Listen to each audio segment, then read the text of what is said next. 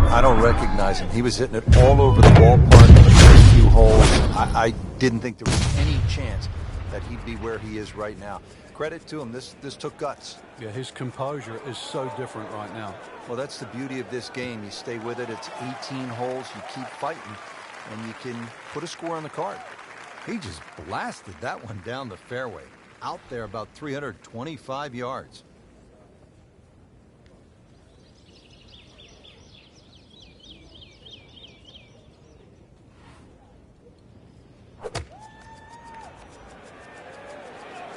Good-looking shot right here.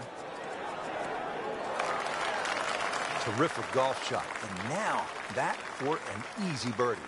Locked in on the read and the speed.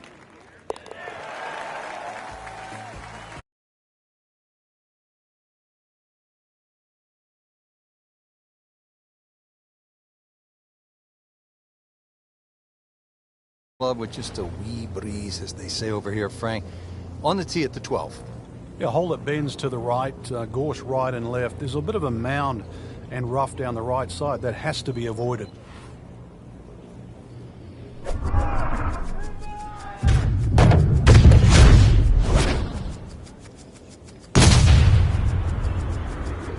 Beautiful looking shot right here.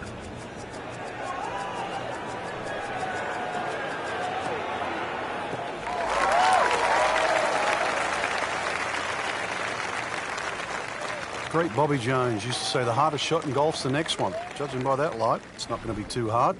Frank, this is a position where a player is absolutely licking his chops here. Good chance to make a birdie. Yeah, this is when this game just looks like fun. Bunkers don't seem to be in play. The only thing you're really looking at right now is just the flag.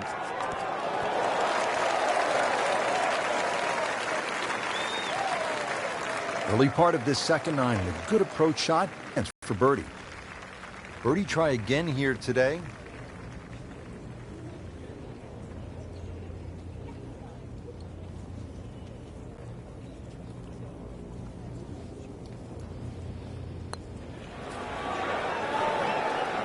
Well, that hurts. Well, that would have been a bonus had it gone in, but still, reasonable chance for par here. Yeah, there's no damage. You're not going to birdie every hole. Well, considering the lead that he has on the rest of the field, a par is all you need. Frank, break down the par 4 13th for us. Another par 4 that bends to the right. Lots of undulation on this fairway. This is the first of 6 straight holes that head in the direction of the clubhouse.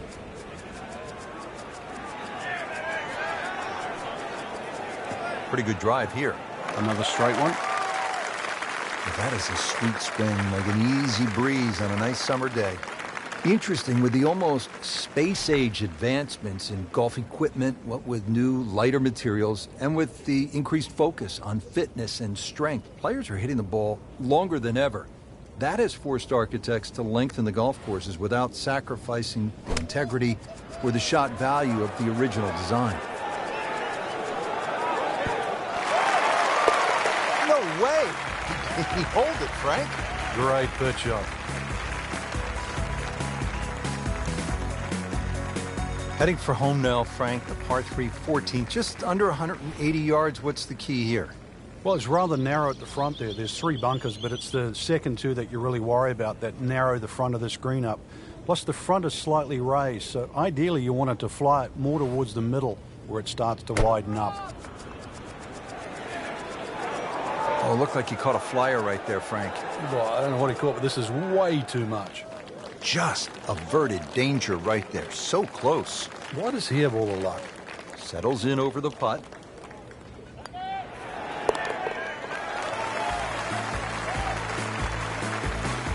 You can see why this player has been compared to a young Rory Mcilroy, featured golfer making birdie and now sitting comfortably inside that cut line.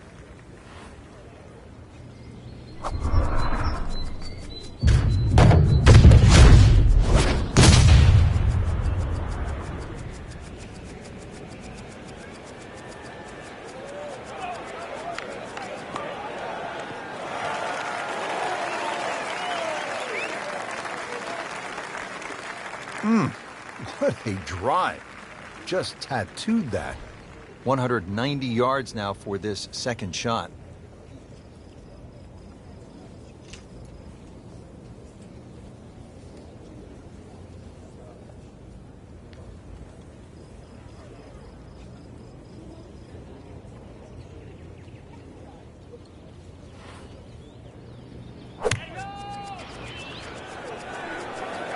This one looks like it's headed right for the middle of the dance floor, Frank.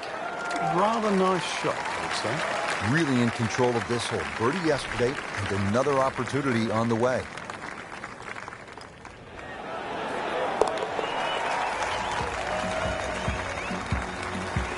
Count it. That's a birdie. Frank, here's the only par 5 on the back 9 at Royal Troon. You'd think at 542 yards it would be reachable, but the burn that cuts across really limits the tee shot to about 280 yards. So it's very much about placing that second shot in a good distance for your third. In the 1997 Open Championship here at Royal Troon, you played with Tiger Woods in the 3rd round. What did he do at this 16th hole? He hit a driver for his second shot into a head breeze from about 270 yards. Managed to get it on the green, then knocked it in. Frank, what's the key? You just hit one OB. Somehow forget what's just happened. Otherwise, the same thing's liable to happen. 3rd shot now after having gone OB.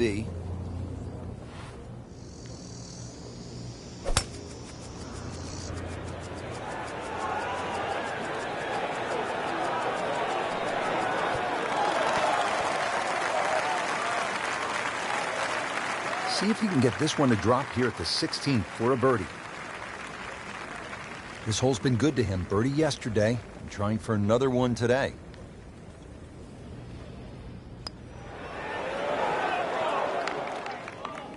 Can't birdie them all, Rich.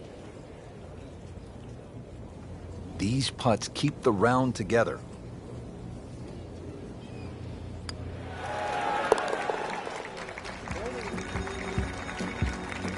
And he has it. A good putt redeems all. Final par 3 here at Royal Troon. It's the 17th. And what kind of a hole is it, Frank? Well, this takes your best long iron shot. Normally plays back into the prevailing breeze. You miss this green on the left, it will run all the way down the hill. The bunkers might look short, but if your tee shot isn't hit properly, it'll puff up into that breeze and certainly find a pot bunker.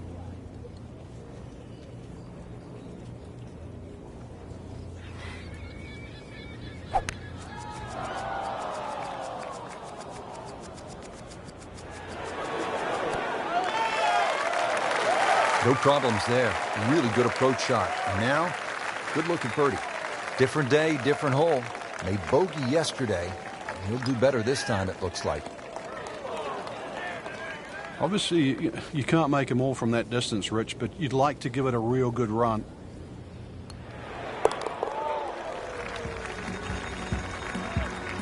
He's made it.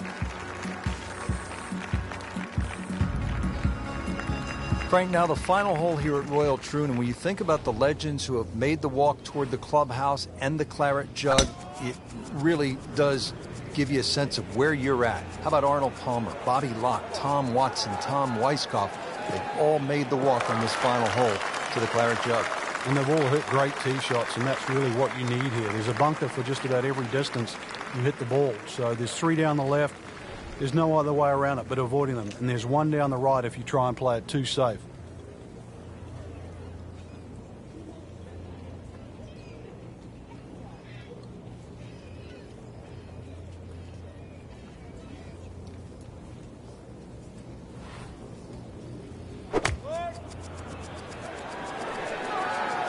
Get down. Look out. It's over. The green. Oh, can't hide the flagstick from that man. Getting set now over the putt.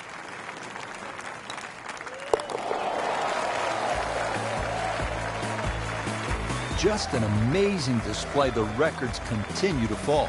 So all the scores have been posted for round number 2, and look who is on top of the leaderboard, Frank. Yeah, with 2 very solid rounds of golf. Key right now, just stay out of your own way and keep it up. The pressure will start to build. We know that as you get closer to the end of this tournament.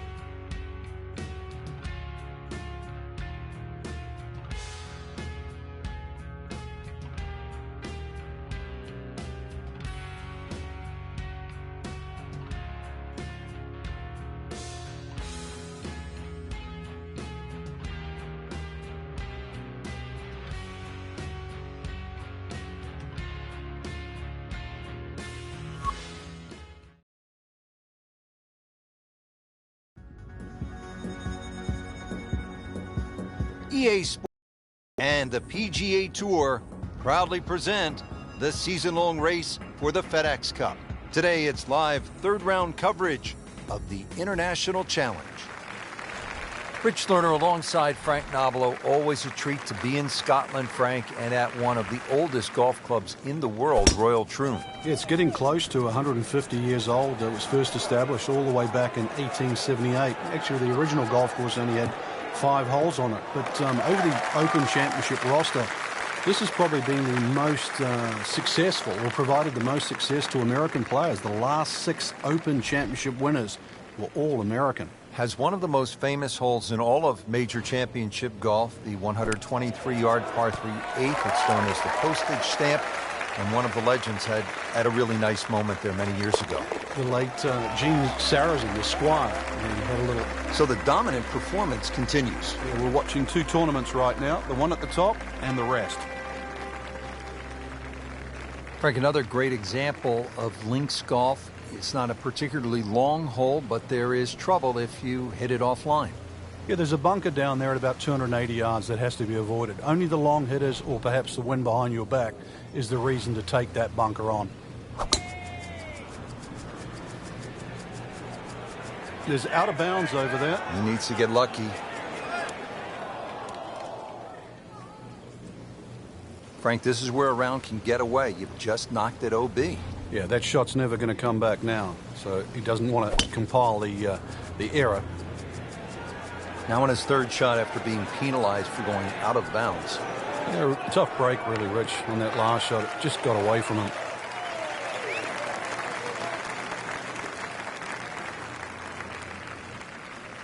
Fourth shot, wants to get this close.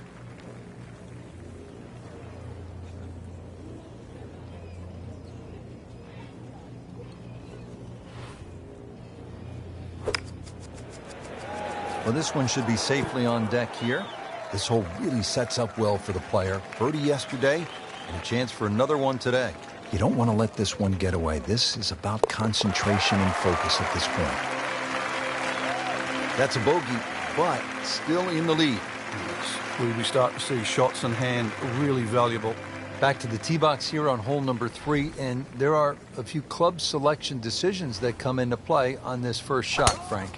There is. The reason why, there's a burn that cuts through from the 16th hole all the way across the golf course through the middle of the 3rd. And that stops, or should I say starts, at about 285 yards. That really has to be at the forefront of your mind. Oh, that was sweet. Straight down the middle. Settles in, looking to knock it in tight. Frankie appears to be in control of his game in the early going. I like what I'm seeing out there, doing all the basic things at a very, very high level. Getting the ball in play, that helps set up the next shot. Next shot gets on the green. That's how it sets up the birdie putt. It's one thing leading to another. Mark a birdie on the card. Hole number 4, Frank, can you cut the corner on the tee shot on this dogleg right par 5? Well, Rich, you have to guarantee you can carry the ball at least 280. Well, when he goes after like he is here.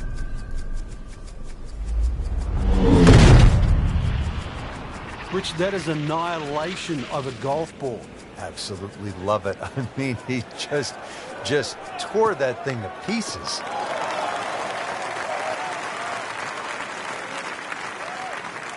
I knew it right away. Picked up the tee, didn't even look at it.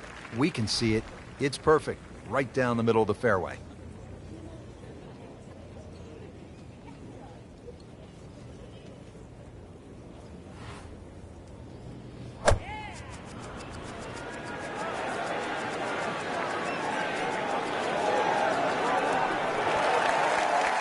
That is classy. No chance of going in.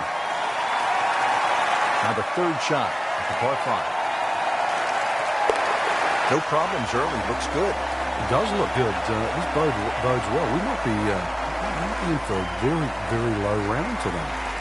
Now the first par 3 here at Royal Troon. It's the 5th hole. A little bit more than 200 yards. What's the challenge here, Frank? A lot depends on the breeze. Plus, you remember, you've got to allow for the roll and the bounce here. So anything pitching on the front of the green, let that ball release or kick towards the middle and back of the screen.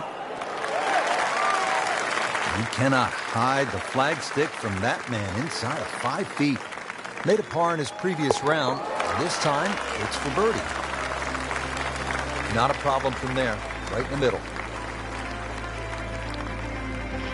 Moving on to hole number 6 here at Royal Troon. Frank, what are the golfers facing at this long par 5? Well, you've got to attack this hole in chunks, Rich. Just allow the mounding on the right to kick the ball forward, then try and position that second shot. Keep well away from that pop bunker that's a little bit short, about 30 yards right and short of this green. That is the one that causes the problem. Frank, that is position A. Yeah, the tee shot was like silk, Rich. I mean, just sets up that second shot so beautifully.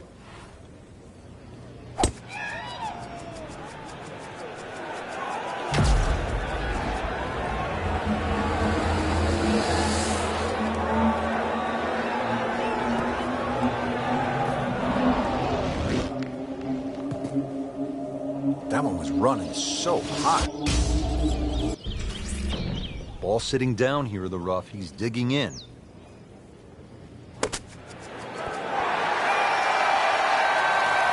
Well, that's what the great ones do. From the rough, they use their skill and their strength to get it out and get it close.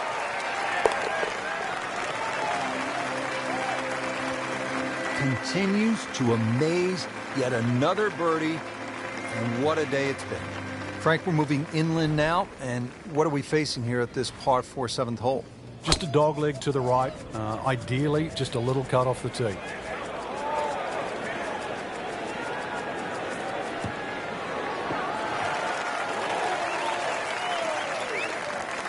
Can't ask for much more here at the 7th. He has hit a good one. Ready for his second shot, trying to knock it on the green.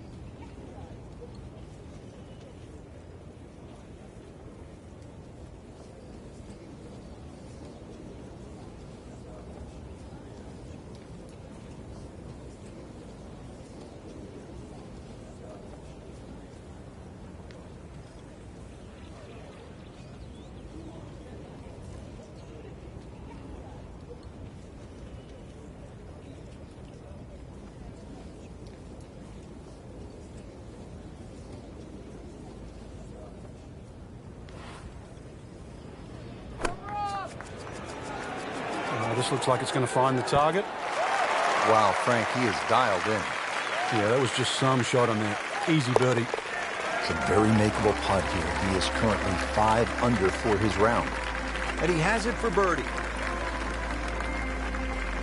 And this is where Gene Sarazen, the squire at the age of 71, in his farewell appearance at the Open, that was back in 1973, made an ace. How about that? Amazing.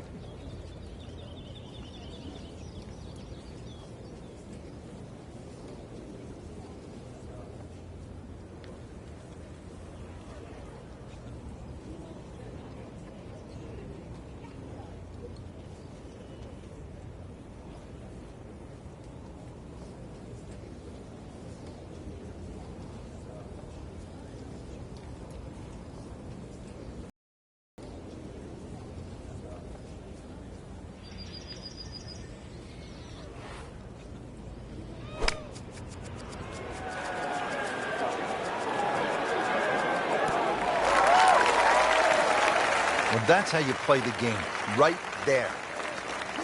He really likes this hole. Made birdie yesterday, and he'd do it again today.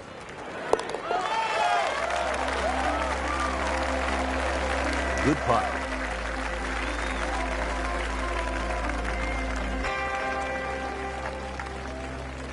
Frank, how does the front nine finish up with this par 4? Well, the par 4 ninth is called the Monk. It's not overly long, 423 yards, dogleg to the right. Just one bunker down the left to be avoided.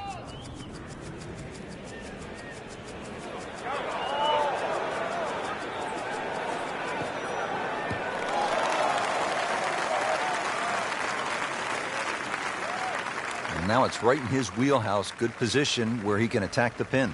Yeah, he has all those options now. With that ball sitting up, you can bring it in high, you can bring it in low. The choice is yours.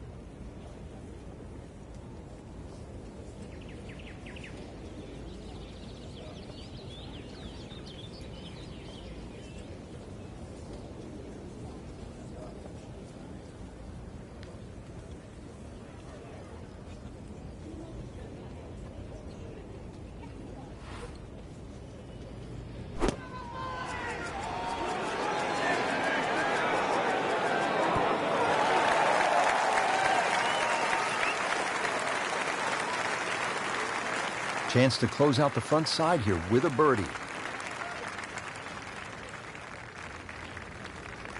Frank, I'm not saying he should pull out driver here, but this is a long putt. Greens are fast, though. You never know. Good line, good pace. Might have a chance. Speed wasn't bad on that long putt, but the read wasn't very good. Shouldn't be a problem here.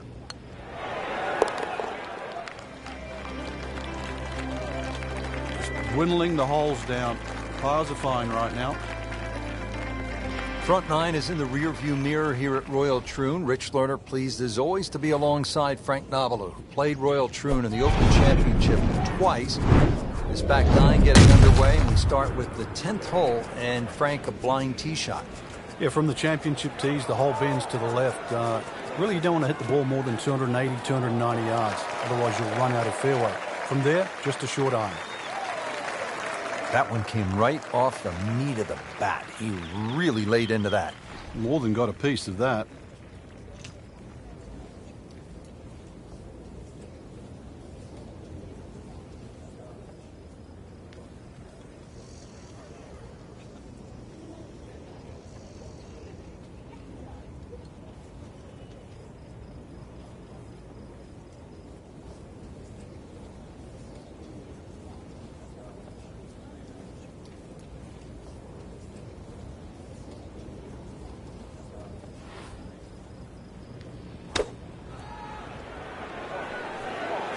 Seems to like it. Looks like it's headed for the green. Making it look easy at this point. Another beautiful approach shot. And getting ready for the putt.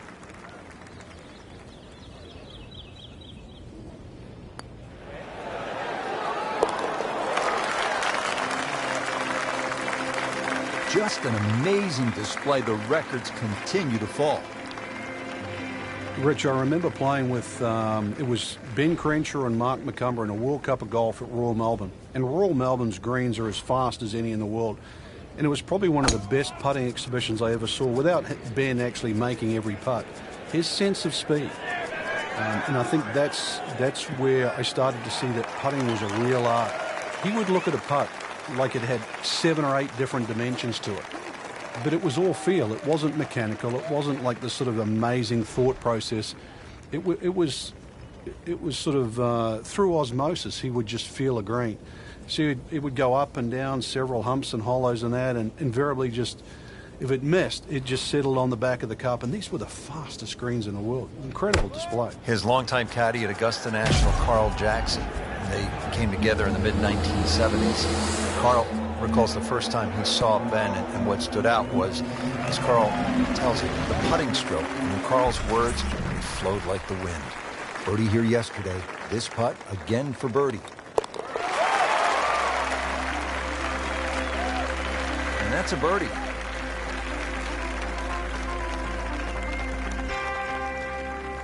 Back here at the 12th, and this is a hole that heads back towards the water. You might not see your tee shot land over the ridge in the middle of the fairway here, Frank, so what's the best strategy?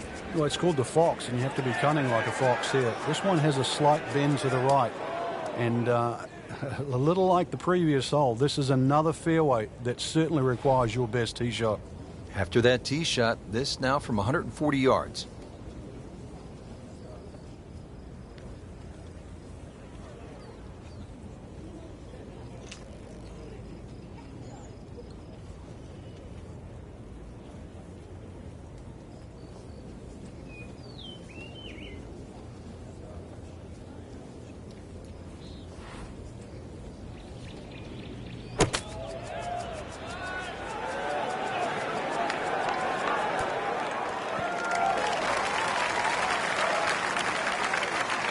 So the second of the par 4 goes begging, and now I'll have to rely on the short game.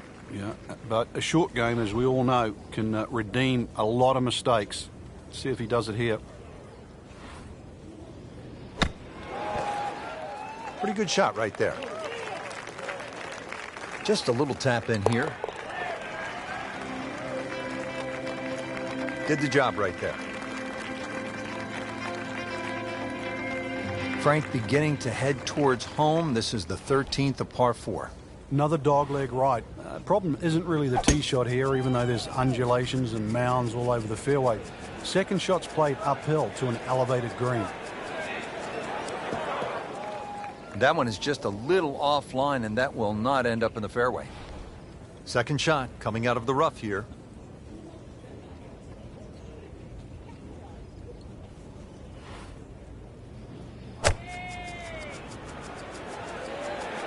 Oh, solid strike right in the heart of the green.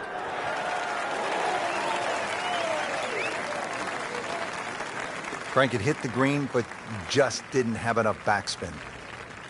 Yeah, you wonder what he was thinking on that. Frank, here we go again. Another shot from the rough. Yeah, let's see if he learned his lesson.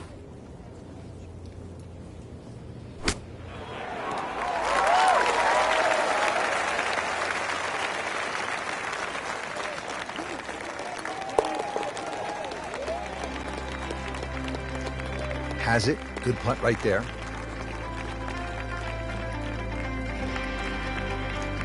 Frank, what kind of par 3 is the 14th here? Well, you can get sucked in here. Just 180 yards, which isn't considered that long. But if you look too much at the front of the green, you're going to see that's where the protection is.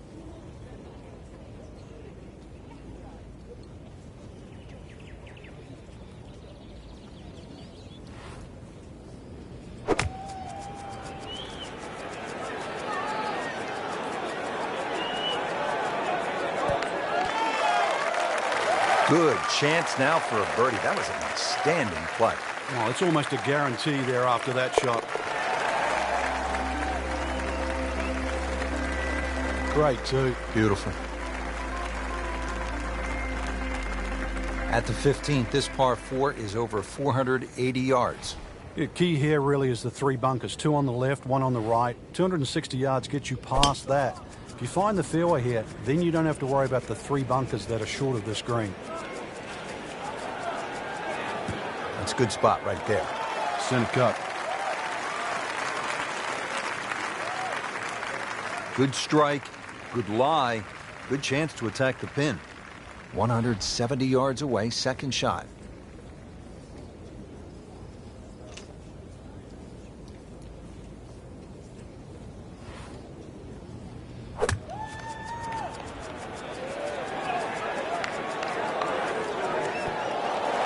Had a birdie here yesterday in their close. Great opportunity for another one. Trying to make yet another birdie.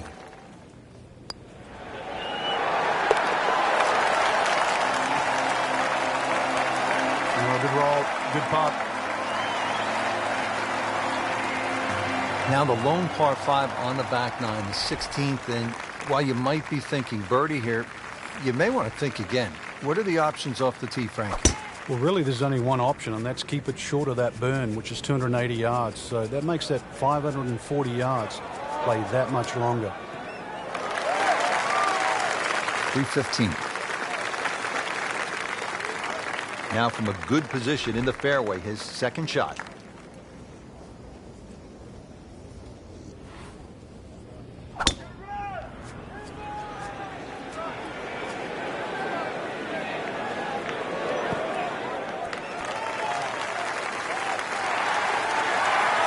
Crucial eagle attempt on the way. Standing over this putt, concentrating on the read.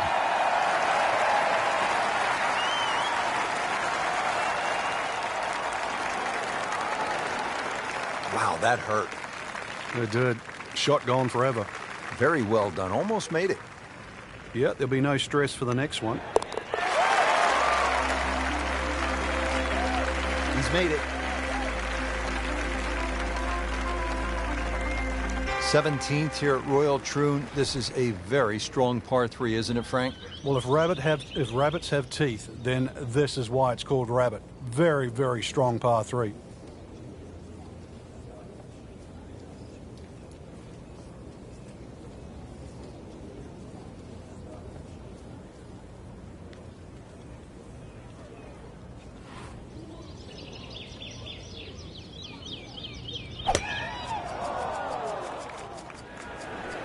Well, there's a big green, and they're going to use every inch of it.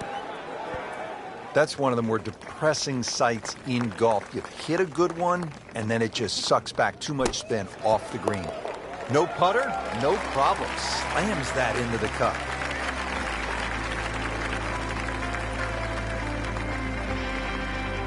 Frank, how does this 18th hole here at Royal Troon stack up against some of the other finishing holes in major championship golf? Rich, it's a stout par 4, 464 yards, so it's sort of in the ilk of a Muirfield or Royal St. George's finishing hole. And they've had some great 18th holes in Open Championships. This is actually called Craig End. It's the name of the old farm that was demolished at the turn of the century. So the 18th hole, it's certainly grown up, and it's flourished to more than a farm. Frank, this is a position where a player is absolutely licking his chops here. Good chance to make a birdie. Yeah, this is when this game just looks like fun.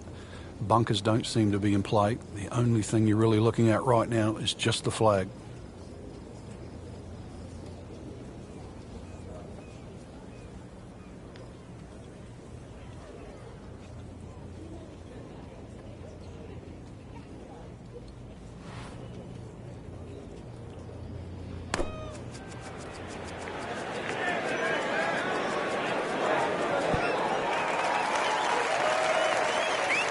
So maybe a nice way to finish up with a good approach here to the 18th and a good chance for birdie. Well,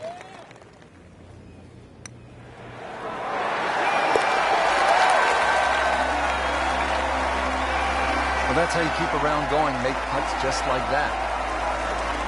There you have it. Round 3 is finished, and it was a good one, Frank. Yeah, after 3 rounds in, you really could start to see who could take home the trophy when it's all said and done. Great play, though, up until this point. Round 4 should be an absolute thriller.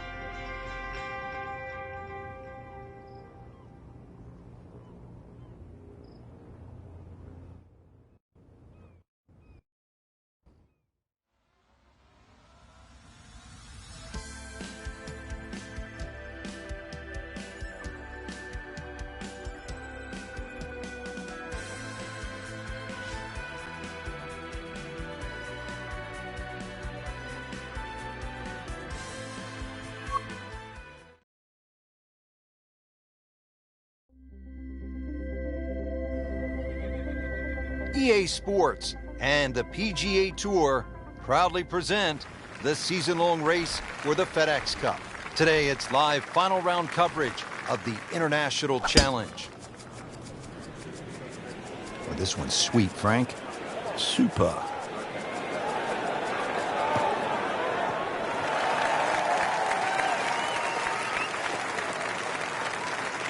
Excellent opening tee shot. That ball's right in the fairway. Second shot, good look at the green.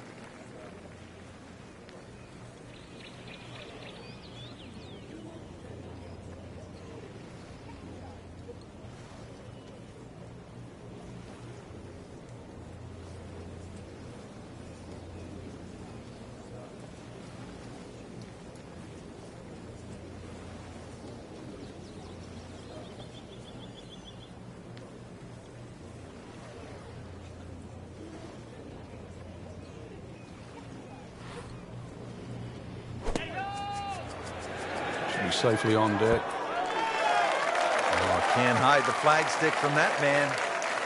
He really likes this hole. Made birdie yesterday. Can he do it again today? Rich, that just adds insult to injury to the rest of the field. Another birdie and the gap even wider. A sensational performance.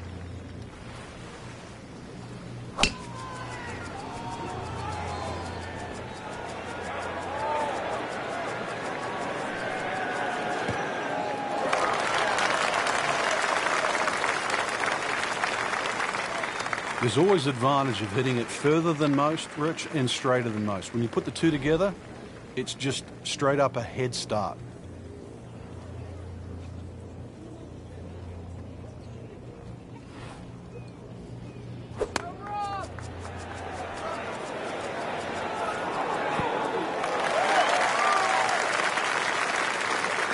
Well, that's how you play the game right there. Knock it on the green and give yourself a good look at birdie. So coming off the birdie on the previous hole, a chance now for yet another one. And momentum all in his favor.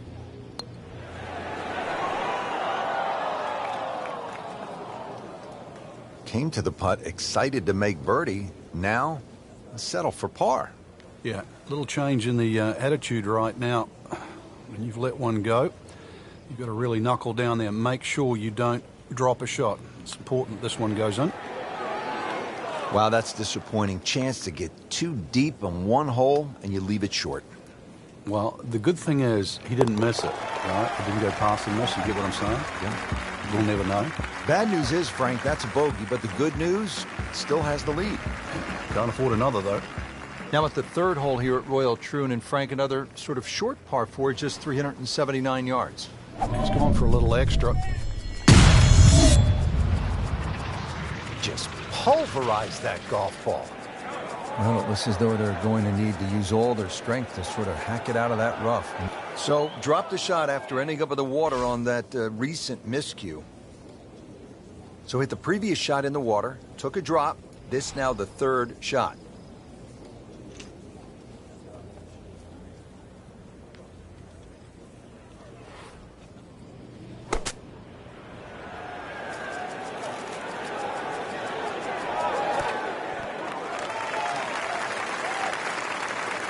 So at the third, the approach is on the green, but it's a long ways from the cup, about 30 feet away.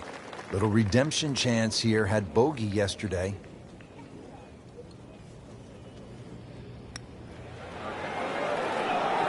Well, that was a good-looking putt, just not falling right now. No, sadly, he's going to be disappointed. Kind of a tricky read. This hole is really getting the best of them for bogey once again. That's a bogey.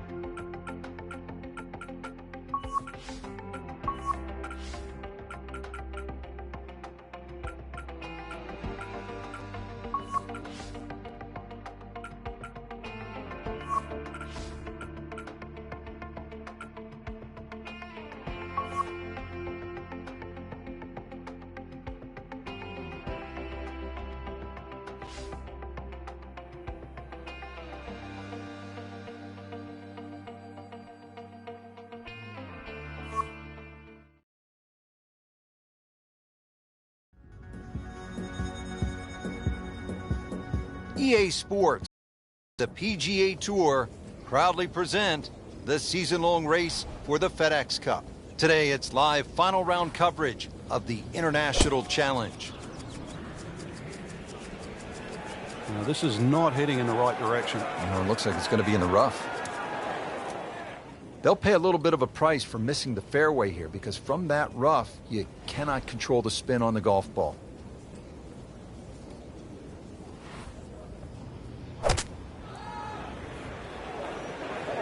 That should be pretty good right there, on the safe side.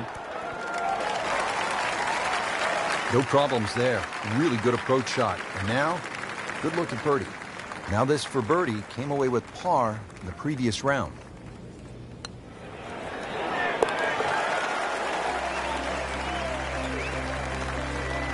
Oh, another one goes in. Frank, what kind of par 3 is the 14th here? You can get sucked in here, just 180 yards, which isn't considered that long. But if you look too much at the front of the green, you're going to see that's where the protection is.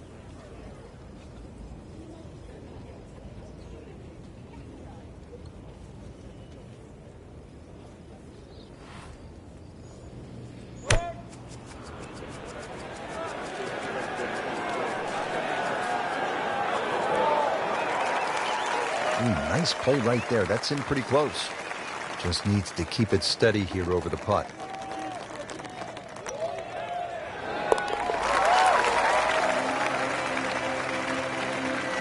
And he has it for birdie.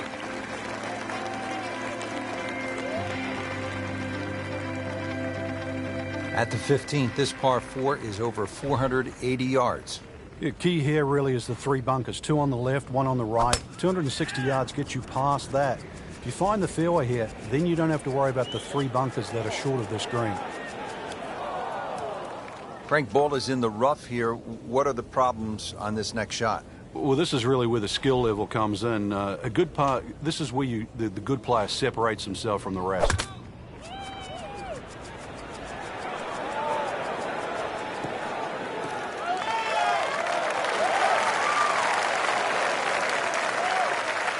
So from the rough back to the fairway, that's the right way to go. Yeah, didn't take the bait, and at least now he's only going to play the price of a poor tee shot. Still got a good chance, though, getting away with par.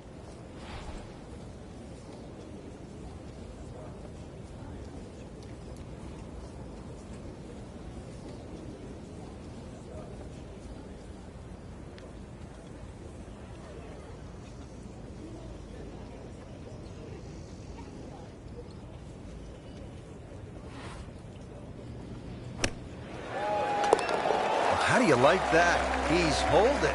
Just a phenomenal play right there. The back 9 here at Royal Troon has only 1 par 5, and here it is, Frank. At 542 yards, you'd think it's reachable, but that burn cuts in at 280 yards, so it means you have to lay back. But I remember back in 1997, playing alongside Tiger Woods, and he still managed to get it onto the green from behind the burn. It was some shot. You knew at that point he was something special. He certainly was. He then knocked it in from 40 feet for an eagle 3. Good tee shot right in the fairway and plenty long. Looks like he's going to have a go at it here at the par 5, his second shot.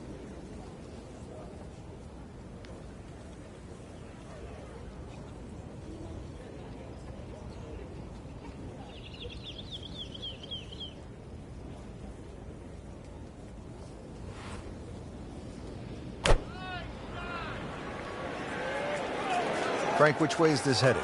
Well, judging by his body English, looks like it's heading a little right. There is a bit of green out there, though. Well, that was a big, bold strike, and now a chance for a big, bold move. Putt for eagle coming up.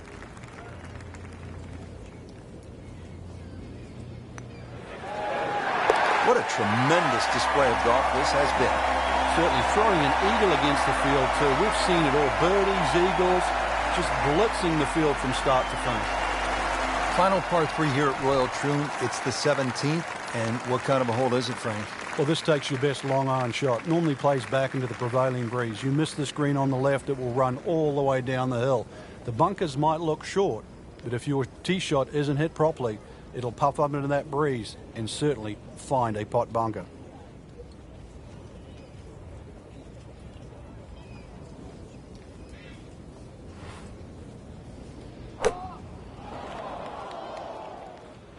Seems to like it.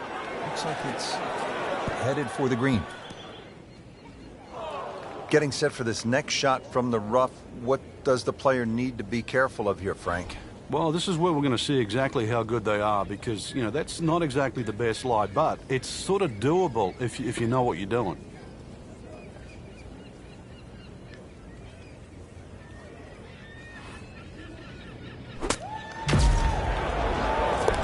In the cup. What a shot. Can't get much better than that.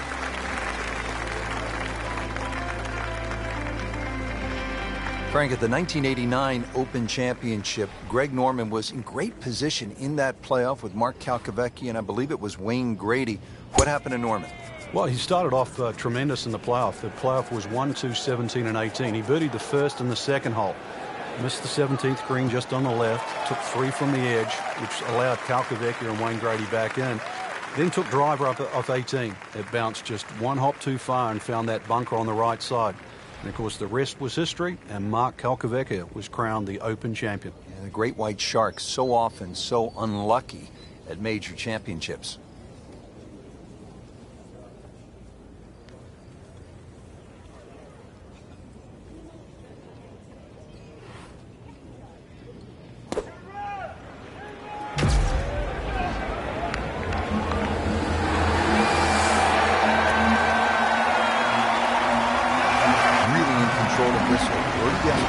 Another opportunity on the way to win the International Challenge.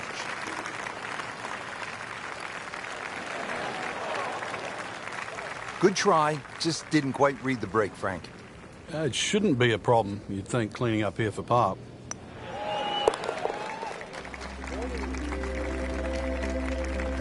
Just an amazing display. The records continue to fall. Just a fantastic week of golf. Add that one to the win count. A lot of great quality players out there, and to come on top of that leaderboard is truly a great accomplishment.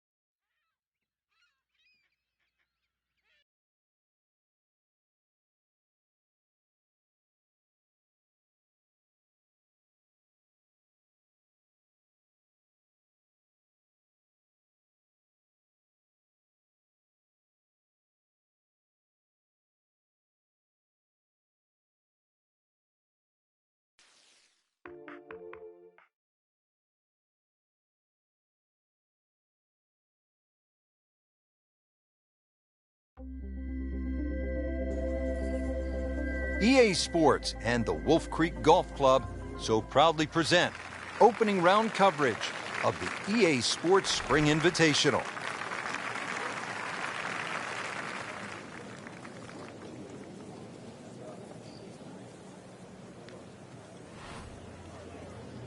Oh, he's winding this one up. Doesn't have the power though. Well, this one has a chance to be really good. Oh, that's fine. Frank, from the Middle East to here in Nevada, you've played desert golf around the world. What does it feel like? Oh, it's fun.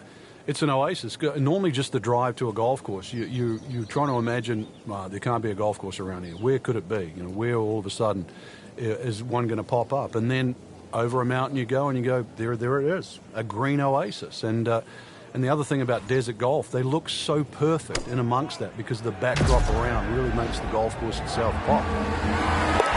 Wow, what a shot. Doesn't even need the putter.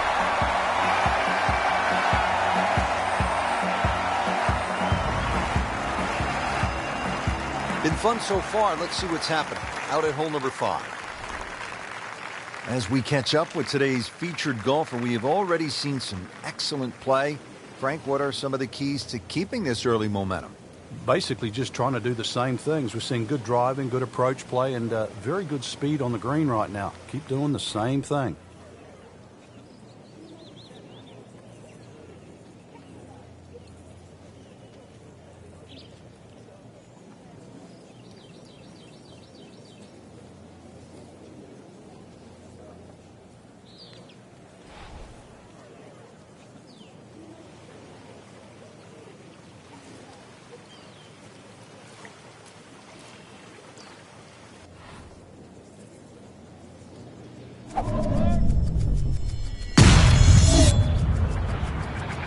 Just smokes it.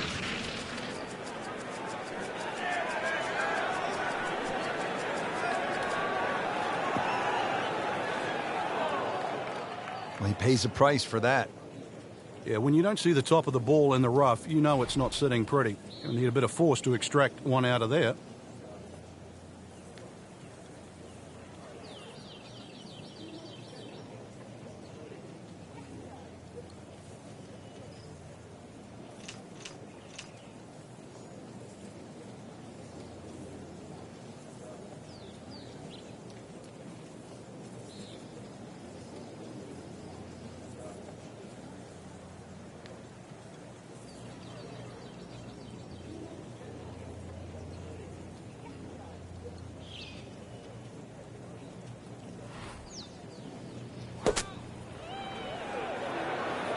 This one looks like it's headed right for the middle of the dance floor, Frank.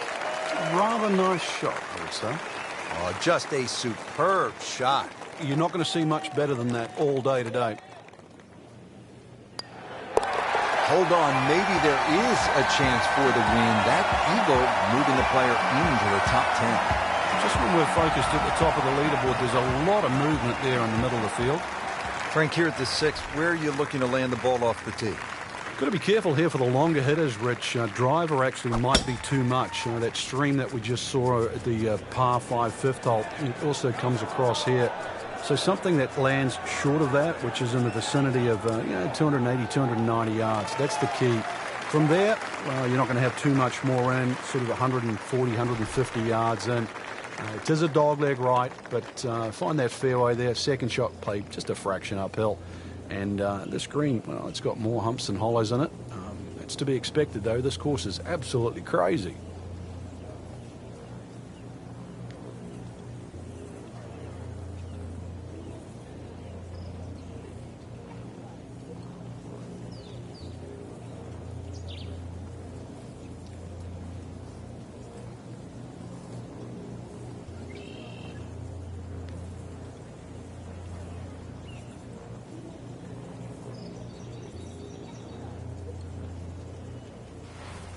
Frank, how impressive has this round been considering the strong winds?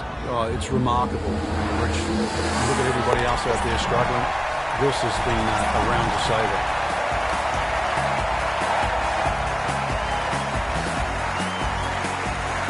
Now on to the par 4 7th hole. Is this a reachable par 4, Frank?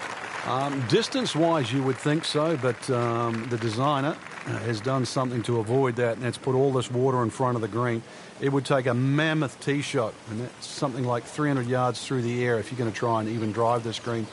Is the risk worth it? Well, if you're just playing with your friends, maybe it is. Otherwise, you just lay it up just past those those bunkers on the right and the left. Get it down there on the flat. A little pitch you would think is simple, but because of the slope of this fairway, chances are you might not get a flat lie, and that's going to make that second shot that much harder.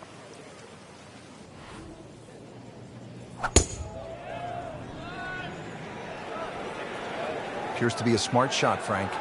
Yeah, no problem here. That's going to fly all the way. That's one of the more depressing sights in golf. You've hit a good one, and then it just sucks back too much spin off the green.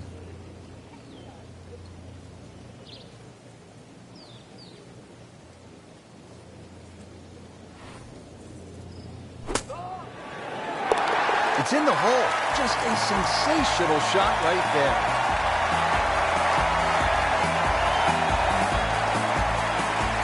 Frank, I really like this hole, the par 3-8 here at Wolf Creek.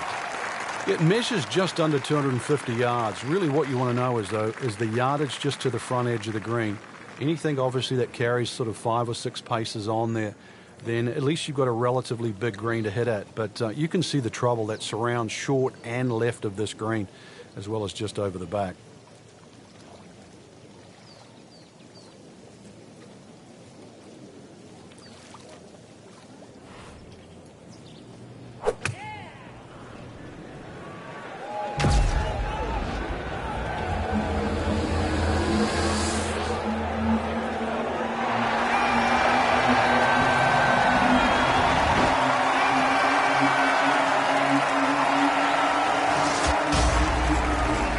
Knocked it on the green, but not in a great position. This is a difficult chance coming up here. Long birdie try. Frank, I'm not saying he should pull out driver here, but this is a long putt. Greens are fast, though. You never know. Good line, good pace. Might have a chance. That was not a very good read right there.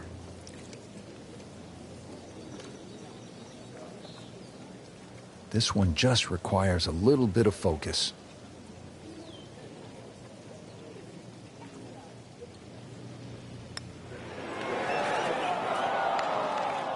Well, that one's got a stink. That's a good stroke. Shouldn't be a problem here.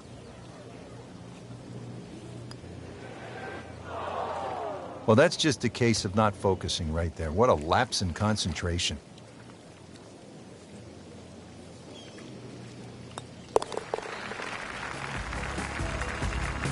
Just a sloppy hole, no other way to say it, and it results in a double bogey.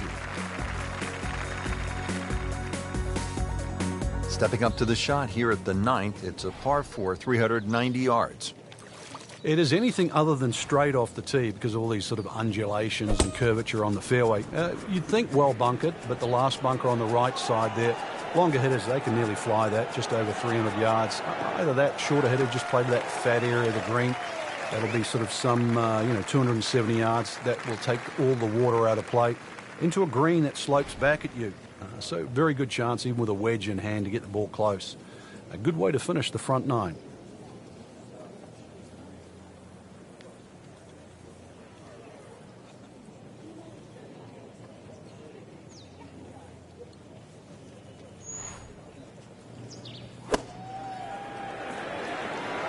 Another good swing, and it looks like, Frank, another really good shot. So a chance for birdie after another solid approach shot. It's at sneaky distance.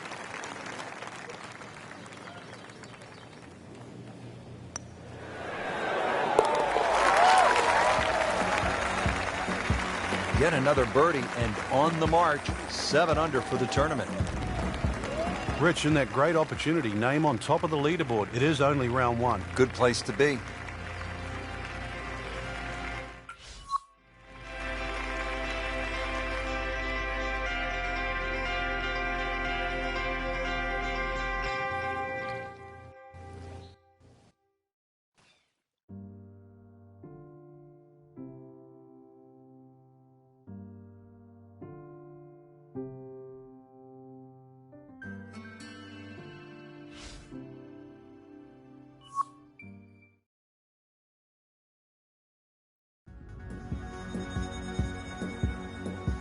EA Sports and the Wolf Creek Golf Club so proudly present second round coverage of the EA Sports Spring Invitational.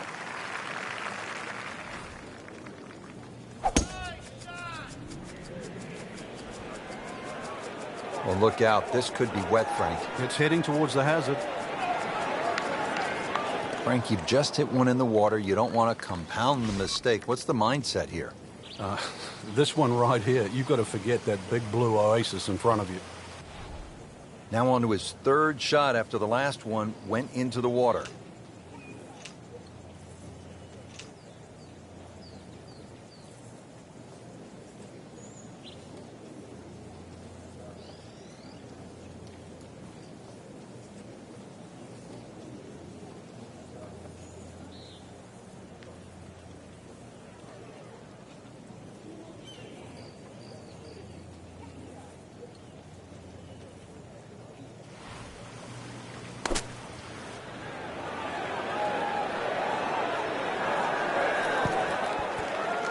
Great shot out of the rough. He avoided all the troubles just to get that on the green. That was not an easy shot. He'll settle.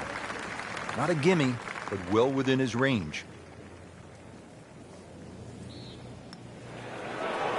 That had to really hurt, Frank, because it looked good all the way. Well, this will test his mettle. Trying to get out of here with just one dropped shot. This is for bogey. Bad news is, that's a bogey. The good news, still tied for the lead. He's the only one disappointed. The rest of the field aren't. Made it a real cat fight.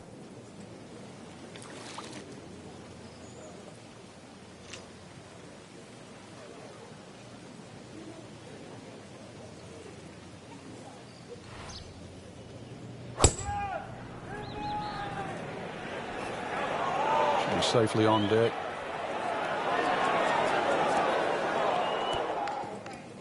Well, that one didn't work out.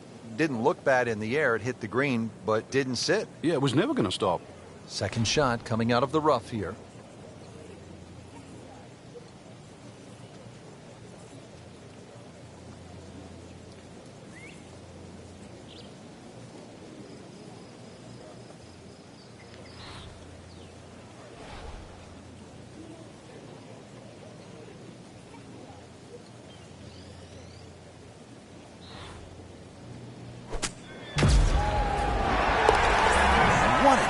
Right there, Frank, and what a time to deliver that kind of decisive shot.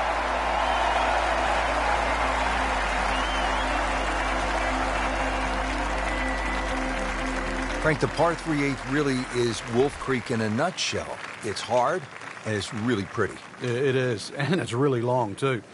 Just under 250 yards off that back tee. Slight bit of elevation, but you can see from the tee, obviously, where you don't want to go and where you do go. If you're a little, well, tender of heart, then aim for the right side and avoid all that water down the left.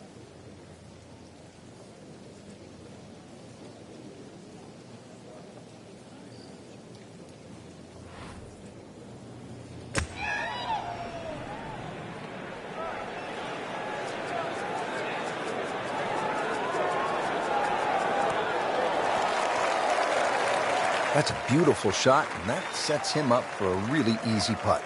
Standing over this putt, concentrating on the read.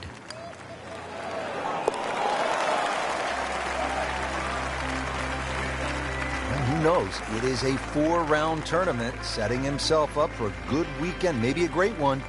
The young star makes his birdie. Set to round out the front side here at Wolf Creek with a par 4. Fun hole for the big hitter, too. They can really take advantage of this. The last fairway bunker down there on the right side is just over 300 yards to get over it. And longer hitters could nearly drive it in the green side bunker on the right. So just tee it up there. You're playing desert golf for a reason. Enjoy it. Just have a little flick in here. And chance, too, to have a little birdie at the end of your front nine.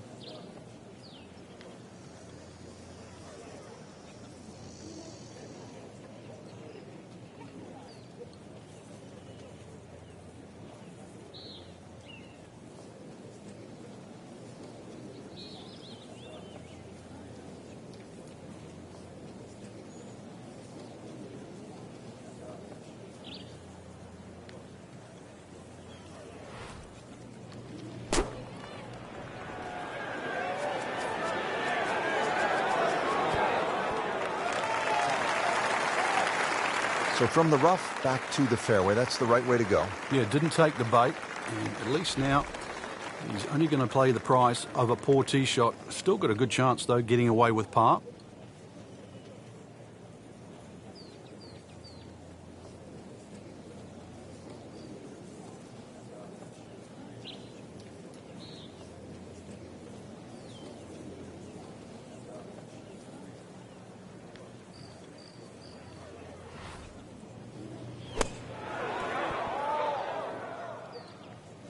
Nice approach shot. He'll be happy with that. It's no snack, though.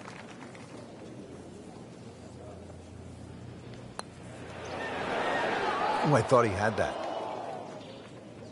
Well, you can see the golfer is just boiling right now after that miss and a drop shot here at the 9th. These putts keep the round together. Bogey there, Frank, but really not a big deal as we look at the leaderboard. Well, that was a nearly flawless performance on the front side, but Frank, we know it's an 18-hole game, isn't it? That's right. Now's not the time to pat yourself on the... Oh, he is winding this one up. Does he have the power, though? Grab the fire extinguisher. Put out the... That ball is on fire. It's melting going through the air. Pretty good drive here. Another straight one. Players aren't just grabbing any old golf club these days, Frank. It's about spin rate and launch angle and all of those sorts of concepts. Yeah, and the grooves. All those things help the player. Even the loft on wedges now. Loft is increased. We now see 64, 65 degree sand irons, so they get the ball up quicker and it stops quicker.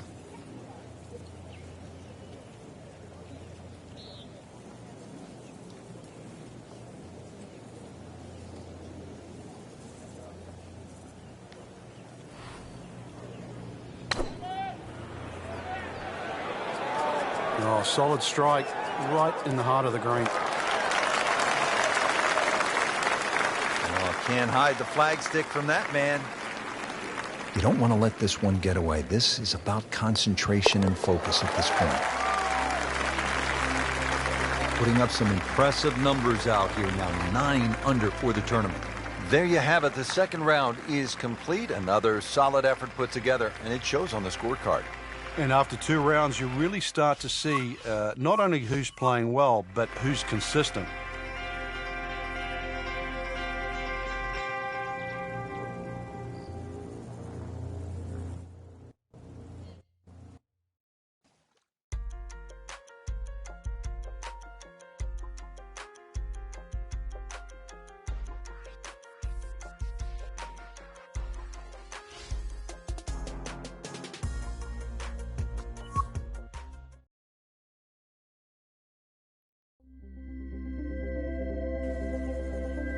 EA Sports and the Golf Club so proudly present third round coverage of the EA Sports Spring Invitational.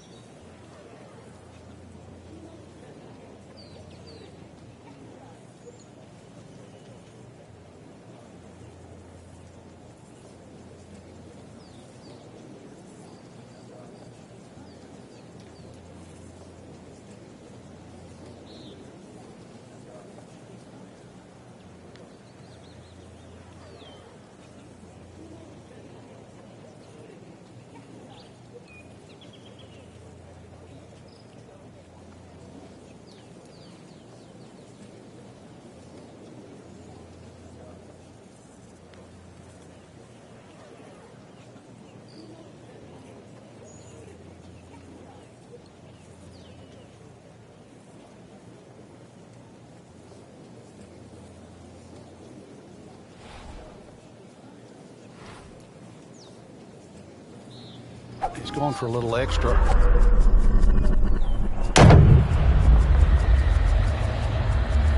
Really powering up here. Right out of the center of the back. Did you hear that? Smoked that one. That's an absolute beauty. Frank, this is a position where a player is absolutely licking his chops here. Good chance to make a birdie. Yeah, this is when this game just looks like fun. Bunkers don't seem to be in play. The only thing you're really looking at right now is just the flag.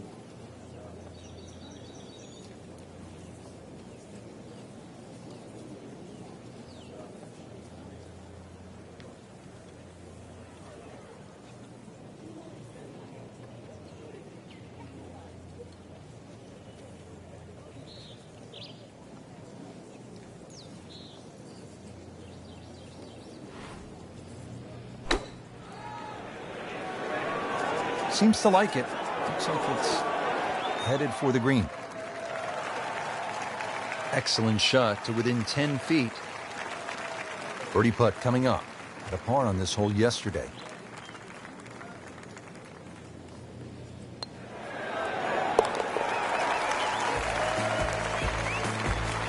Pretty much doing everything right this week. 11 under for the tournament. Now to the par 5 fifth hole. Cut it over the ridge here, Frank? Well, if you can, if you dare. And there is actually a stream here. I know we're in the middle of a desert, but if you can clear that stream, that's the main thing. This is a crazy-looking tee shot because it looks like you want to go down that left, down that canyon area, but if you don't know the exact distance you fly the ball, then you're going to be in lots and lots of problems. Those collection of 3 bunkers down the right side, as long as you can avoid that, then that second shot to this par 5, that's not overly long, it's just under 500 yards, is certainly reachable. Second shot will play uphill to a elevated green with, once again, 3 different levels.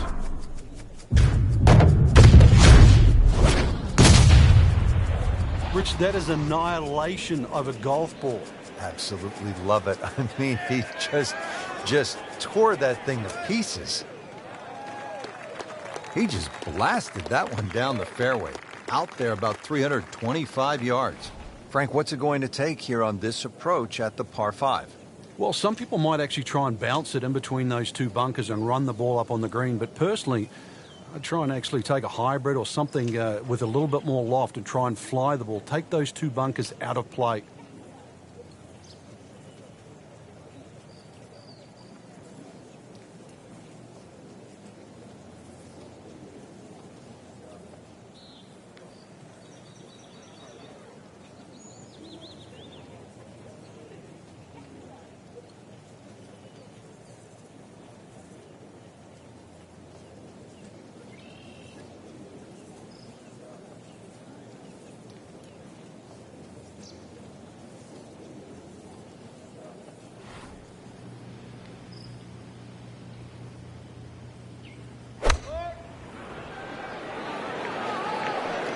Frank, obviously way too much club there. You've got to think something like that, or at least misread the wind. This is never going to sit down.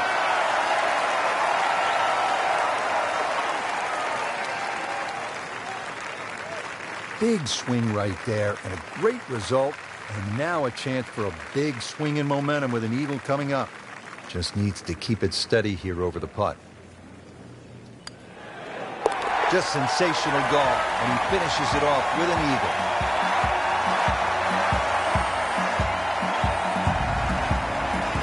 Here at the 6th, 447-yard par 4. Pretty good hole, Frank.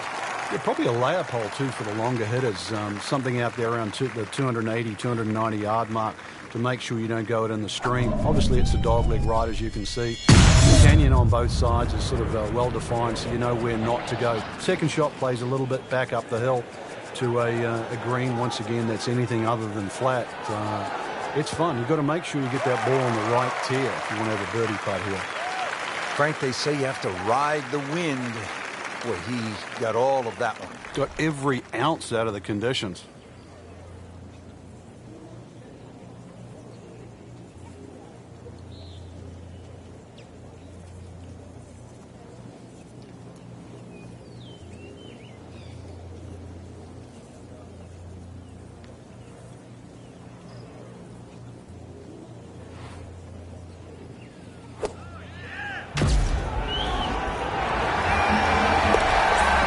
goodness, he just made that. I cannot believe it. I was thinking he might get it close.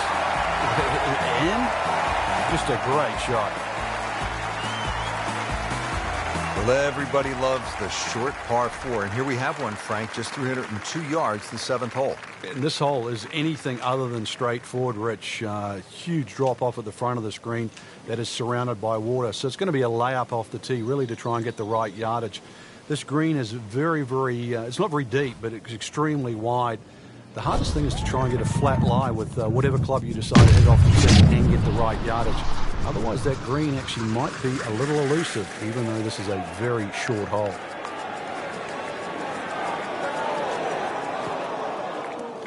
Well, he pays a price for that. Yeah, when you don't see the top of the ball in the rough, you know it's not sitting pretty. You need a bit of force to extract one out of there.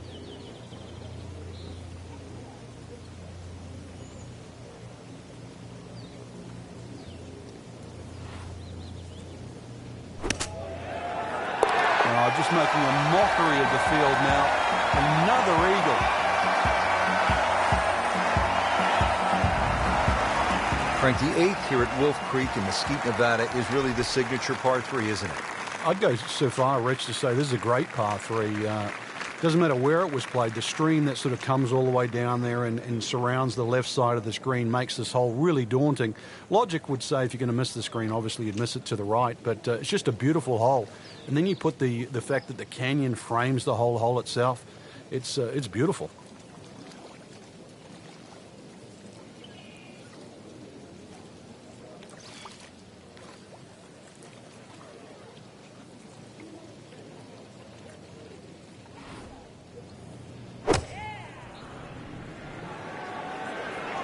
Good looking shot right here.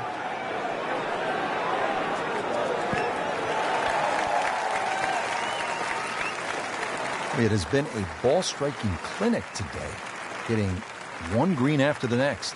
Frank, I'm not saying he should pull out driver here, but this is a long putt. Greens are fast, though. You never know. Good line, good pace. Might have a chance.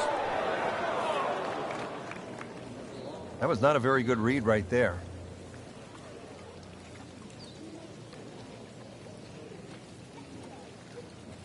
Not a gimme, but well within his range.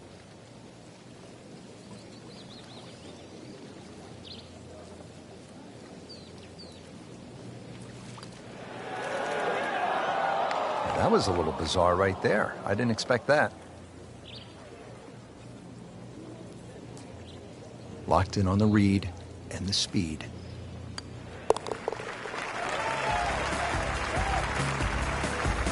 Bad news is, Frank, that's a bogey, but the good news, it still has the lead. Can't afford another, though. Finishing up this front side here at the par 4 9th, 390 yards, and what are we looking at, Frank? Well, it looks relatively straightforward, but it's anything other than that. Decision time again, you weigh it up into that wide area of the fairway. If you're a longer hitter, and you are out here to have a little bit of fun, then maybe you want to take the head cover off because you'll get a little bit of an advantage if you can drive it over that last bunk on that right side, or at least take that out of play, because you're only going to have a short pitch in here. Frank couldn't ask for anything more. Just the lie there, too. It is sitting up like it's teed up. Frank, really good chance from this position to make a birdie. Yeah, really the only thing he's looking at right now is the flag. This is a green light special.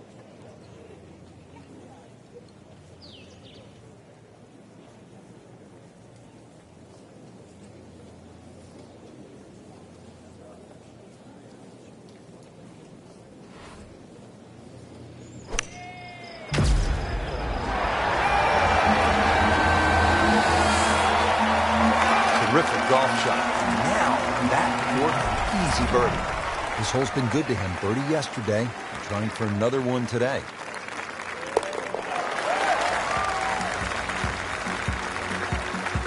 Just an amazing display. The records continue to fall. And that wraps up the third round. Just one more to go before we crown our champion. Yeah, I'm not saying I'm looking at my crystal ball, Rich, but that champion that we see tomorrow might be the one just sitting at the leaderboard on top of it right now.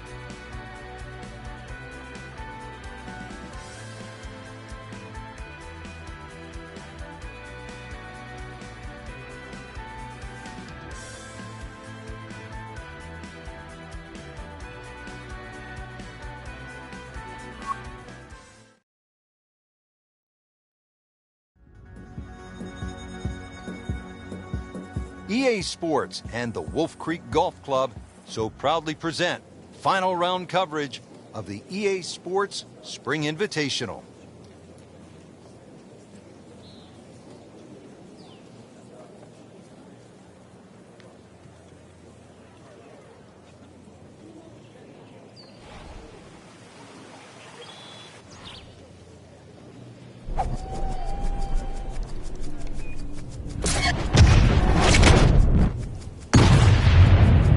Look at this. Look at all the power in that coil.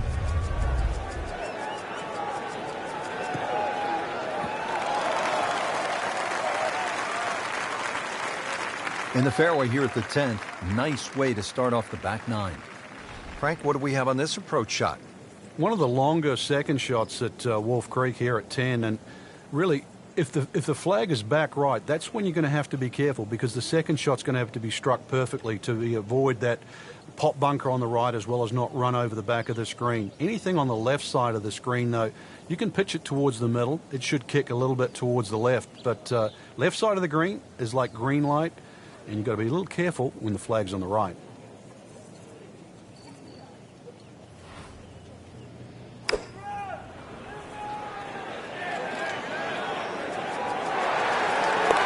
Oh, what an incredible shot.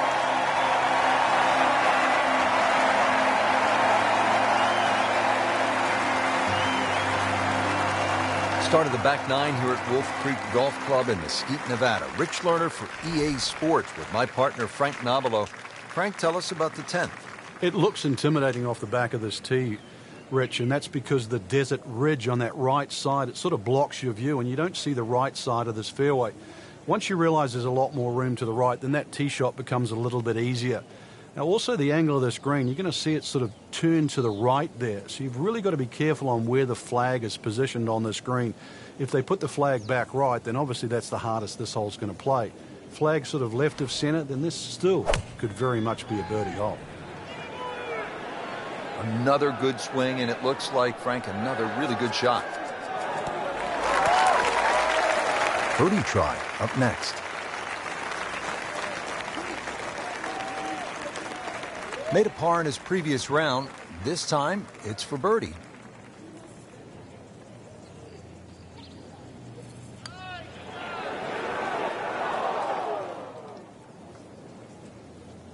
Pretty good effort right there.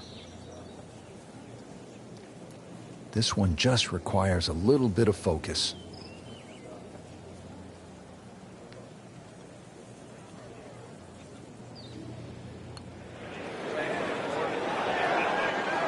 Frank, you hear it so often. This is a game of dealing with your miscues. That's the beauty of this game of golf. It giveth and it taketh away. Well, not going to make par here. He needs this to only give up one. In this situation, Rich, a bogey's not all that bad. Still has the lead. From a par 3 to a par 5 here at the 12th. It measures 560 yards, a sweeping dog leg left, and there is some trouble down that left side. This is a scary tee. He's gone for a little extra.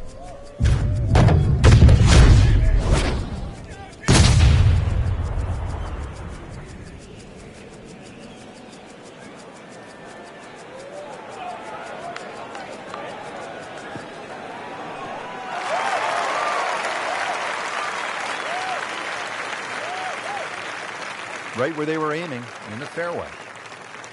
This could be a huge momentum swing here, Frank. Yeah, one more good swing, and he's going to have an eagle putt coming up. I know you don't want to get ahead of yourself, but it is well on the cards.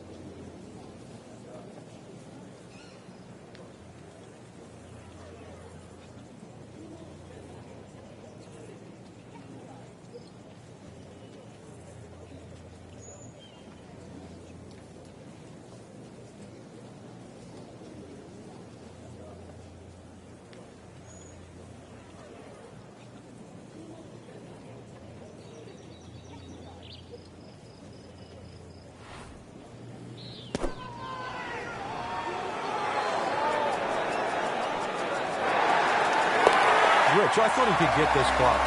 That just is amazing. Just a mind blower right there. Absolutely incredible. He made the shot. Now to the 13th hole, and, oh, I don't know, should we just fly it over the mountains, Frank?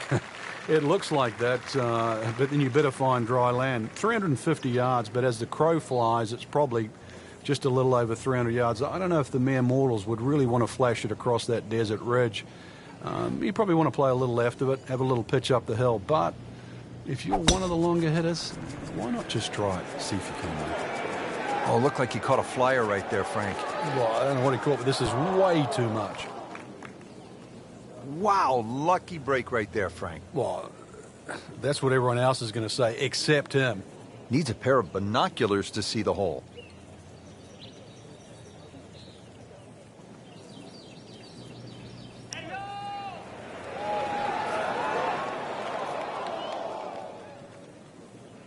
Well, Mr. Ball does not meet Mr. Fairway. It's off, rough.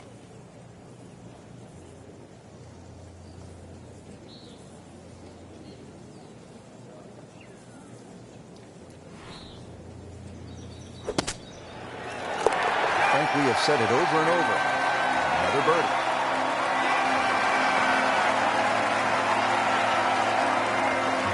Frank, describe the layout here at the 14th hole. It's 444 yards, and what a beautiful hole. It is, and it's a beautiful view. You see everything from the top of that tee there. It's a hole that keeps bending to the left. There's enough bunkers down the left there to actually take your eye. That's why you got to fixate on something in the distance that's a much better line than worrying about that wall of sand down the left side.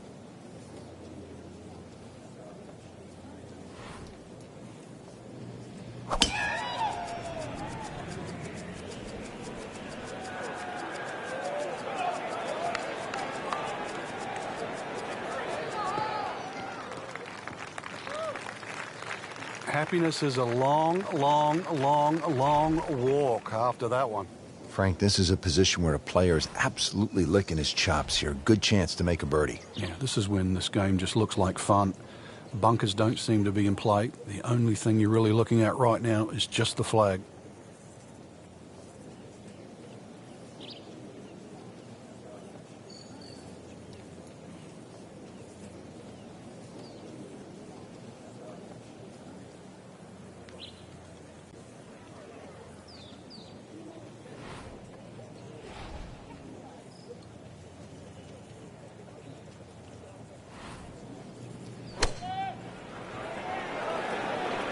This is a good-looking shot. Wow, Frank, he is dialed in. Yeah, that was just some shot on there. Easy birdie. Good chance here. Currently at 5 under par. Wow, he got robbed, Frank. No, it's like kissing your mother-in-law. So they'll tap in. Those keep the round going, those par putts.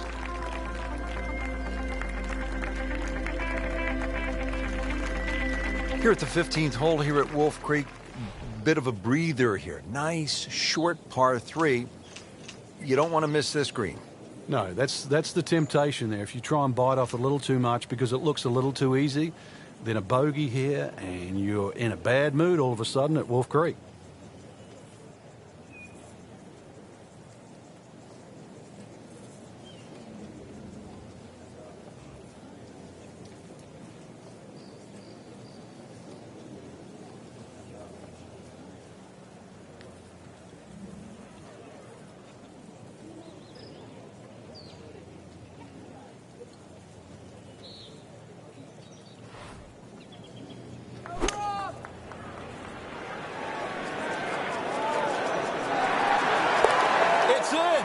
He made an ace, Frank. Can you believe it? Wow. Short par 4, 16th hole, measures only 393 yards. But, Frank, as is the case with pretty much every hole, despite the yardage, there's plenty of trouble. It does. It plays tricks on the mind's eye here. It looks like it's a dog leg going one way, then back the other way. But really, it's built as a straight hole just across the canyon. And that's the way you've got to play it. I don't think you can drive the green, even the longest hitters at 393 yards. But just a nice drive down there. Take the bunkers on, get it past there. And before you know it, you've got a little wedge in here. And it should set up nicely for a birdie.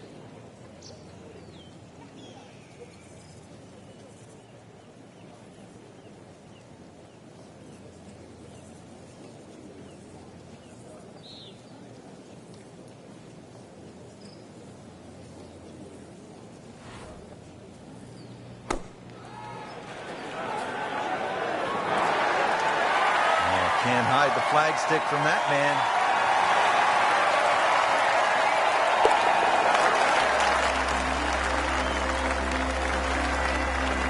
And he has it. A good putt redeems all.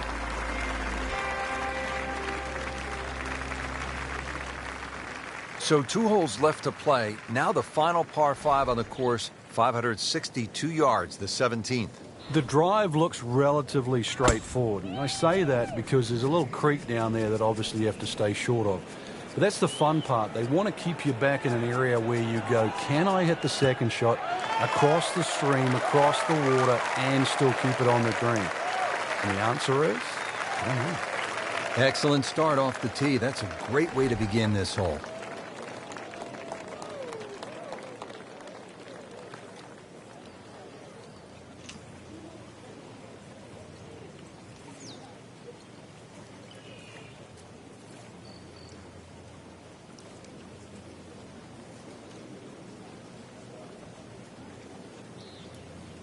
Frank, for players looking to improve their putting, what are some of the training methods they can use? I think speed is always a good one when you get on the putting green and you just practice trying to putt inside that 3-foot circle, because in the end all sports are the same. You're trying to focus in on the destination where that ball has to be delivered, whether it's tennis inside the court or basketball inside the rim. Putting's no different. As you get further and further away from the hole, then you just make an acceptable size circle that you're trying to putt within. So pace, very important.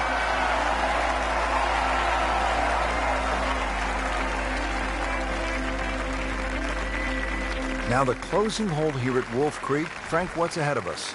You could try and drive at this green, but there's too much trouble, really, Rich. Even though this hole's just over 300 yards, it's very ambitious to try and drive it across that water. Some might try. Most people try and hit a tee shot 240, 250 yard mark, and of course you do the maths, you're only going to have 60 or 70 yards in, and well, they want you to finish on a good note. So good drive in the fairway here, or a 3-wood, pitch it on the green, make a 3, and buy your friends a drink in the clubhouse. Well, not this time. That one's in the rough. Might be a tough shot coming up. Frank, this ball's in the rough. You like to hinge just a little bit quicker on the takeaway when the ball is down like this? No, when it's down, you've just got to make sure that you wind up almost like you're hitting a tee shot. This is not one to be dallied with. You've got to hit it powerfully, and you really have to focus on that club getting through the grass, past the ball, and out the other side.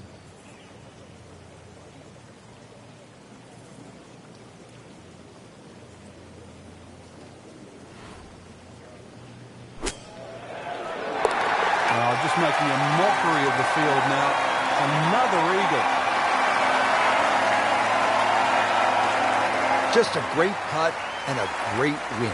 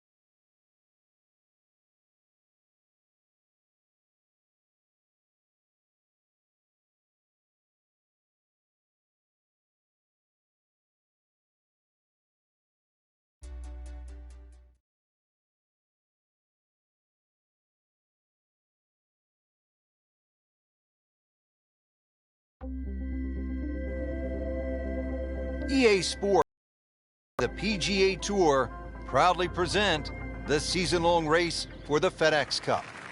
Today, it's live opening round coverage of the Boston Championship.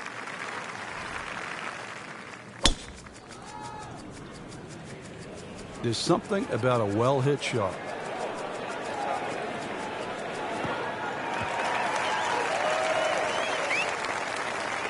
That is a really good tee shot right there, Frank. I think that tipped the 300-yard mark. Chance to set himself up for a good scoring opportunity with his second shot here.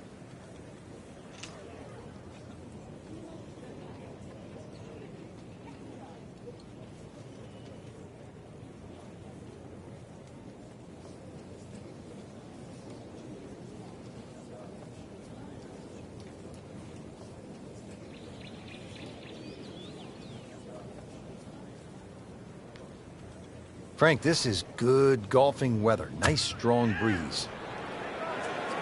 Oh, no, look out, Frank. I think he flushed that one. Oh, this is gone. Just averted danger right there. So close. Why does he have all the luck? Oh, man. I just pushed it. Boy, that hurts. Nudge this one home. Finish it up. Frank, you can see by the reaction, it has been that kind of week. Just a few too many pars. Let's go down to the 11th. Frank, nothing spectacular to this point in the first round. What does the player need to do just to kind of generate some momentum? I actually think they're playing all right, Rich. It's just, you compared to the top of the leaderboard, you start to think, well, maybe they're struggling. But there's ebbs and flows in this game. At the moment, it's just sort of almost like a holding pattern. But it's time to change that.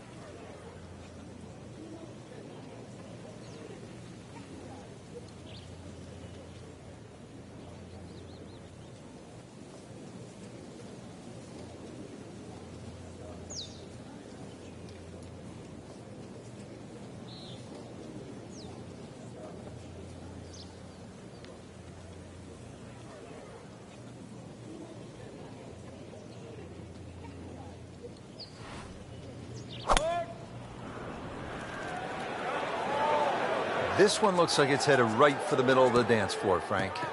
Rather nice shot, I would say. Well, it was almost like that's what he wanted to do, but why would you want it to run over the back? Second shot from the rough. It's on the way.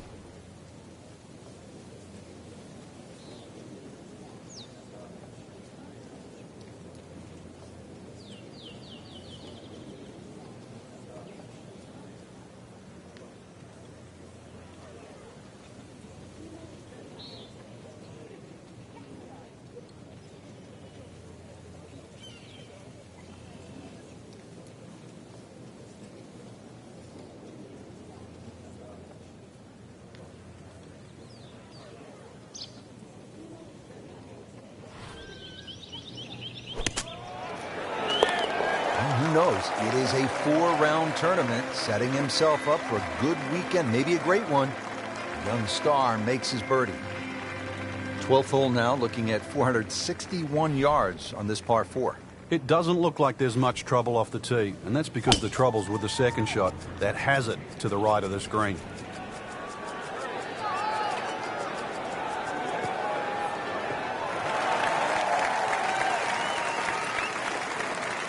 I tell you, there's long and long, and that, with a little bit of breeze behind, it's long. He rode the wind there to payday. He's going to have a good look coming up.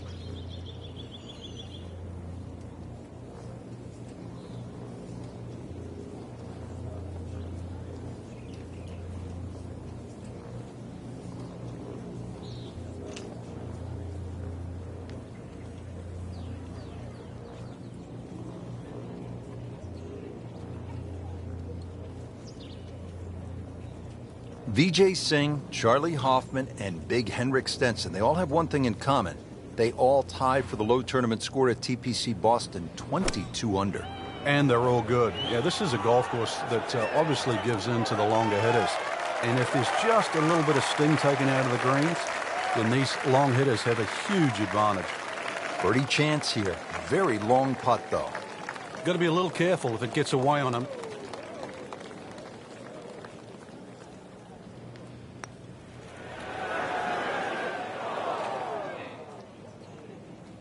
That would have been a real bonus had it dropped, but as it is, good putt. Not a gimme, but well within his range.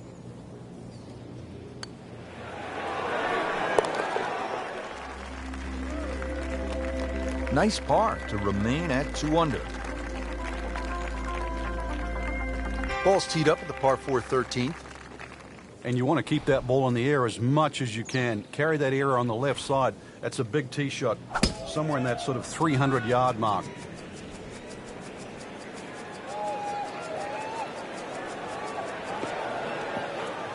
Not the best shot, this one in the rough, but still will have a play from there. Second shot coming out of the rough here.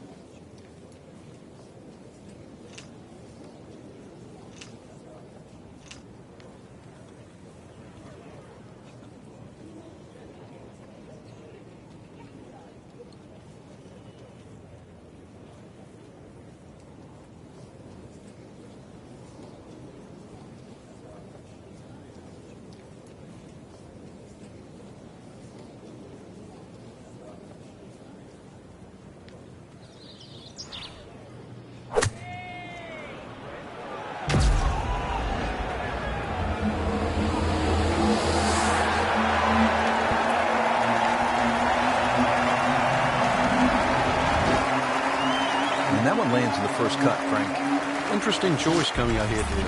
It'll be interesting to see how he reads this lie. Frank, here we go again. Another shot from the rough.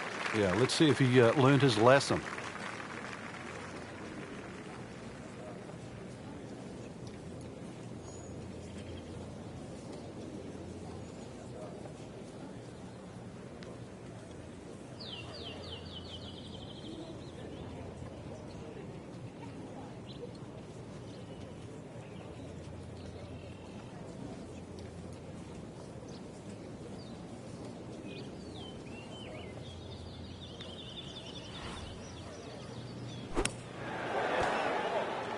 Another good swing, another good approach shot.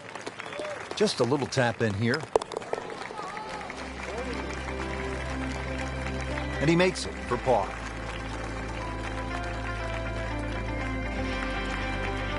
Don't forget, second round coverage coming your way tomorrow here on EA Sports for our entire crew. I'm Rich Lerner saying so long for now.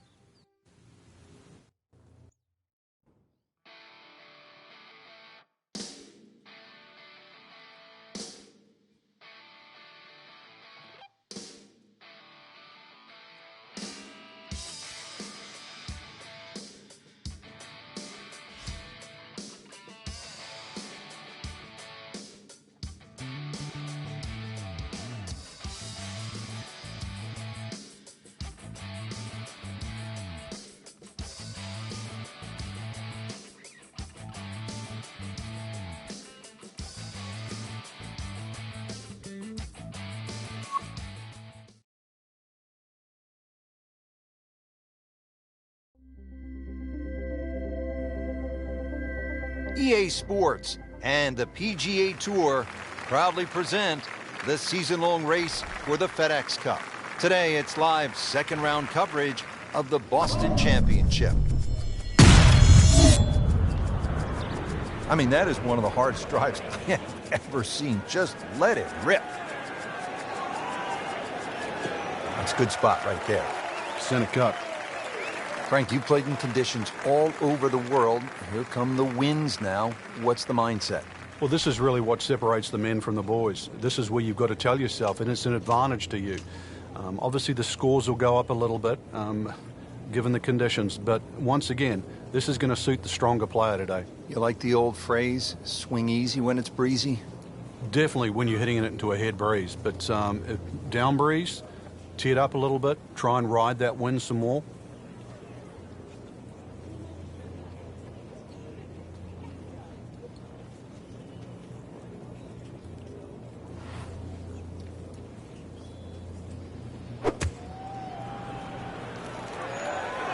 Oh, looked like he caught a flyer right there, Frank. Well, I don't know what he caught, but this is way too much.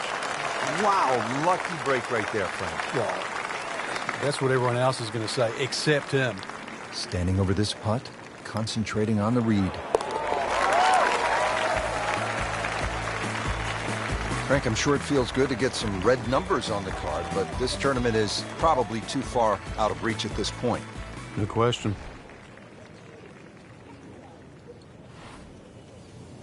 Oh, he's winding this one up. Does he have the power, though? Ball just took off the face. Oh, huge. Huge with a capital H. Busted that. Can't ask for much more here at the 7th. He has hit a good one. Second shot.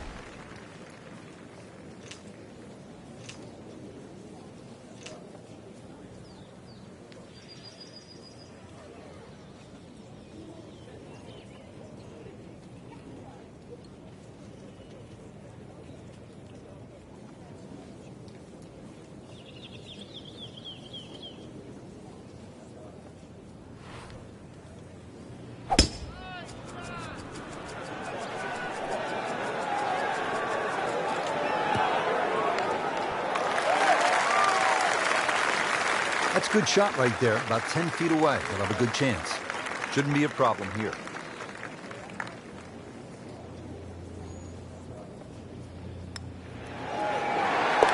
Makes an eagle to move into the top 25.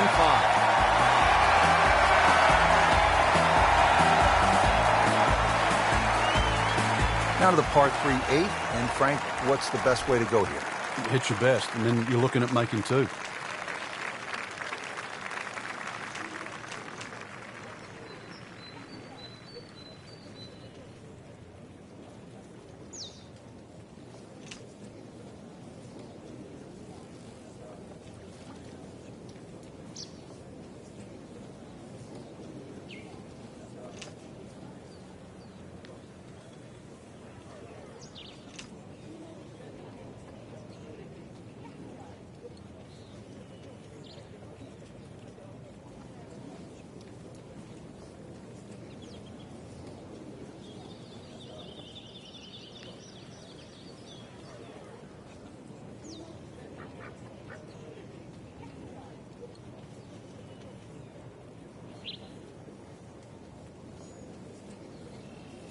Frank, mistake-free golf. You hope you can keep it together. Possibility of a very special round here. Yeah, the only real thing to worry about is not to get too far ahead of yourself. At the moment, the swing looks tremendous. And just keep the round ticking over, one hole at a time. I know it sounds like a cliche, but right now, he's exactly where he wants to be.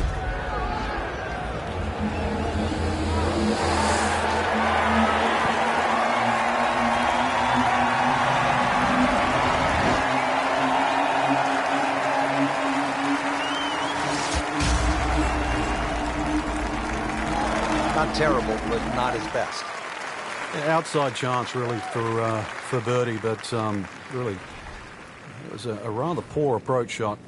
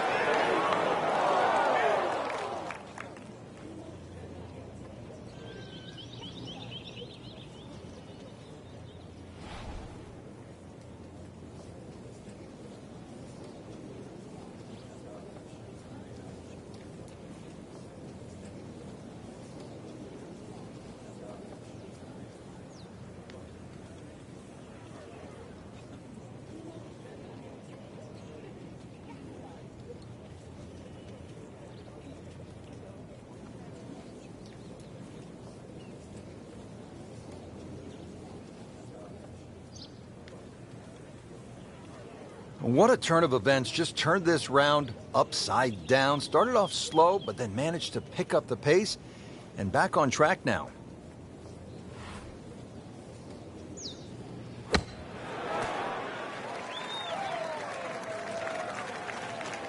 So just a formality here.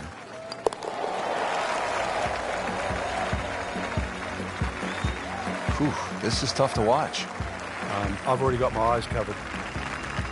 Real golfers, by the way, do not eat tuna sandwiches at the turn. Eat a hot dog, right? Well, yeah, but if you make a mess of 9, then you're making hamburgers.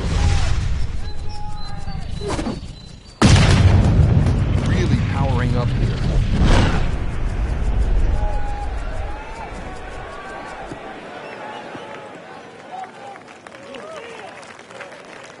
Well, now it's right in his wheelhouse. Good position where he can attack the pin. Yeah, he has all those options now. With that ball sitting up, you can bring it in high, you can bring it in low. The choice is yours.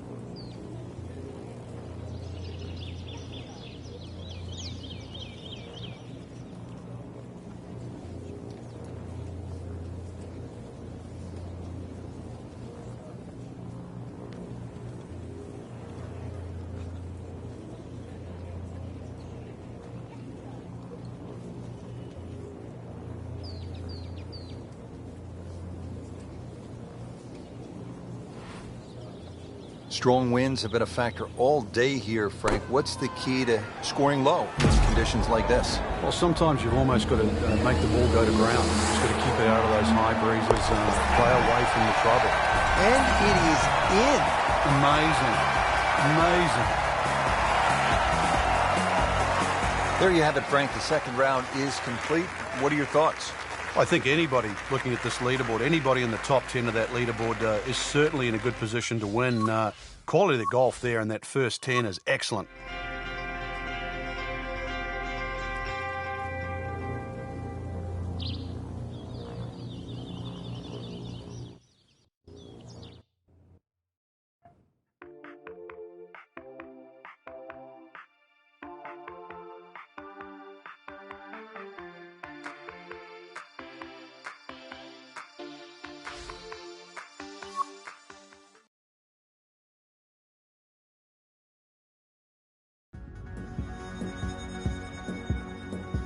EA Sports and the PGA Tour proudly present the season-long race for the FedEx Cup.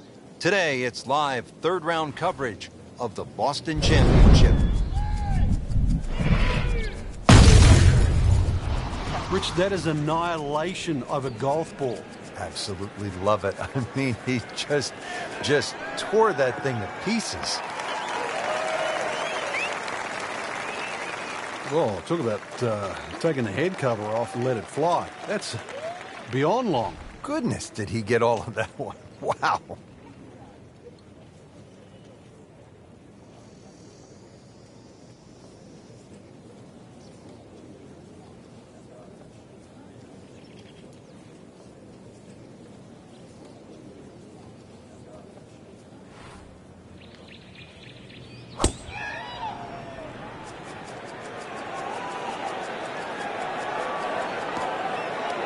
Frank, ball is in the rough here. What are the problems on this next shot? Well, this is really where the skill level comes in. A good part. This is where the good player separates himself from the rest.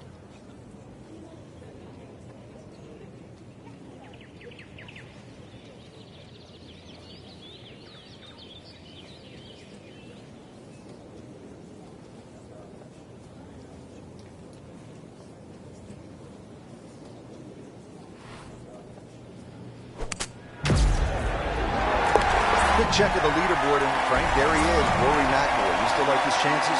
Well, you think the odds would favour the leaders right now. But Rory, we've seen him do it before. Will we see one more charge today? I'm not so sure.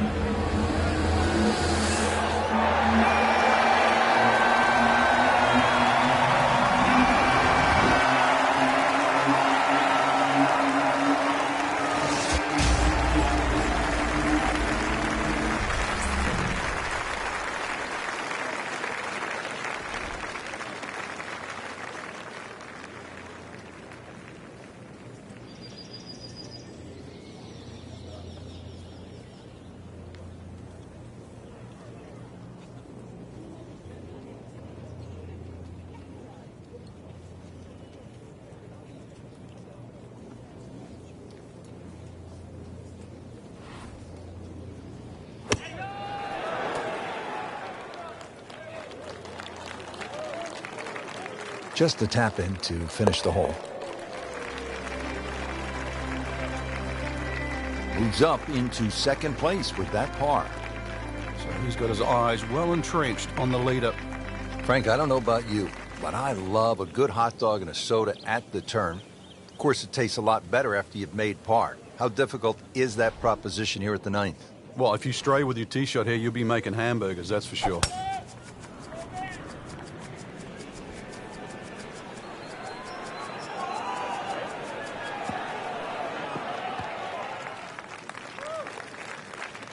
Good strike, good lie, good chance to attack the pin. Ready for a second shot, trying to knock it on the green.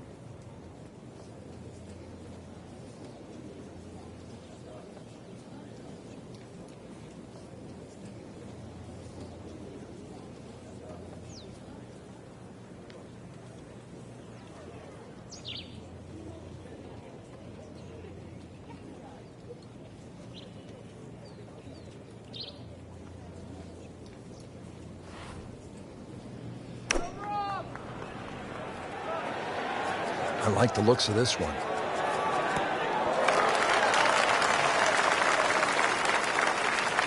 Chance to close out the front side here with a birdie. Bogey here yesterday. Now this for birdie.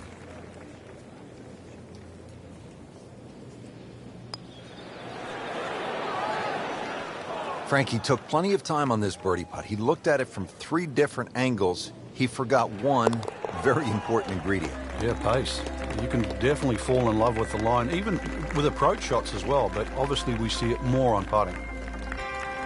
Well, that was a nearly flawless performance on the front side, but Frank, we know it's an 18-hole game, isn't it? That's right. Now's not the time to pat yourself on the back. Oh, beautiful swing, and the result is every bit as good.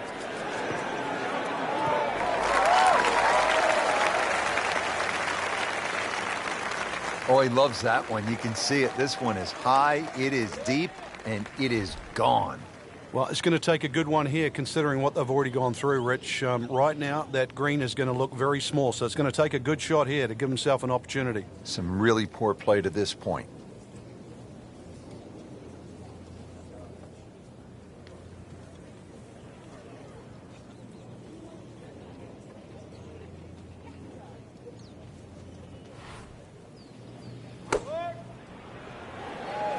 Seems to like it.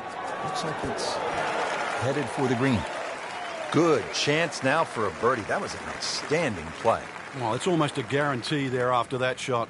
You don't want to let this one get away. This is about concentration and focus at this point. With that birdie, he moves one shot closer to the lead. Good third round, Frank, and a good spot heading to the final 18. Yeah, to be in the top 5 right now, the caliber of this field, know that your game is good enough too, and a legitimate chance of taking home the trophy come tomorrow night.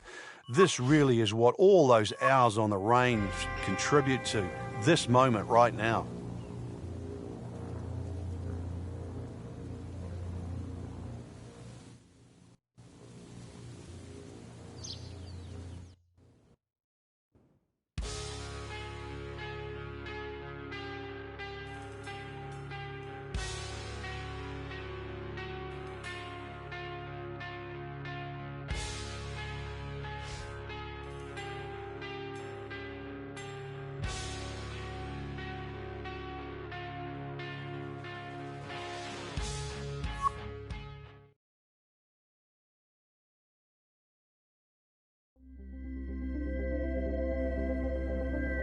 EA Sports and the PGA Tour proudly present the season-long race for the FedEx Cup. Today, it's live final round coverage of the Boston Championship.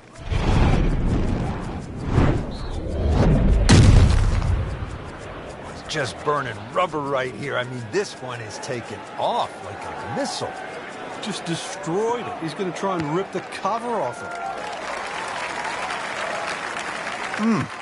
What a drive. Just tattooed that.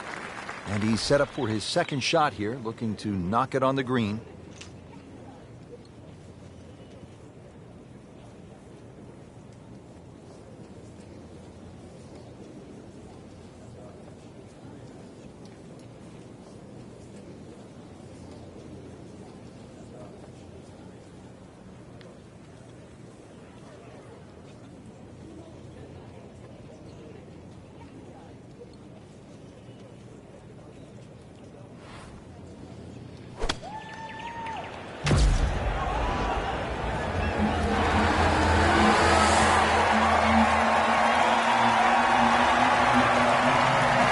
Frank, what happened there? Just in between, Rich.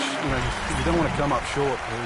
There's no way, you're going to try and be in that situation, but a little too much club and probably a little too anxious too. Tough position.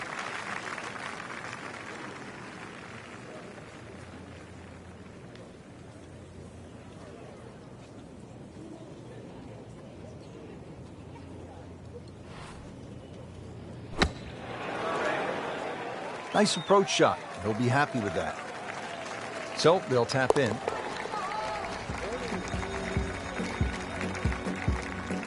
Did the job right there.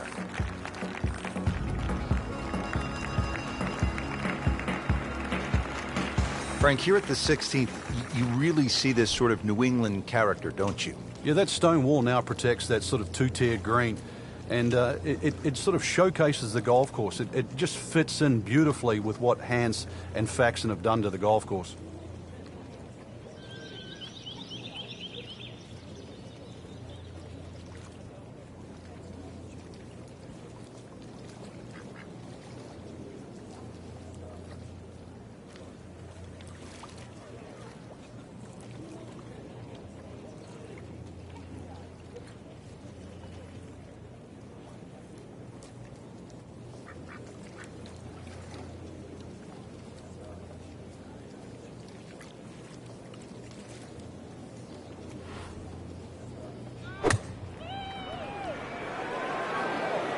Good-looking shot right here.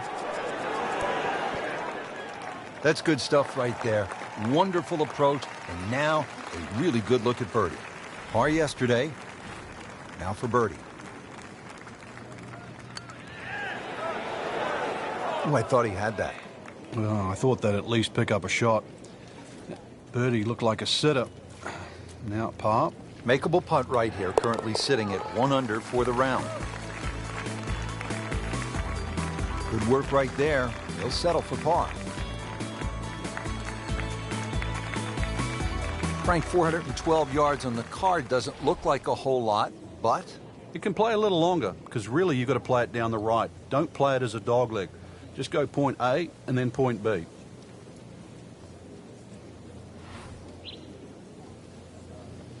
He's loading up on it. look at the coil there. Grab the fire extinguisher. Put out that ball is on fire. It's melting going through the air.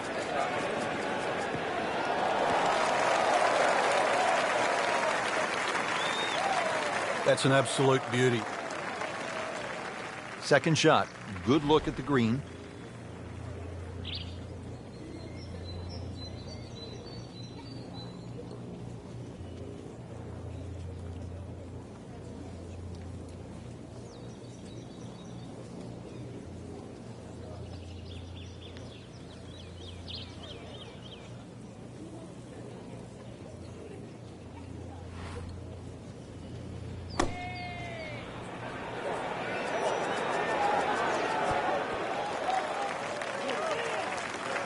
Ooh, nice play right there. That's in pretty close. Not a gimme, but well within his range.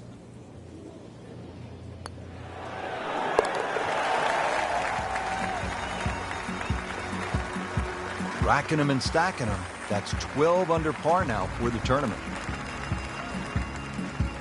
Frank, the 18th here at TPC Boston, for whatever reason, generates quite a bit of buzz, doesn't it? It does. The longer hitters, obviously, they lick their chops. They're having a chance to make this green in two. But if you find one of the fairway bunkers, the addition of that pot bunker for the layup, that just makes that decision that much more difficult. Nice long tee shot there and a good lie, Frank. Now the second shot to the par 5.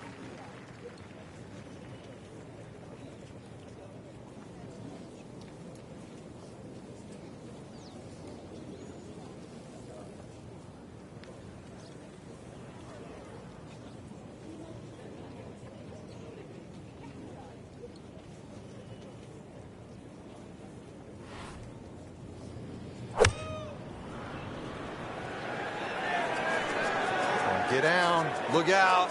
It's over. The green.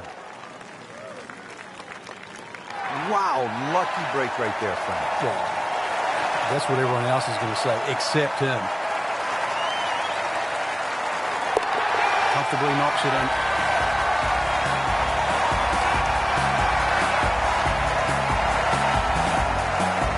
What a great tournament finish. This one is in the books, and look who finished top of the leaderboard. Rich, this has to go down as a classic. Our champion was simply on fire. And I'm looking forward now to see how next week pans out.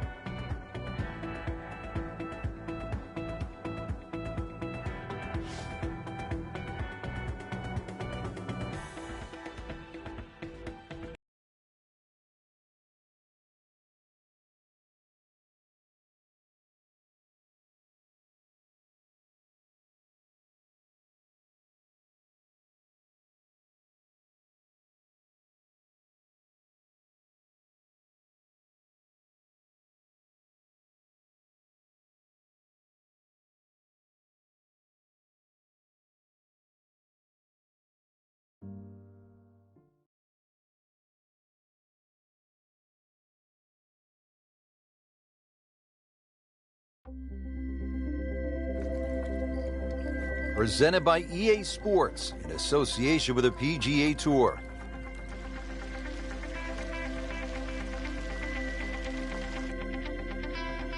And we welcome you to one of the most popular golf courses on the PGA Tour. It is Quail Hollow. We're in Charlotte, North Carolina, and Frank, it is just starting to heat up out on the golf course. Fans are streaming in, anticipating a highly contested event with the best golfers in the world. One reason the fans love this course so much, Rich, the Green Mile.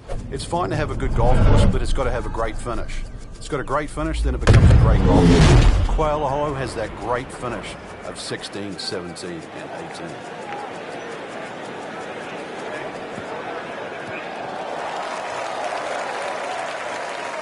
Paying attention like a little kid at school, Frank. That baby's sitting up. Sitting up. It's got the best view as well. You don't even need binoculars from where that ball is.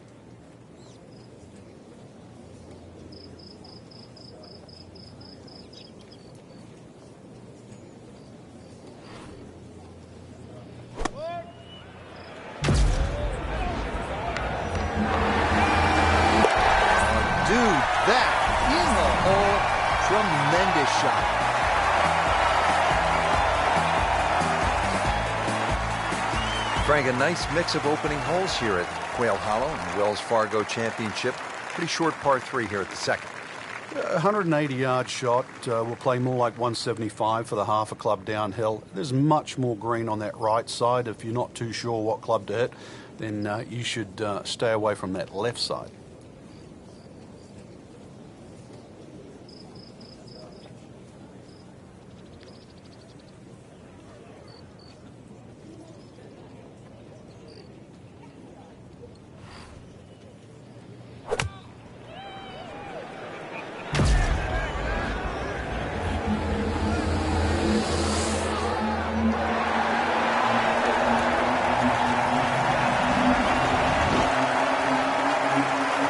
So on a putting surface, and taking a good look now at this birdie putt here at the second, and getting ready for the putt.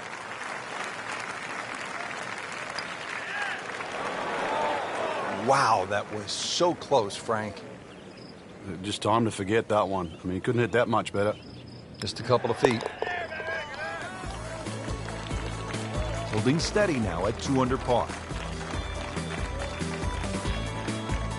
Frank, here at the third, players facing a challenging tee shot. For a number of reasons, Rich. One, that the hole bends to the left. Two, that the fairway starts to run out.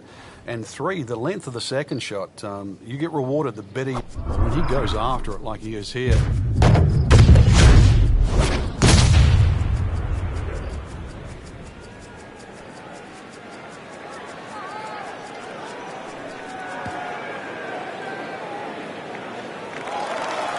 Oh, look out, Frank. Where's this one headed? This is definitely rough, Rich, off the tee. Second shot coming out of the rough here.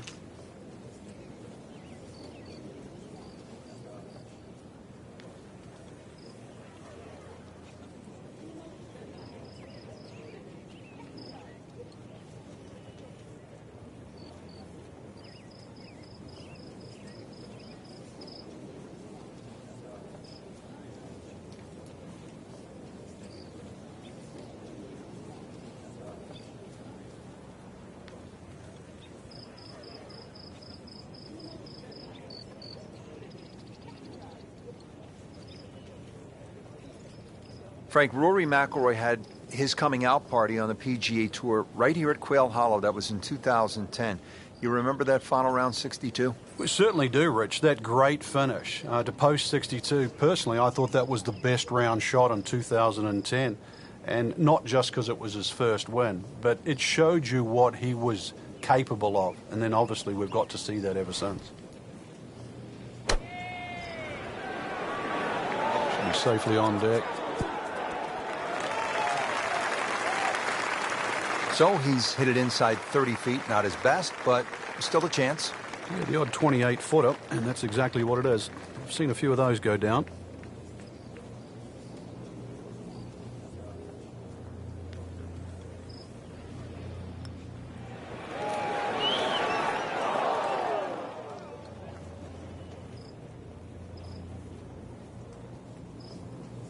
Missed on that one, Frank. Yeah, not a problem.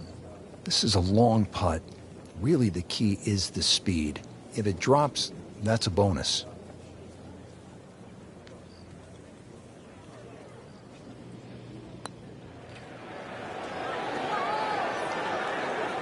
Always two components to the long lag putt, the speed, number one, and then the read. And missed out on that second part.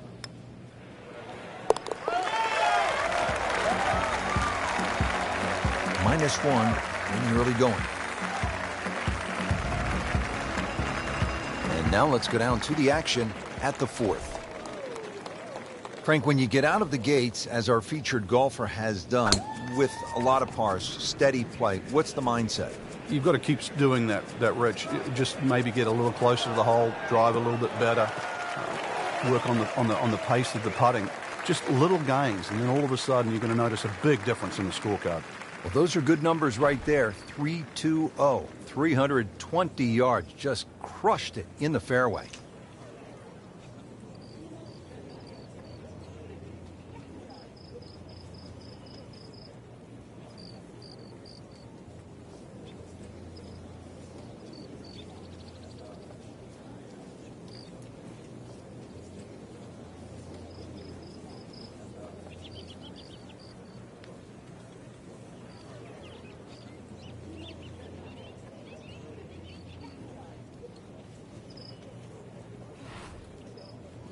It is a windy day out here, Frank.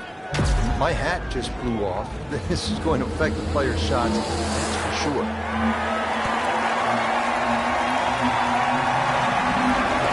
Terrific golf shot. And now, that for an easy birdie. This one just requires a little bit of focus. That was cruel. It looked like it was certainly going in. Just a little too much juice on that birdie putt, Frank. It was bold. Very bold.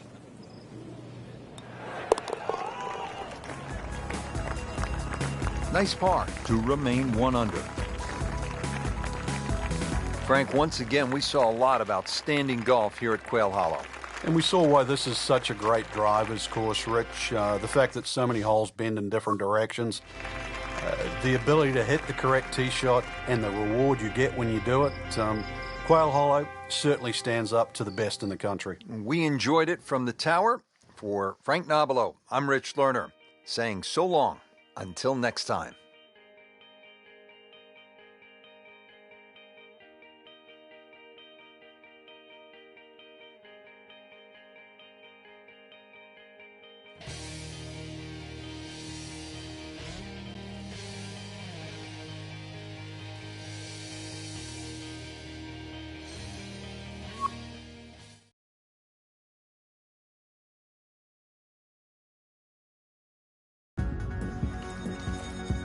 This is EA Sports.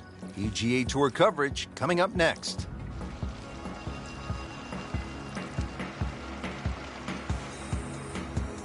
What really sets Quail Hollow apart here at the Wells Fargo Championship, the brutal finishing stretch. They call it the Green Mile, and we are excited to bring you all of the tournament action. Rich Lerner alongside Frank Nobilo.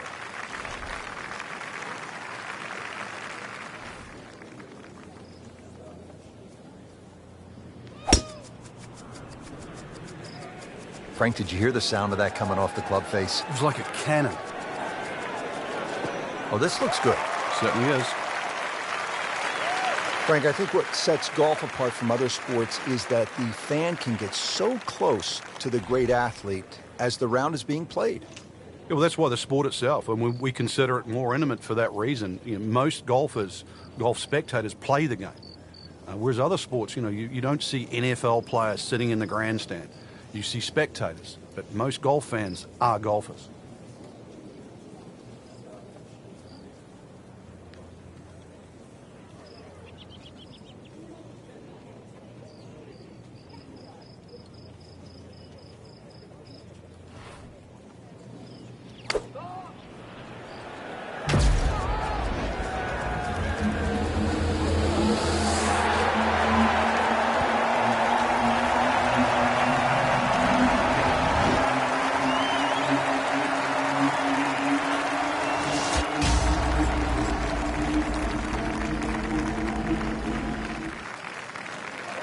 rough on that one. Yeah, just seemed to baby it. Now the approach shot here at the par 4 first. There's a big mound in the middle of this green, Rich, and the ball has a tendency to kick either side of that, so just be aware.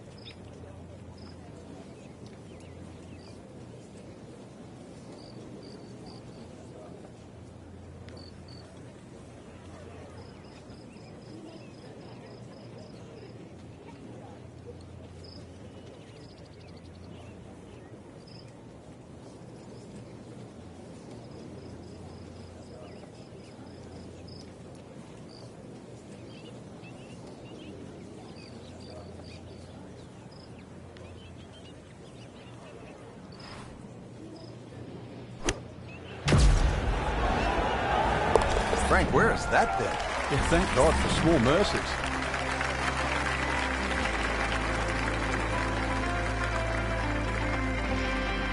Teeing it up here at the second hole, Frank, it's a short par 3.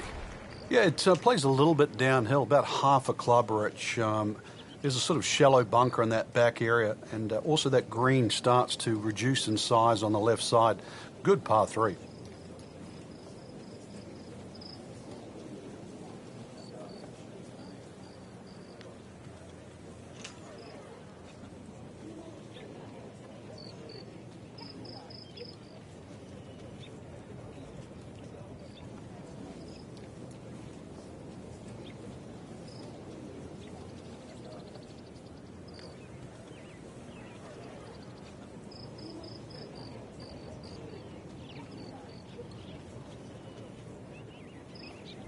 Frank, we remember what Rory Mcilroy did here in 2010, his first PGA Tour victory, a 62 in the final round.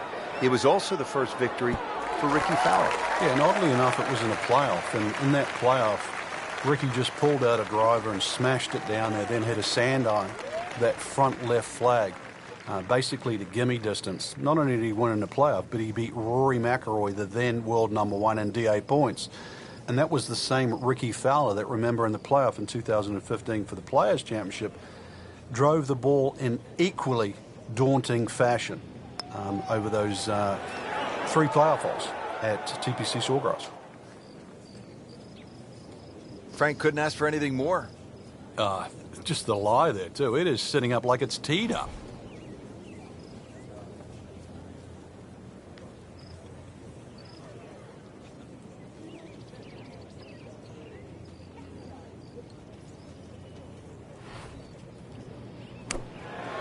So continues to play some solid golf. Yeah, so often, Rich, we just focus at the very top of the leaderboard. Really, there's so much talent and depth in this championship. This is a strong par 4, 452 yards, the third hole. It's a good challenge, Frank. It is. Big sweeping dogleg left. Actually, in a straight line, it's 315, 320 yards to run out. So if you hit the ball further than that, it's going to have to draw. Otherwise, you'll be hitting in the rough on the other side. Still a lengthy shot into there on a green that actually has 3 different levels.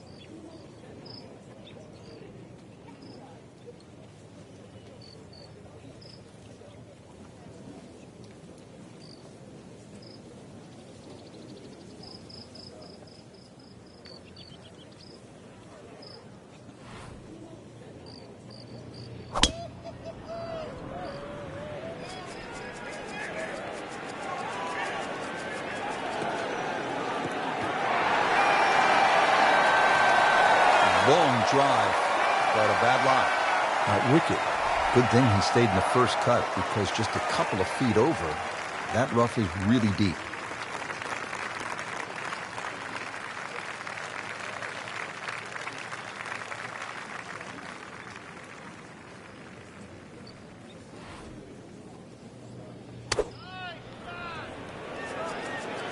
Another good swing, and it looks like, Frank, another really good shot. Playing this par 4, still not on the green after that second shot. That's still not done. A good third shot. Maybe get away here with par.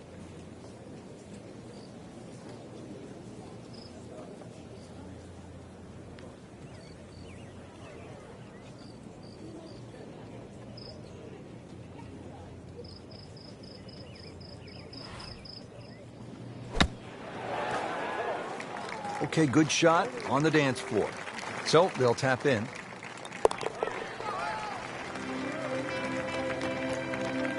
Solid par. Frank, this is a muscular par 4 here at just under 490 yards, the fourth at Quail Hollow. A difficult proposition. It is, but fortunately that tee shot plays a little downhill. But one of the difficulties with the tee shot is the fairway kicks from right to left. So it needs a good one to keep it on the fairway, and another green that has 3 different levels. That's nice to roll in a 25-footer now and then. Those feel good. But still, there's nothing like hitting that perfect tee ball. Long and straight. Yeah, you can puff out your chest, last to play, the advantage, holes shorter. Basically, the list goes on.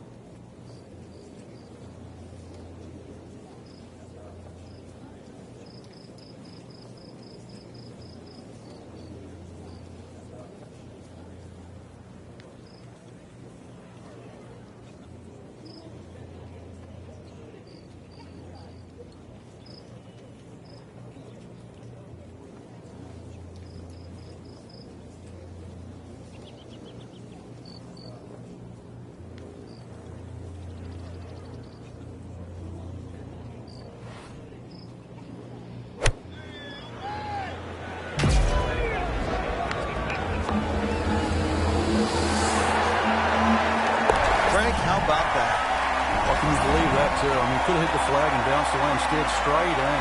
Amazing shot, and really deserves it. Here we are at the par 5 fifth.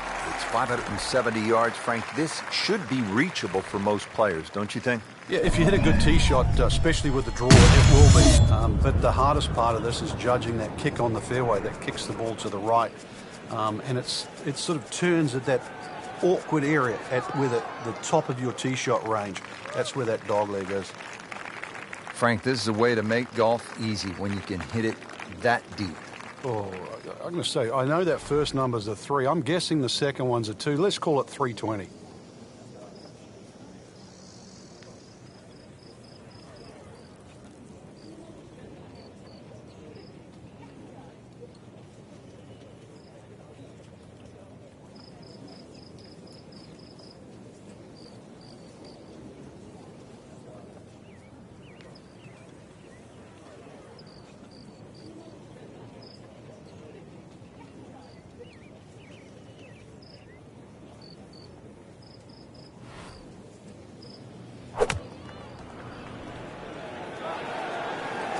Good swing, good shot yet again.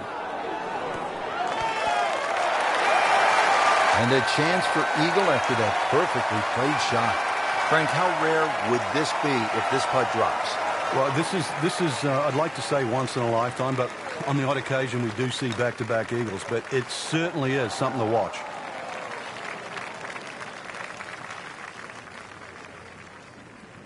That is tasty looking right there, Frank. Just a perfect spot in the fairway. That is prime real estate. How do you get a lie like that? Seriously, you could hit any club from there.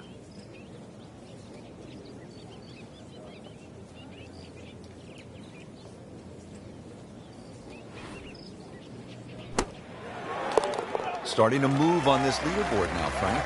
It's got a nice look to it. Another who's who.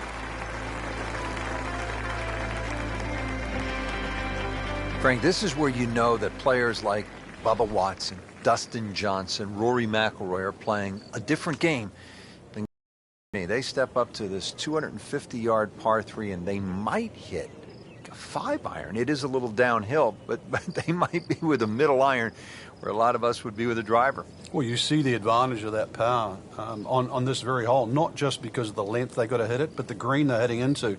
This green slopes off in both directions, right and left, so you have to land that ball in the middle of the green.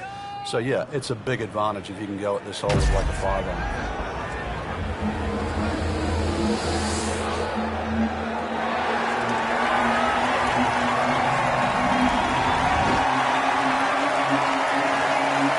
For birdie after that beautiful shot. Par yesterday, now for birdie.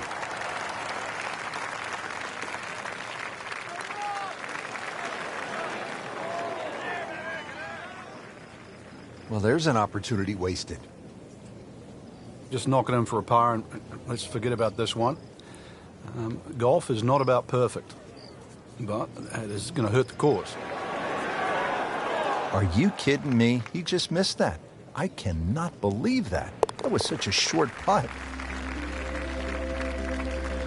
And that's a bogey. 2 rounds in the books, Frank, and a good spot from which to make a move. Yeah, well positioned. Really, if you're leading, it's a different pressure. Being in the chaser pack there, playing well, what a great position to go into with 2 rounds to go.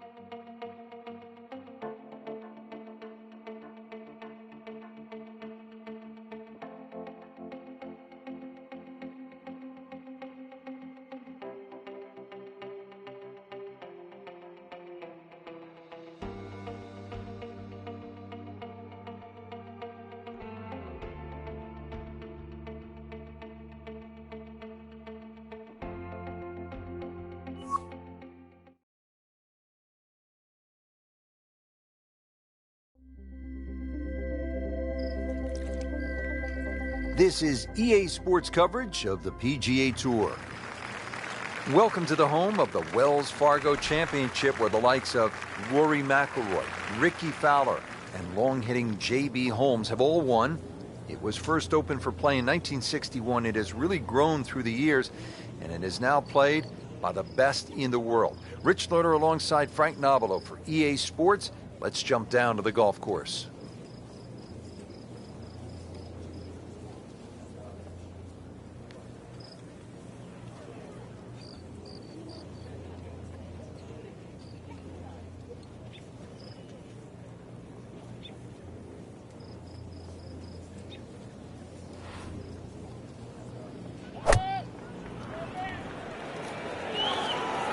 Seems to like it.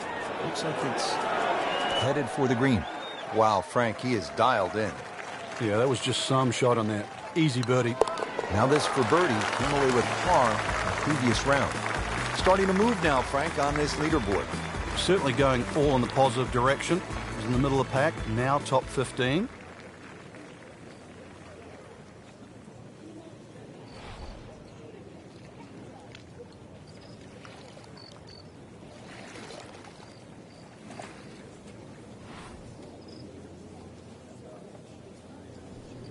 He's gone for a little extra.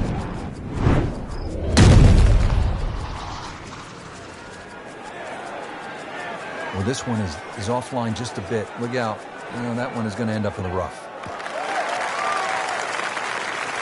Frank, better than we thought it was going to be. Yeah, that looked like it was heading for that thick stuff the whole way, but a little fortunate.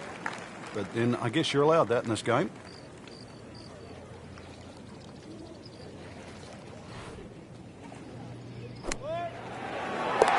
That's how the best in the world play it, Frank.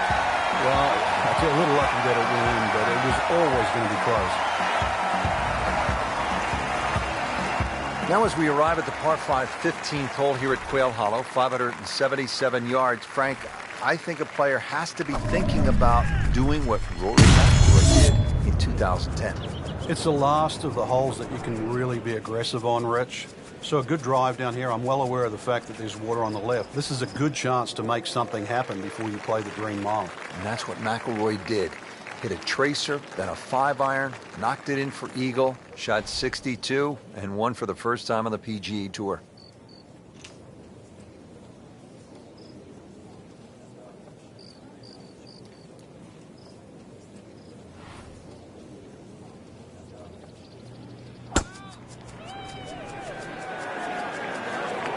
Down, little Sheba. Down!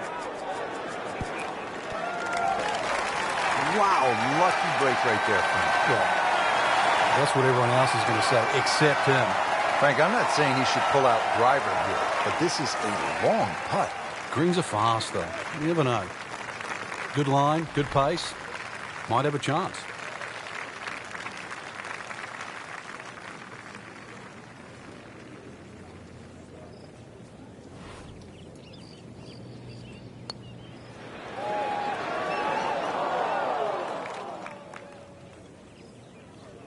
That's a head scratcher. No other way to put it. That close to the green and misses it badly to the right.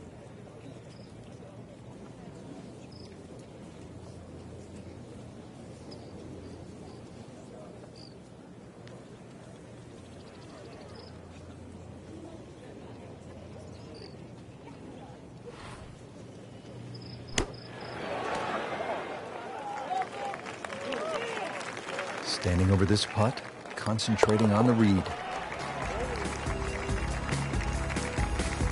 And he makes it for par. This is the start of what some say is the toughest finishing stretch on the PGA Tour. It's known as the Green Mile. Frank, what makes it so challenging? Well, this hole in particular, Rich, the dogleg right, plays every inch of it's just over 500 yards. That bunker you can see down the right, 325 yards to carry that. If you can fly the ball that far, at least you can chew off 2/3 of this hole, and that is well required here. Otherwise, it's a long, long second shot. That is just a beautiful shot. Got to be careful here. Downhill, he's got to time it good because your weight's a little bit more on your front foot.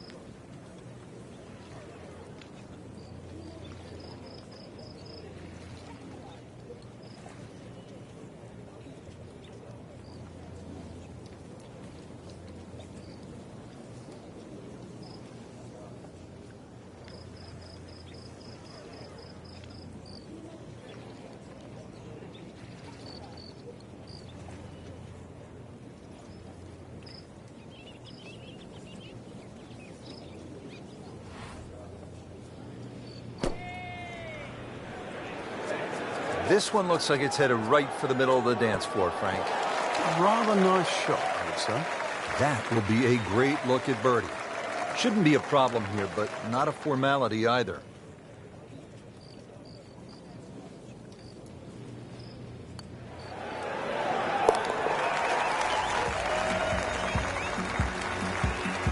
Good birdie right there, moving to third place on the leaderboard. Just 2 holes remaining here at Quail Hollow in Charlotte, North Carolina. This is the signature par 3, 221 yards, the 17th.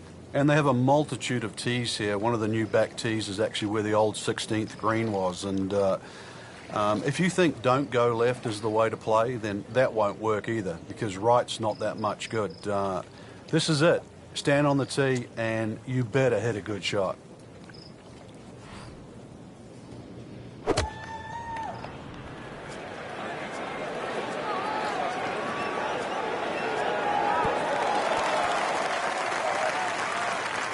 Birdie try up next. Birdie putt coming up. Had a par on this hole yesterday.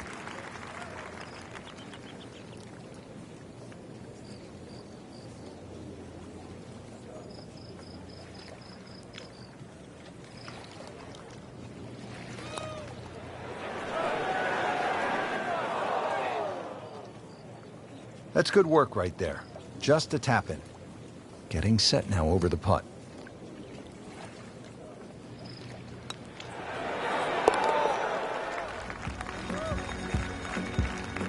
Frank, how does that par help his cause? It certainly doesn't hurt it. Here we are, the 18th hole at Quail Hollow. Simply put, Frank, a player needs to hit maybe his best tee shot of the day. I would agree with you, Rich. If you measure this hole from trees on the left to trees on the right, it's actually a really wide fairway or expansive land.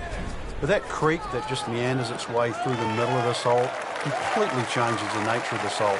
And consequently, you hit the nail on the head. If you don't hit a good tee shot, you will rack up something here.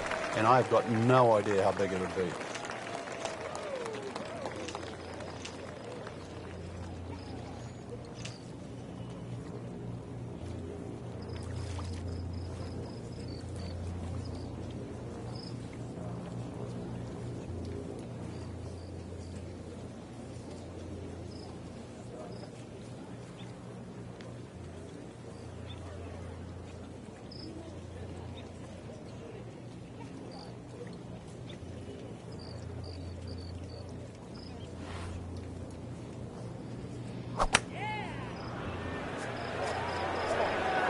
Sit down. Get down. Oh, this is going.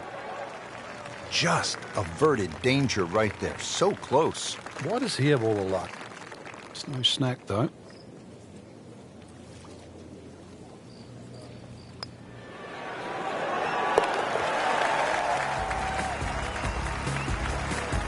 One more birdie, and now tied for the lead.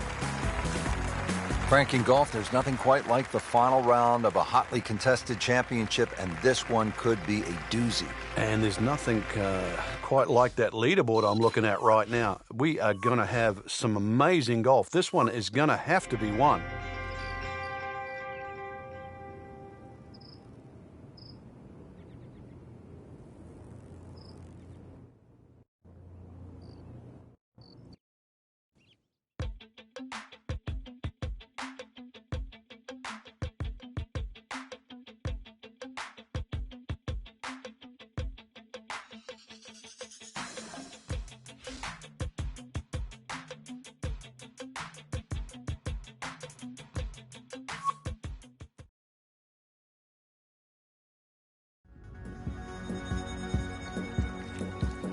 Coverage coming your way, presented by EA Sports and the PGA Tour.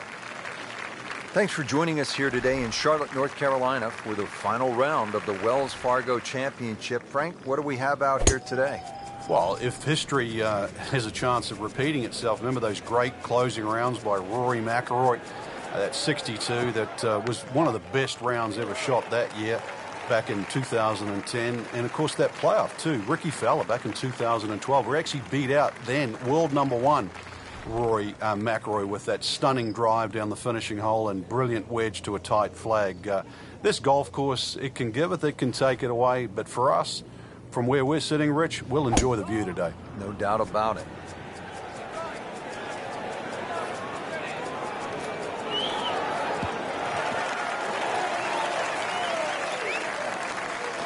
Frank, that ball's sitting up like it's on plush carpeting. Rich, if you and I had lies like that every time, we'd still be playing this game for a living.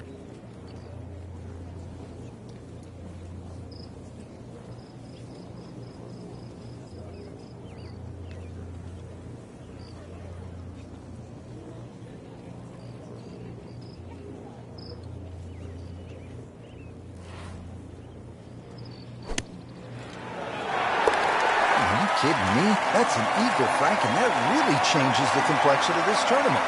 Now only trailing by 2. Frank, on this backside at Quail Hollow, a player does have a good chance to get off to a good start with that par 5 10th and now a relatively short par 4 11th, where a player with a good drive could stick a short iron in their hands. Yeah, this is one you're going to have to make a decision. You can just play this as a straightforward dogleg left par 4 and hit a 3-wood or a long iron up there and 9-iron or something like that into the green. Or, if you want to, you can try and blast a drive around the corner. I don't know if that's the more prudent play, but it's fun.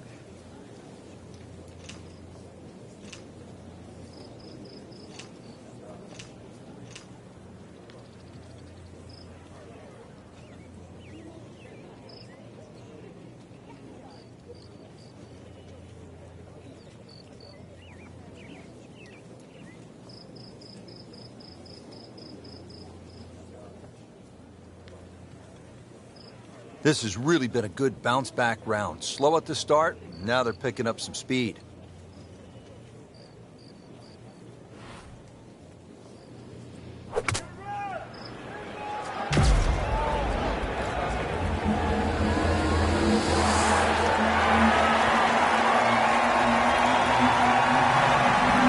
That is classy.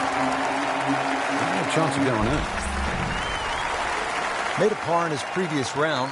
This time, it's for birdie.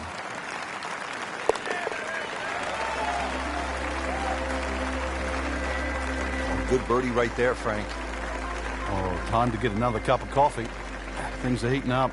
Par 4 12th here at Quail Hollow, 456 yards. Frank, break it down for us. Well, there's no fairway bunkers either side, so you feel like there's nothing to work the ball off, and consequently, it's very easy to see it in the rough on the left or the right. And then that makes that second shot so much more difficult going up the hill. This is one hole that you have to pick a line on. You really have to know you line off the tee. There's a nice big tree down there in the distance. That's the one you want to work it off. Well, that was a beautiful drive, Frank. Really good position to take advantage. Sitting up beautifully in the fairway. Well, he's going to have to hit the same club a lot harder or just hit another one.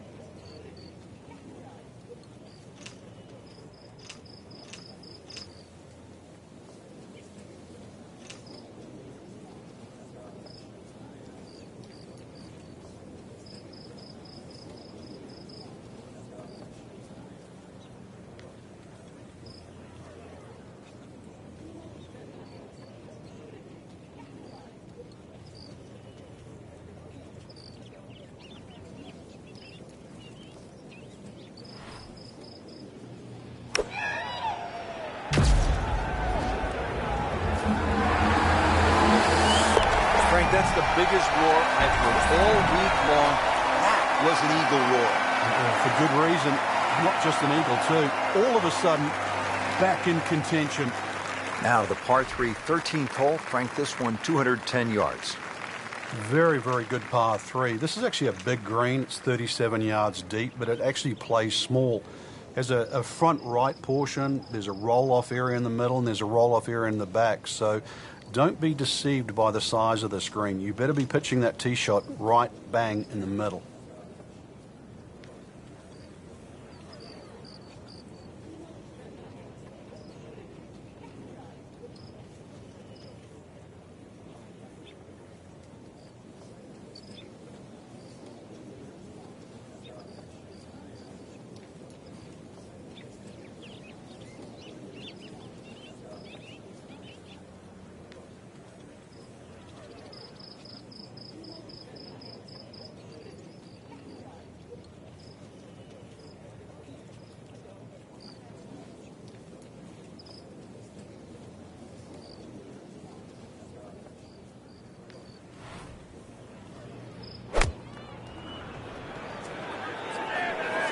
Another good swing, and it looks like, Frank, another really good shot. That's well played. Now a good look at birdie. Just needs to keep it steady here over the putt.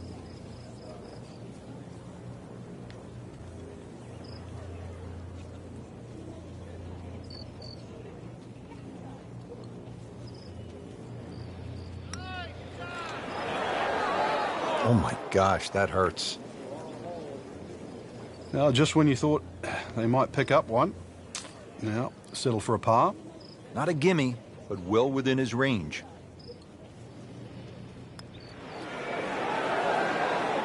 Just singes the edge, Frank. Yeah, but at least he's burning the edges. You know you're hitting good putts. So back and forth we go. The bogey and suddenly in second place. Yeah, hopefully that's the last one of the day. Well, now we come to the really interesting 345-yard par 4 14th. Frank, I'm thinking that if you're leading, you're probably not going to try to drive this and take on the risk with the water on the left. But if you're behind, you have a chance to make up some ground. Yeah, I have it written in my yardage book, Rich, on this hole. Only good and bad things happen with a driver. Nothing in between. Oh, man, not a good shot at all. It was wicked.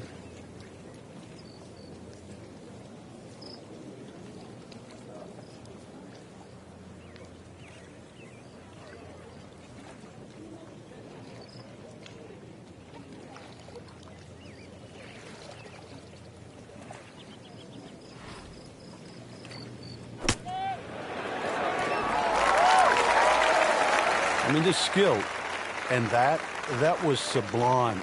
Just good hands, coming out of the rough, able to manage the distance, and now in great position. Frank, he's playing very well right now. Starting to show the field a clean set of heels. Now at the par 5, 15th hole, 577 yards. Frank, you remember what Rory Mcilroy did here in 2010, that final round, 62? I certainly do, Rich. That was an amazing run on the second 9. And holes like this, too. He just stood up here with a driver and just obliterated it down there with a nice draw. Took those bunkers out of play and just set up a mid-iron. Nice drive, right in the fairway, and a good swing on that one. Frank, who knows, with a green mile looming ahead, starting at 16, this might be the last great chance for a player to really make something happen. And, Rich, you're going to have to get a very high second shot, something that gets up very quickly. And the reason why, I don't think there's a flat portion on this green.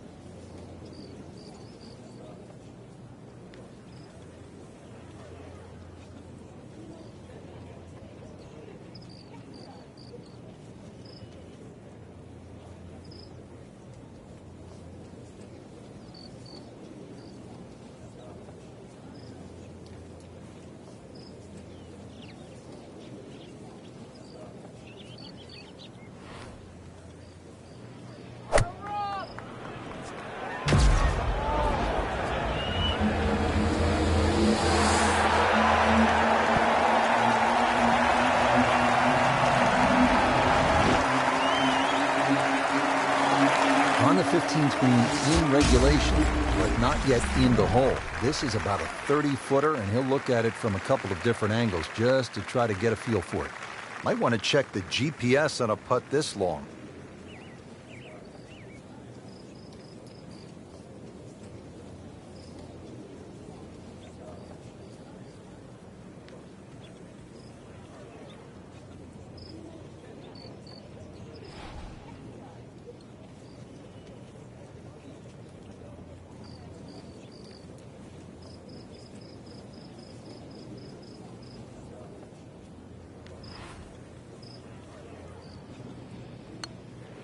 Might be. Could be.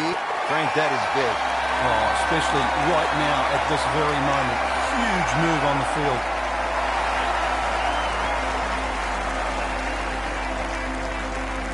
At last, we have arrived at the start of one of the most daunting finishing stretches in all of golf. They call it the Green Mile, 16, 17, and 18 here at Quail Hollow. The 16th is a par 4, 508 yards, Frank. And this hole was made even more difficult when they pushed that green further left to bring the water more in play with the second shot. I mean, it's a great par 4. It's strong in every single department. Frank, how about this approach shot to the 16th, the beginning of the Green Mile? There is no other option but the aerial attack here at 16. Front bunker means it has to be carried. The one on the right really isn't in play. But that little hollow and that left front of the green, you've got to fly the ball at least 7 or 8 yards onto this putting surface.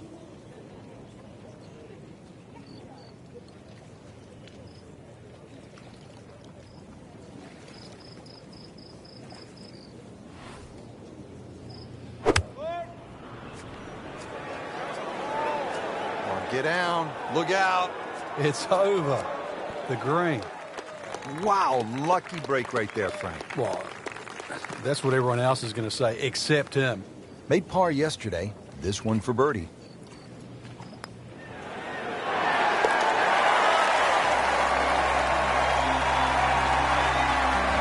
Just an amazing display. The records continue to fall. Frank, this is all you want in a par 3, especially late in the round. You have to carry the water. You have to deal with the pressure. At 221 yards, this requires a player's very best. On the process of elimination, don't go long, don't go left, don't go short, and right is marginal. It doesn't leave you with much.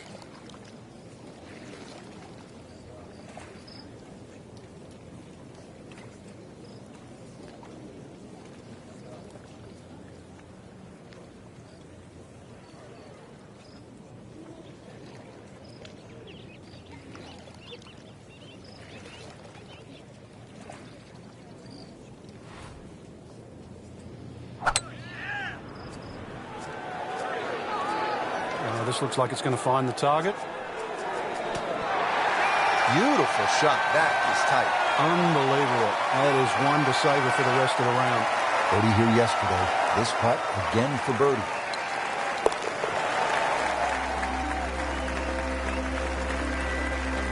Continues to amaze. Yet another birdie. And what a day it's been. Now to the finishing hole here at Quail Hollow. Frank, what can we expect? If there was a name for this hole, Rich, it should be called Narrows. The creek that meanders its way down the left side and actually divides that hole into really half the size of what a normal par 4 should be. That makes it hard. The bunker on the right is your bailout area, just over 290 yards to get past that, and then the narrowest green that still sits up against the lake. This is just a brutal finish. 120 yards. This becomes a different kind of battle out there today with these strong, gusty winds. Players will have to think, they'll have to take extra club, and this will not be easy.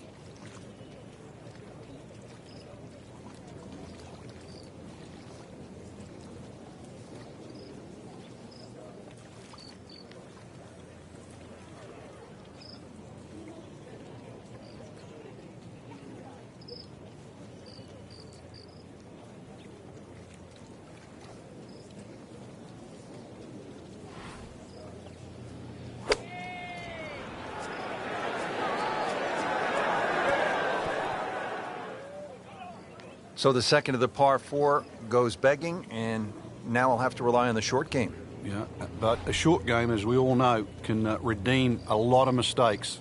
Let's see if he does it here.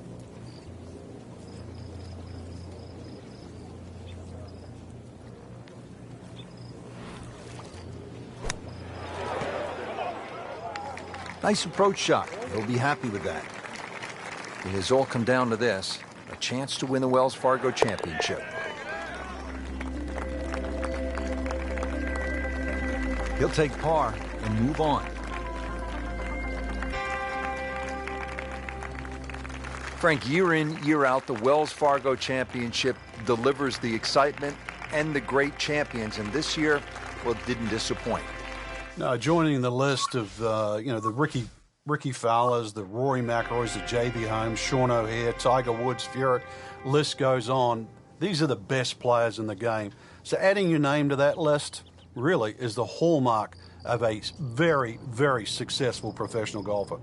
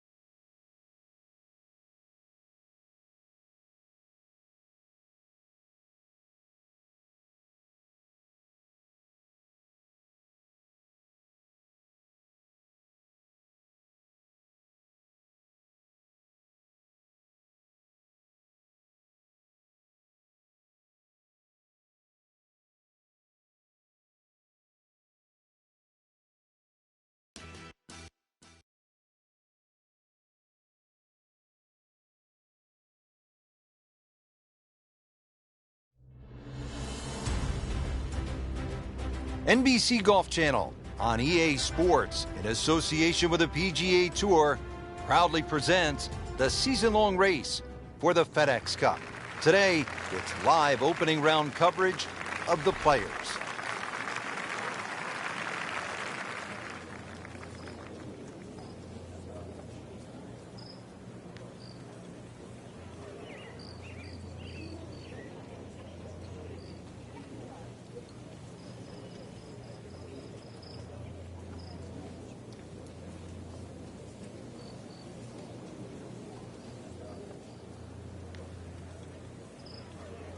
"17 for most professionals, Frank, is a wedge or at most a 9-iron. That's a simple shot.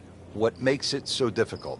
Well, several things. The fact that the color of the hazard is yellow, which is a water hazard, so if you know your rules, then if that ball lands on the green and pitches in the lake, you have to go to a drop zone. You don't get to just drop it on a piece of land. And so even for the best players in the world, there's intimidation and there's embarrassment at stake. You know what I love about 17? It is really simple. Wet or dry, and on Sunday afternoon late, win or lose.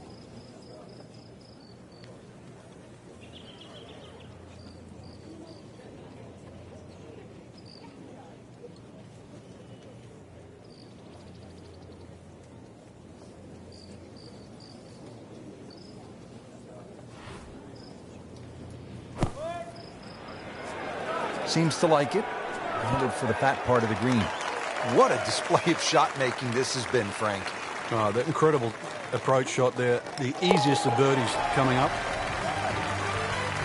We're sneaking into contention here with that birdie. Top 15 now on the leaderboard. Action resuming early on the back nine. Let's go to hole number 11. Nothing noteworthy here in the first round, Frank, but still plenty of golf to be played. That's right, Reg. A little bit of a dry spell, but really not a lot of damage done. Well, this looks good. Certainly is. Well, that is a really good tee shot right there, Frank. I think that tipped the 300-yard mark. Second from an excellent lie.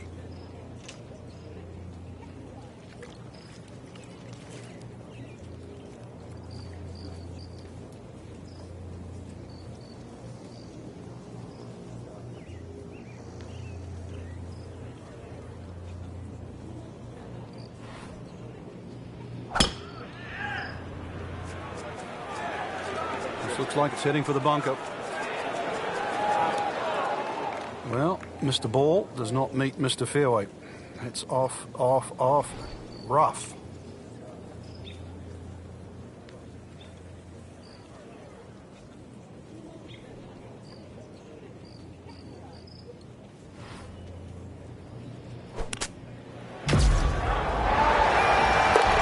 Frank, that changes the outlook, doesn't it? Yeah, from the middle of nowhere, so we'd nearly forgotten about him on the leaderboard. Now in the top 15. Big move. Up now, hole number 12. It's a short one, 358 yards, par 4. This can catch you off guard. If you just try and hit the ball on the fairway, if you're on the middle of the fairway, the left side, you will have a blind second shot. So ideally, hit it down that right side of the fairway if you want to see the flag.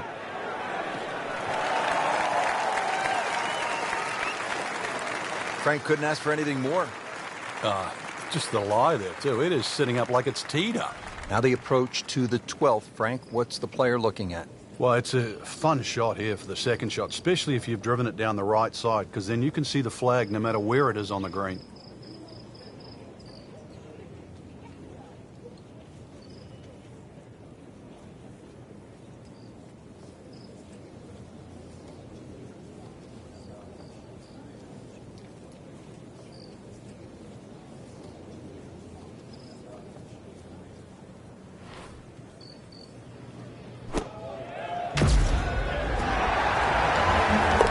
Well, that may have gotten the leader's attention. Into the top 10 with an eagle. They had to have heard that roar. And Frank, we always like when they have the whole location back left and that ball trickles down, feeds, and you can see some really good ones and maybe even an ace here. Yeah, just like Mickelson a few years ago. Down there, it looked like it was going to flirt with the bunker, ran up and over the ridge, and in it goes. This is one where you have to play ground ball as well as high ball.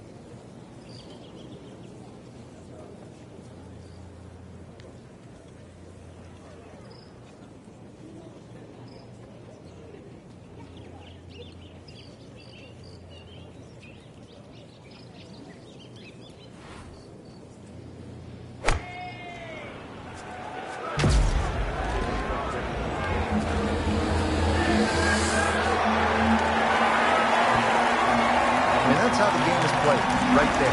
He's just making it look so easy. That birdie coming up, formality. So they'll tap in. Racking them and stacking them right now. 6 under par for the tournament. Frank, you surprised to see that name on top of the leaderboard? I am surprised to see the name, but not that style of golf leading. It was great performance, especially tee to green. You don't often see people start that quickly.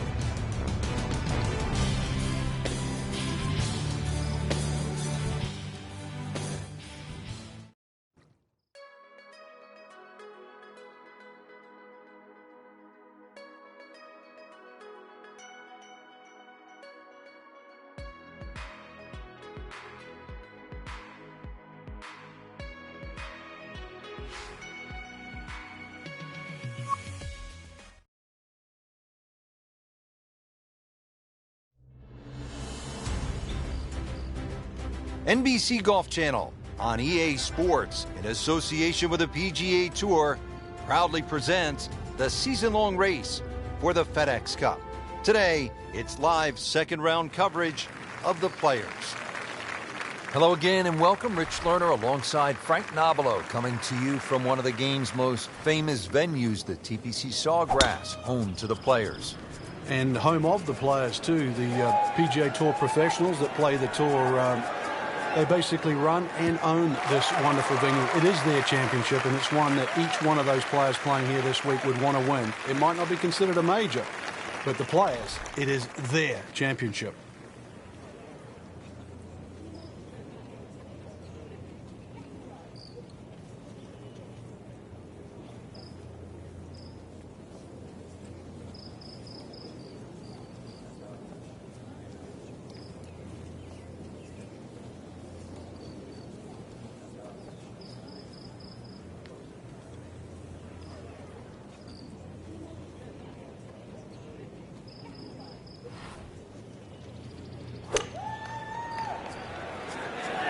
This one looks like it's headed right for the middle of the dance floor, Frank.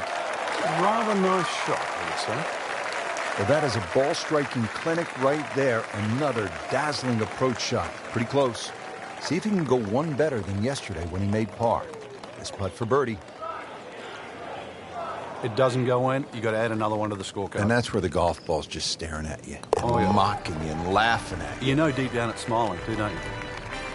That's a solid par. Still in it, Frank. Frank's 17 here at TPC Sawgrass gets all the attention when you look at the par threes. Justifiably so. But number 8 is a daunting challenge in its own right. It is. Longest of the 4 par threes. Plus, it's just littered with bunkers around the side, the back, and the front.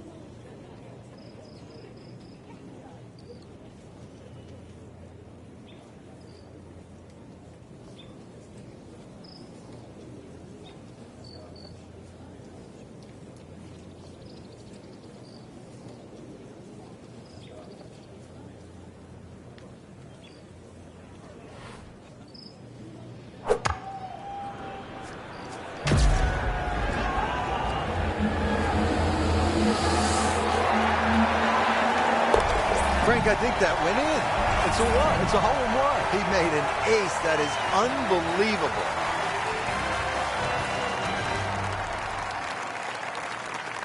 Frank, now at the 9th, this really is one of my favorite par 5s in the entire sport. And I certainly enjoy watching people play it today, Rich. It used to be unreachable, but the longer hitters now, we're starting to see them go for this par 5 regularly in 2. And the reason why they start to hit the drive more down the right now than what they used to. People used to try and go down the left side. The right side, it hugs the water, but you get a better view of the second shot. Well, it's going to take a good one here, considering what they've already gone through, Rich. Right now, that green is going to look very small, so it's going to take a good shot here to give himself an opportunity. Some really poor play to this point.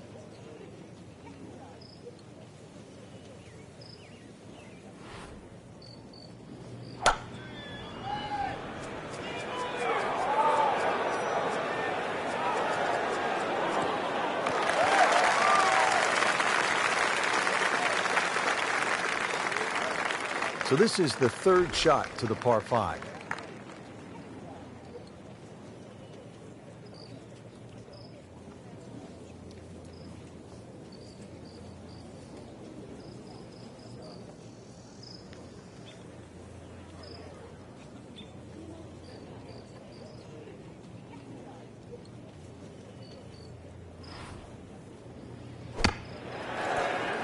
Chance to close out the front side here with a birdie.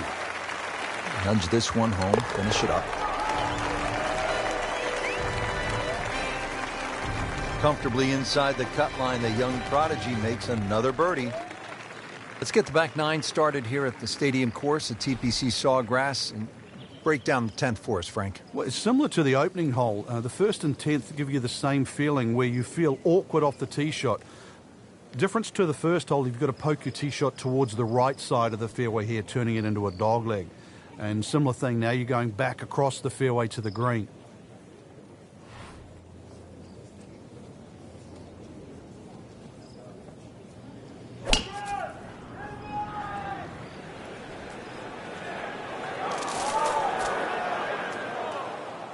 Frank, so many different lies in golf. This is one you don't see too much. The golf ball is on the mulch. Yeah, and it never really sits up. So this is one of those ones, you've got to be much more conservative than you'd like to be. Play for the fat of the green.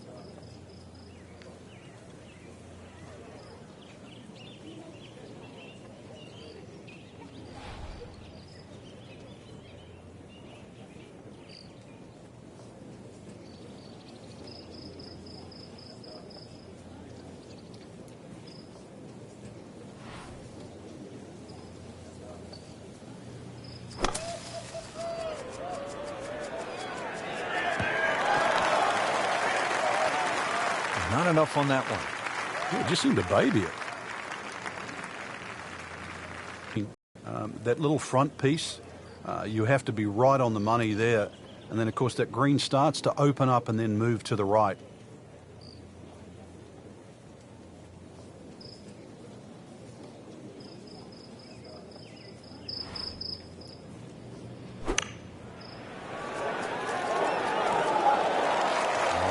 hide the flag stick from that man.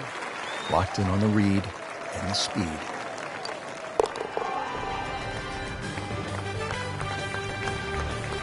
That is a solid par putt. Now the time to be aggressive. Par 5, 558-yard, 11th hole, Frank. What's the key here? Tee it high and let it fly. This is the big chance here. This is one of the widest fairways on the golf course. This is where you chance it all. Good contact, good result. Frank, this is just a pleasure to watch. A player hitting on all cylinders at the top of his game. Notice it's just flowing too. There's not a lot of deep analysis going through his mind. Just one step in front of the other. If your swing's there, you don't have to find it. If your putting stroke's there, you don't have to find it. Just let it happen.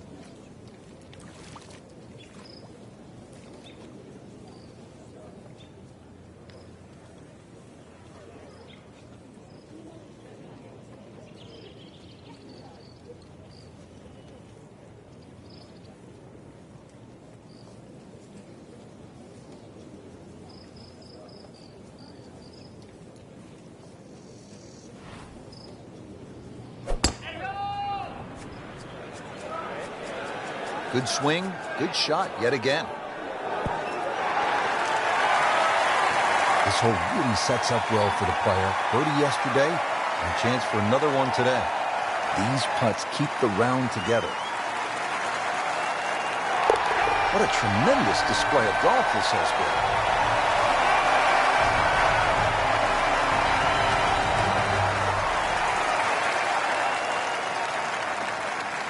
Frank, what's so much fun about TPC Sawgrass is the excitement that it generates for a fan and how many different holes there are. 12 is a good example. Yeah, 12 looks like it's fresh from Scotland. You can see why Pete Dye spent a lot of time over there. Tee shot looks straight away, but the second shot is blind. The shot you'd get in Scotland with a wedge where you just see the top of the flagstick and you've got to really guesstimate on the yardage that you have. But a good wedge shot and someone that can judge their distance. This is certainly a birdie hole. Rich, there's nothing worse than this. This might look all right, but in the mulch, this is a disastrous situation. So this is not mulch ado about nothing? Ah, I get it.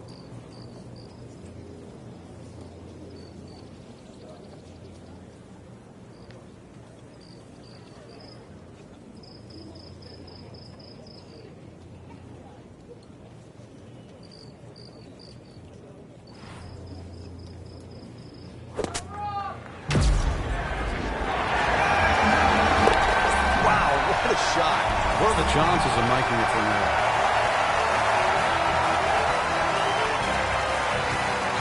Well, Rich, 2 rounds in the books, and it's easy to see why the leaders are on top of that leaderboard. Excellent performance, but still a long ways to go in this tournament.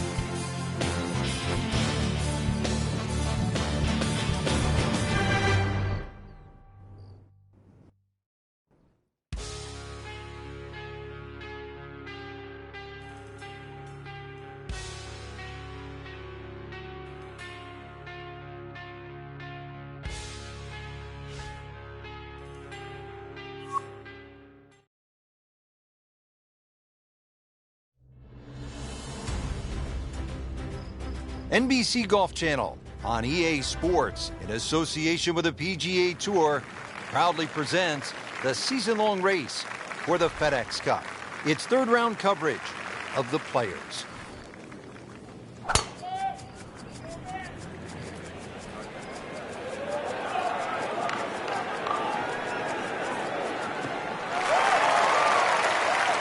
Oh, that's got to be 300 yards, isn't it? Frank, the second here at the 4th is a dangerous shot. Once again, this is another example of where you have to look at the green. Where exactly is the flag? If it's on that high portion, you've got to fly it all the way back.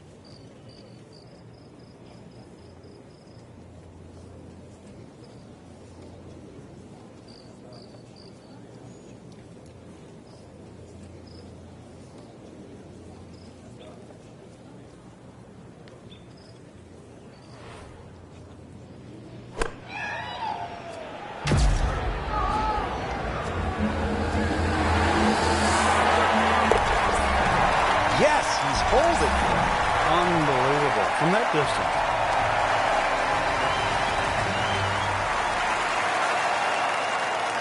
Frank, how important is positioning off the tee here? Well, we saw a positional tee shot at 1 and 2. This is another one here at 4.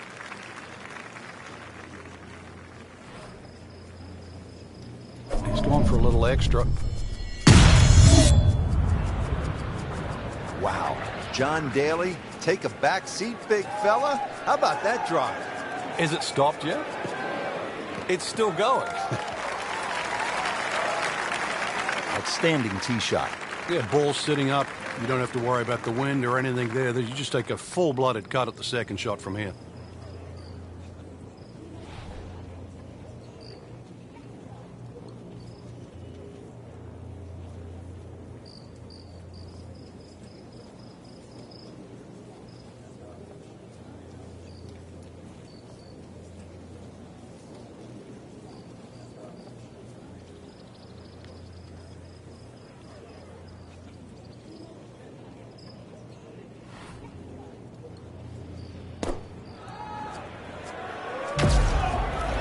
Seems to like it. Headed for the back part of the green. That is classy. No chance of going in. This one just requires a little bit of focus.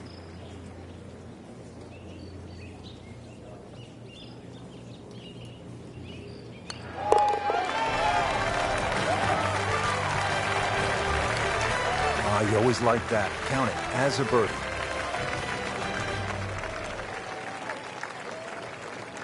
Frank, what are the players facing here at the 6th 393-yard par 4? Ideally, you just want to hit that ball about 250 yards. It's going to leave you a shot of sort of 140 yards in. Then the green looks quite big because you're far enough back that those palm trees don't become a problem.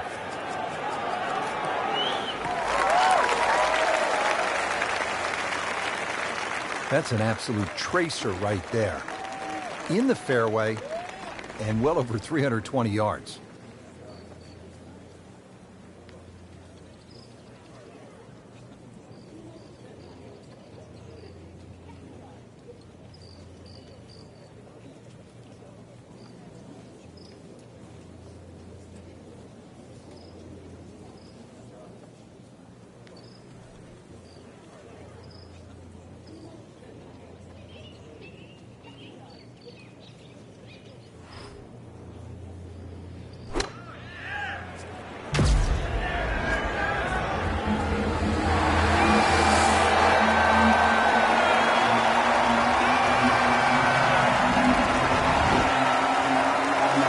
Safely aboard.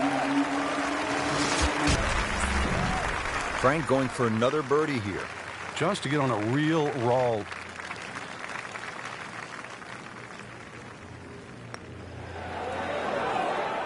Wow, I thought that was in. So just a formality here. Did the job right there.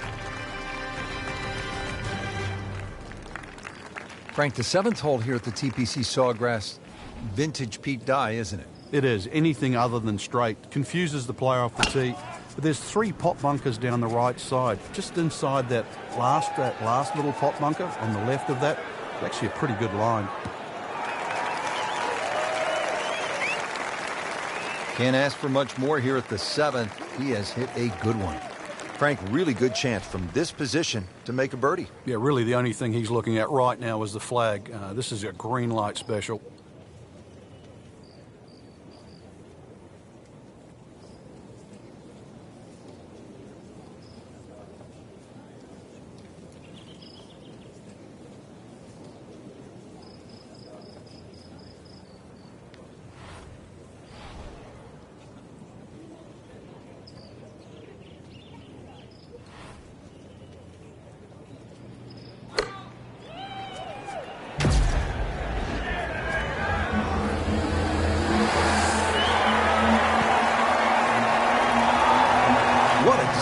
Shot making this has been, Frank.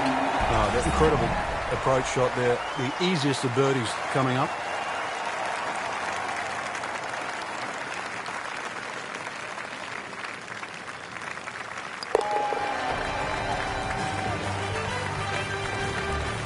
So the dominant performance continues. Yeah, we're watching two tournaments right now, the one at the top and the rest. Frank, that front page of the leaderboard has been looking good all week. You're exactly right, Rich. I think our winner is certainly going to come from that list right now. I'm excited for tomorrow's final round.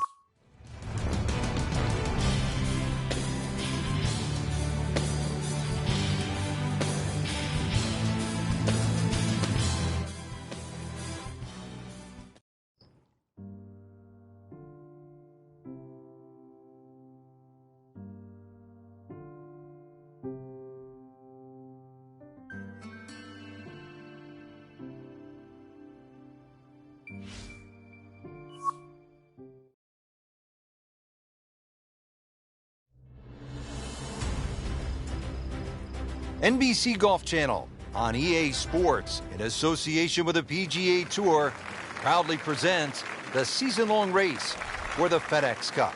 Today, it's live final round coverage of the Players. He makes a great pass at the golf ball. It's powerful, but it's rhythmic at the same time.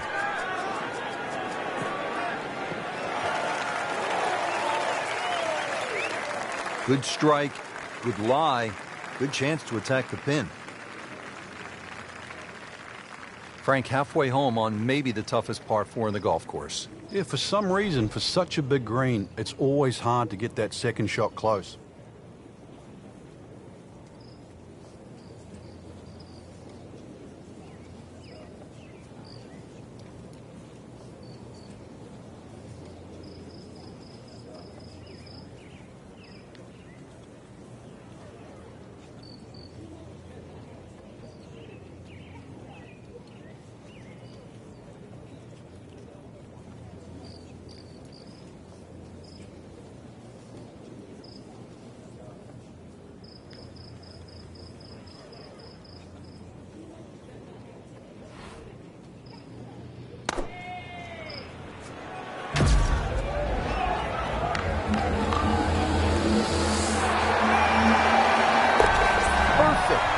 In the hole. What a shot.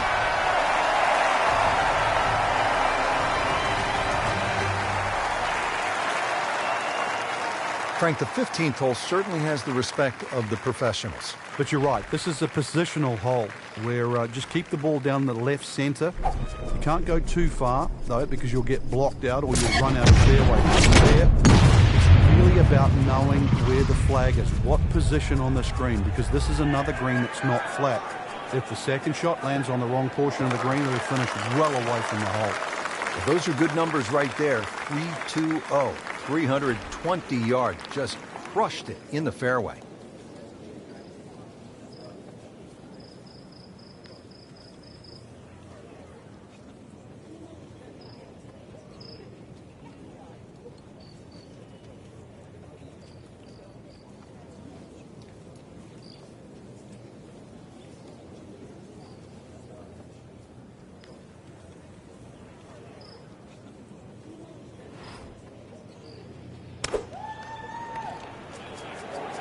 Uh-oh, this one's going left, Frank. So the second of the par 4 goes begging, and now I'll have to rely on the short game. Yeah, but a short game, as we all know, can redeem a lot of mistakes. See if he does it here. How good was that, Frank, from the rough? Oh, that's amazing. That's a master class in short game. Shouldn't be a problem here, but not a formality either.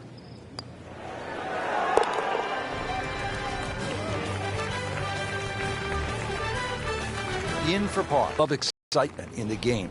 You get it because you hear the roars. You start to see the big crowds that go all the way around 16, 17, and 18 tee. You feel where you are in the tournament.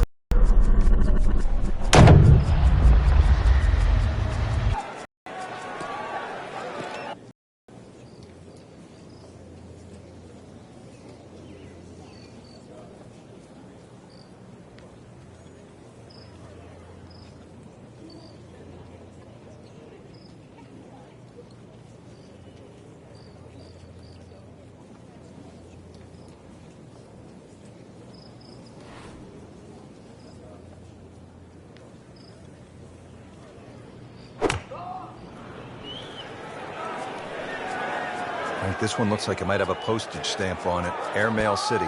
Yeah, lick it. Send it.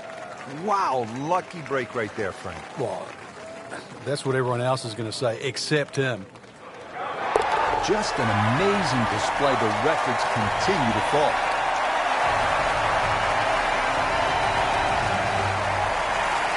Through the years, Frank, there have been 6 aces here at 17. But it's hard to imagine that the last one was back in 2002 by none other than the most interesting man in the game and probably the most interesting par 3 in the game.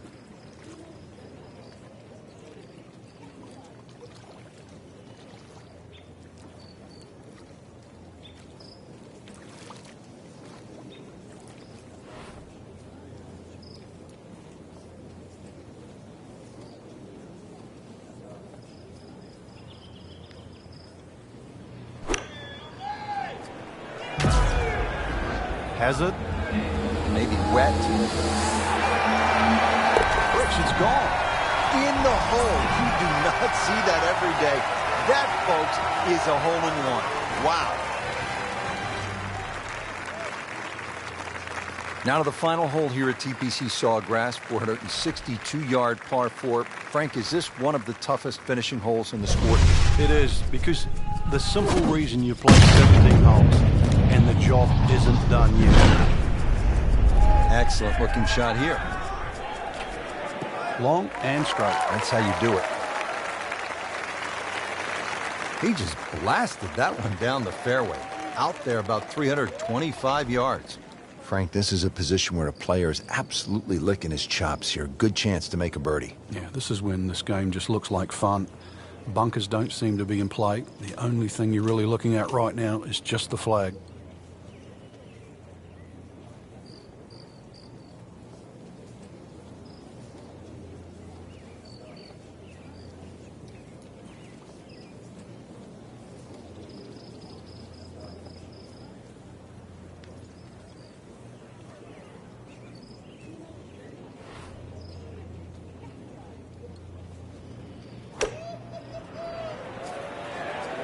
Well, there's a big green, and they're going to use every inch of it.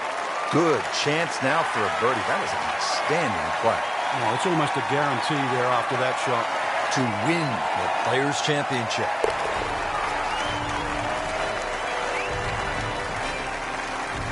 Continues to amaze. Yet another birdie.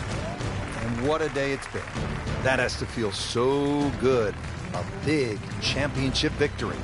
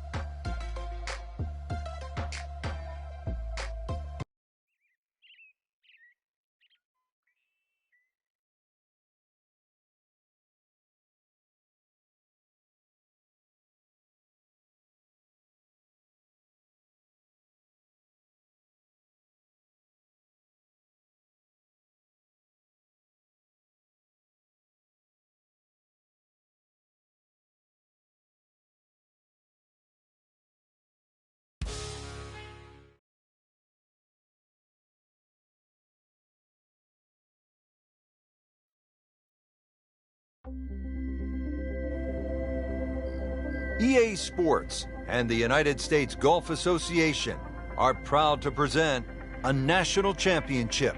Today, it's live opening round coverage of the U.S. Open Championship.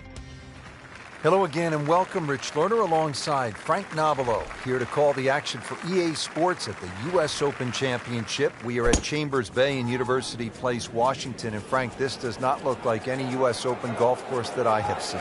No, it's quickly getting the respect of many of the golf pundits and writers out there as just this wonderful blend of links and parkland-style golf. It presents so beautifully to the eye, but also it challenges every aspect of your game. And really, you couldn't want for anything more than that when you were going to play a major championship. Designed by Robert Trent Jones II with breathtaking views of the Puget Sound as well as the Olympic Mountains.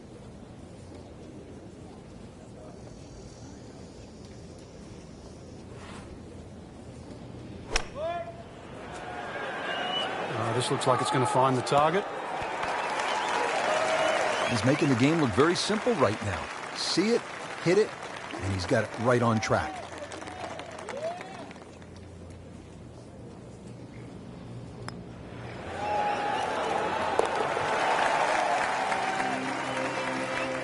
All things pointed to a good week. Birdie there, very important right now. playing some good golf. Now to the 11th hole as we pick up with our featured golfer. Been a steady performance. So He's loading up on it. Look at the coil there. Well, this one's sweet, Frank. Super. Huge with a capital H. Moved it a long ways. That was just a beautiful drive. He hit it solid and right in the middle. The 11th hole, Frank, what's the right way to get at it? Just got to be cognizant of that ridge that cuts through the middle of this green that sort of turns this green into one simple green into all these little complex sort of sections. That's the biggest thing, but that's also, you realize very, very quickly, you're playing links golf today.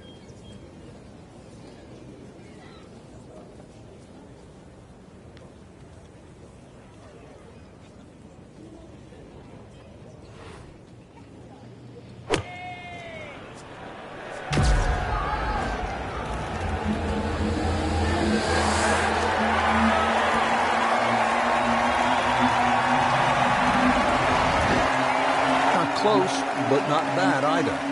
He's about 25 feet away. Really not much to this. The only issue would be a lack of concentration or focus.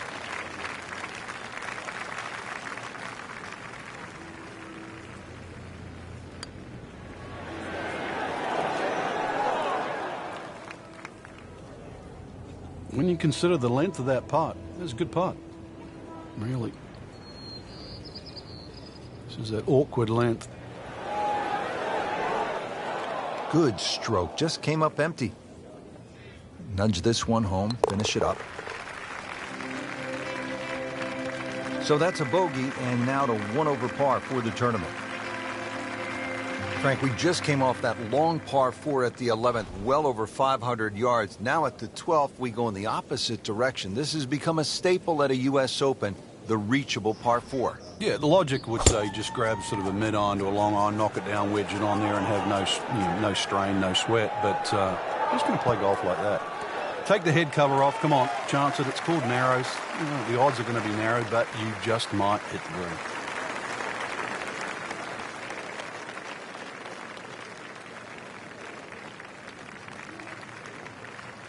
And as he strides up here to the 12th green, having hit it in regulation, he knows now that his work is by no means done. A long putt coming up.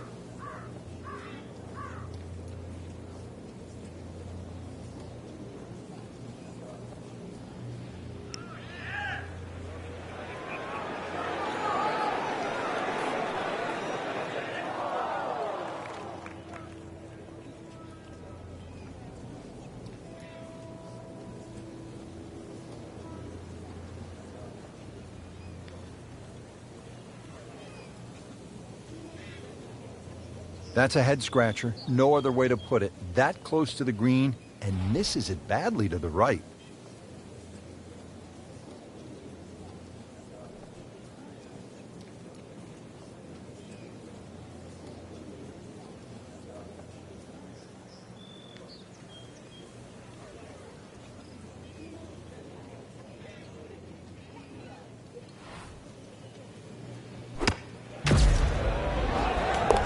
Without a doubt, that will be on the highlight reel later tonight.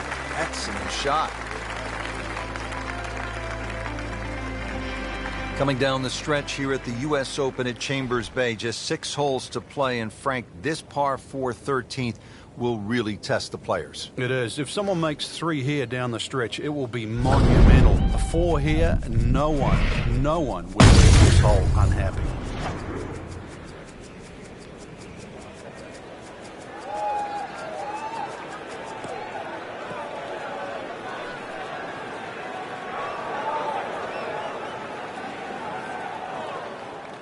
And the tee shot ends up in the bunker. All right, Frank, second shot. Yeah, it looks like a good lie. Just take maybe half a club more than the distance allows. Still got to check the wind. Don't have to fly the ball all the way to the flag from here.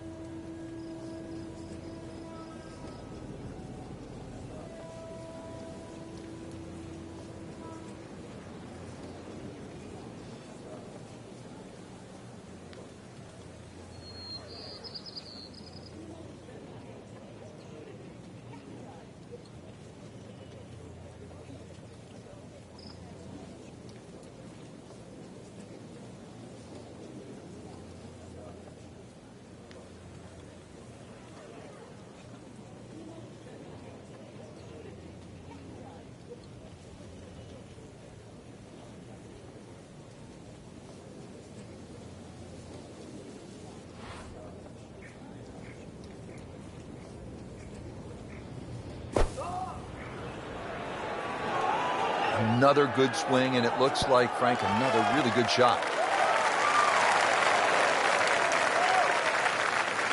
Not terrible, but not his best. Yeah, outside chance, really, for birdie, but really, it was a rather poor approach shot.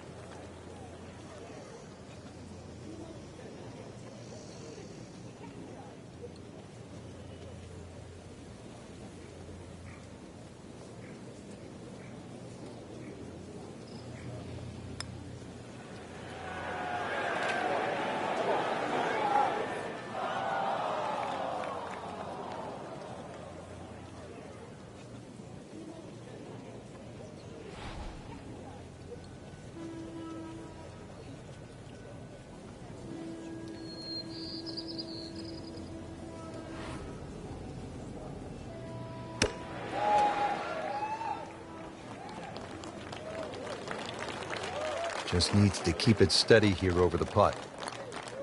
Oh, how did that miss? Are you kidding me? I mean, that one was dead center. He has to make this for a double bogey. So, 2 over par for the round.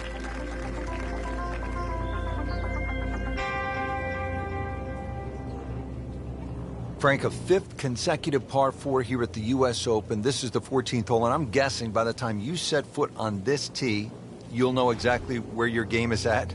Oh, this one here, great reward for someone that's driving the ball well. If you can drive it, down the left middle, avoid that little one-pot bunker in the middle of the fairway, you're going to certainly shorten this hole up. And then you can start to use the contours of this hole, too, that bend right to left. 526 yards becomes much shorter than what you would think.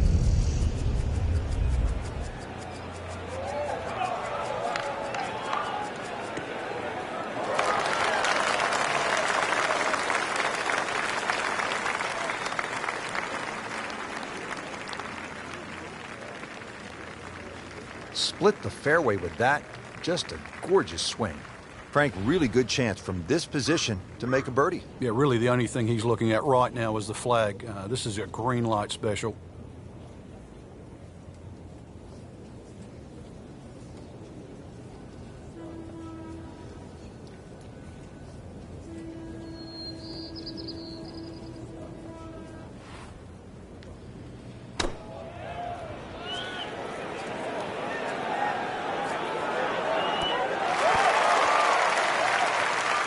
Birdie try up next.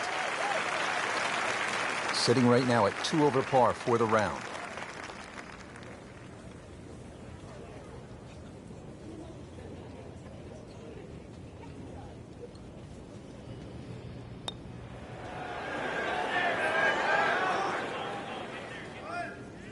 That may have been a bit too much to ask for there, that distance putt, Frank. Yeah, it's fine to be greedy before you hit the putt, but after you've hit it, 2 from that distance is fine. Wow, that's disappointing. Chance to get too deep on one hole, and you leave it short. Well, the good thing is he didn't miss it, right? It didn't go past the miss. You get what I'm saying? Yeah. We'll never know. Okay. Still has a chance for birdie, too. Right, okay. I like that positive attitude. Second round coverage coming your way tomorrow. For our entire crew, I'm Rich Lerner alongside Frank Nobilo. So long for now.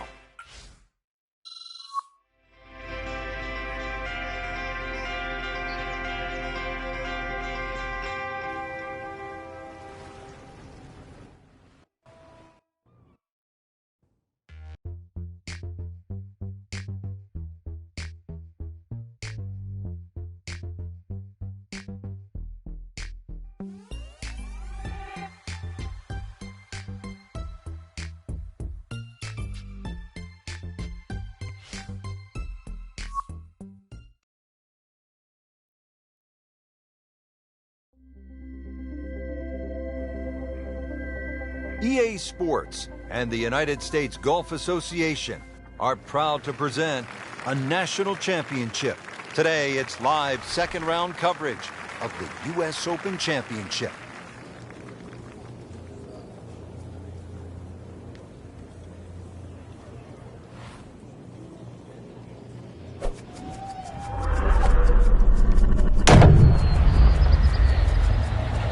Rich, that is annihilation of a golf ball. absolutely love it. I mean, he just tore that thing to pieces.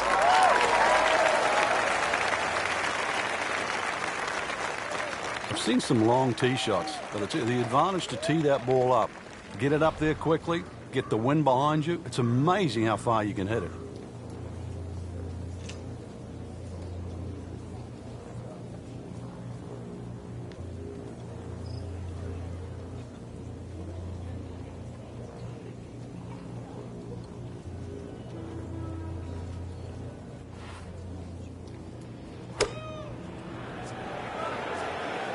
Sit down. Get down. Oh, this is gone. Just averted danger right there. So close. Why does he have all the luck? And getting ready for the putt.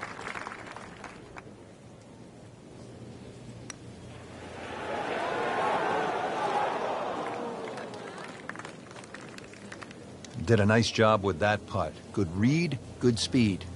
Shouldn't be a problem here, but not a formality either.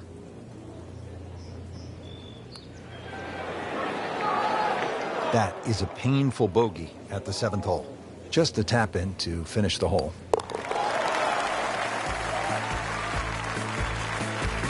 Frank, it's been that kind of a tournament. Another bogey.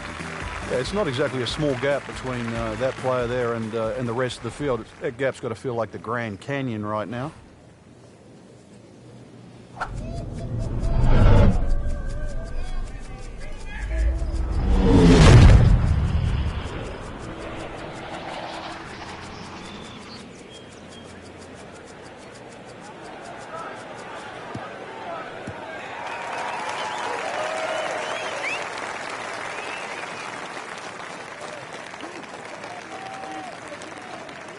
Knew it right away. Picked up the tee, didn't even look at it.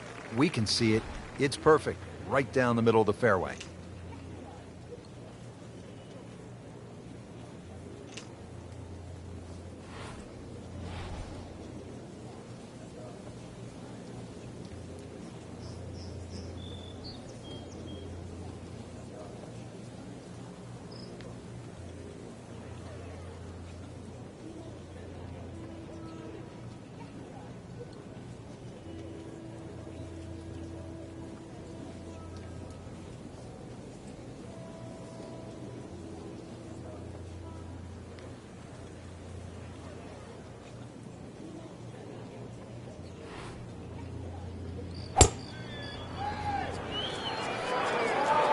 This one starting down the right does not look like it's going to draw back towards the flag. But it will catch the green. That was a big, bold strike, and now a chance for a big, bold move. Putt for eagle coming up. Frank, I'm not saying he should pull out driver here, but this is a long putt. Greens are fast, though. You never know. Good line, good pace. Might have a chance.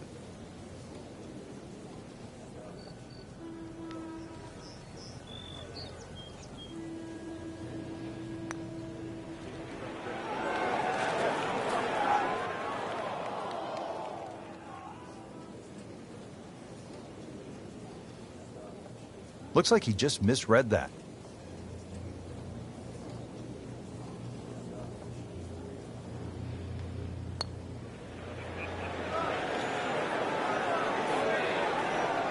Well, there's an opportunity wasted. Just knocking him for a par, and let's forget about this one. Golf is not about perfect, but it is going to hurt the cause. Had to be a misread. Locked in on the read and the speed.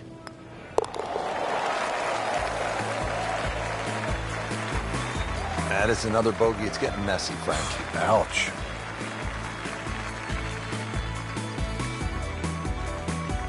Frank, the 9th hole is called Olympus. Feels as though Russell Crowe should be standing on the tee, starring in some sort of a movie about the Greek gods. I knew you'd go like Titans and that down here. But this golf course is for the mere mortals, Rich. This isn't for the Greek gods and the Titans of the world. They might think they are, but this is for you and me. This is for everybody. 36 handicappers. We can all play here.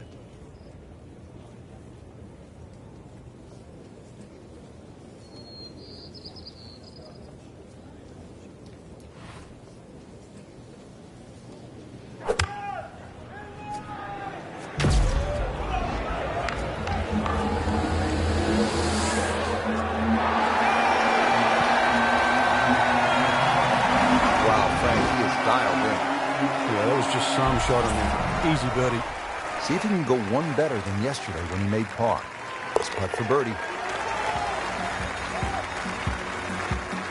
We haven't seen a whole lot of that, Frank, but that has to feel good. Getting ready now to begin the back nine here at Chambers Bay. Rich Lerner for EA Sports with my partner, Frank Nobilo. Frank, tell us about... He's gone for a little extra. Gave that the full treatment. Get up.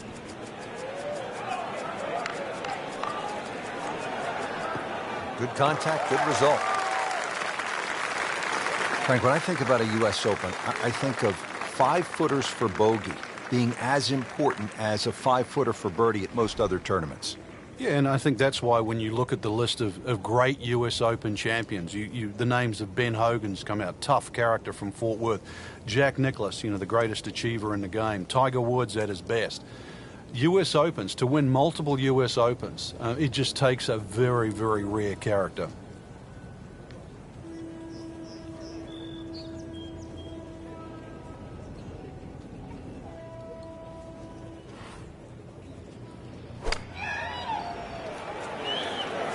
Appears to be what they call a commercial play. Very solid. That is classy. Yeah, chance of going in. Little redemption chance here. Had bogey yesterday.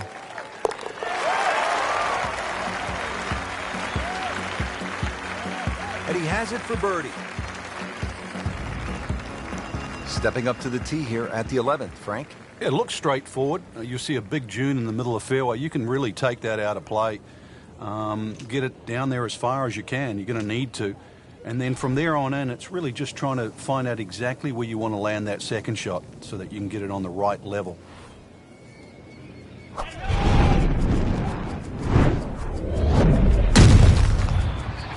Really powering up here.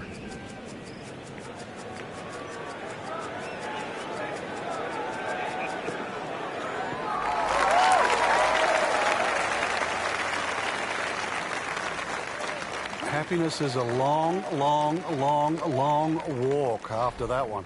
Right in the fairway and 180 yards from here.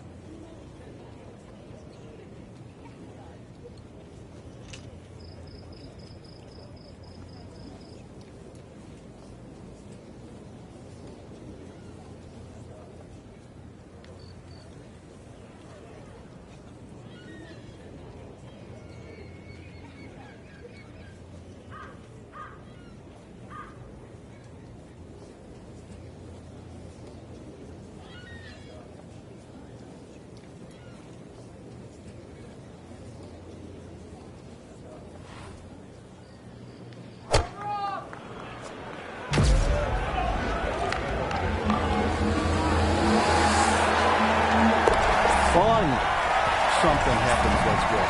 That's a nice shot right there.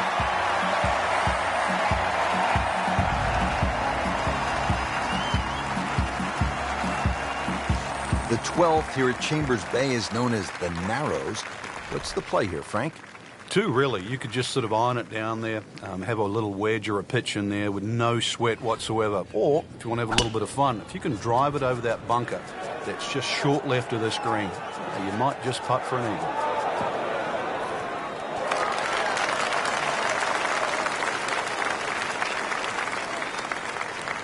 What a display of power and precision off the tee. On the green here on the par 4 in 1.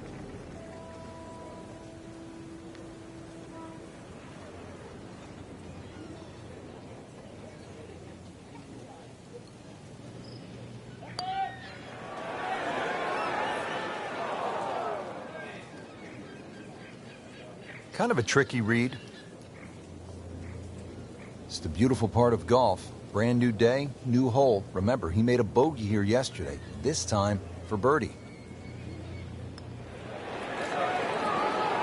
Frankie took plenty of time on this birdie putt. He looked at it from 3 different angles. He forgot one very important ingredient. Yeah, pace. You can definitely fall in love with the line, even with approach shots as well, but obviously we see it more on putting. Well, Frank, this day had it all, didn't it? It certainly did, Rich. It's always nice to play parkland golf where you play the ball through the air.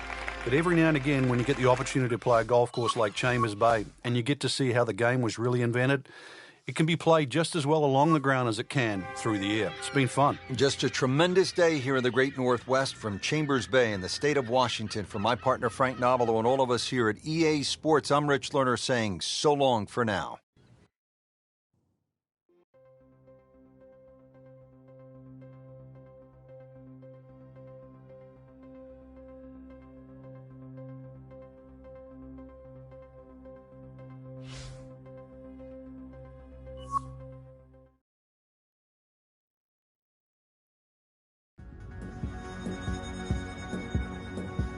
EA Sports and the United States Golf Association are proud to present a national championship.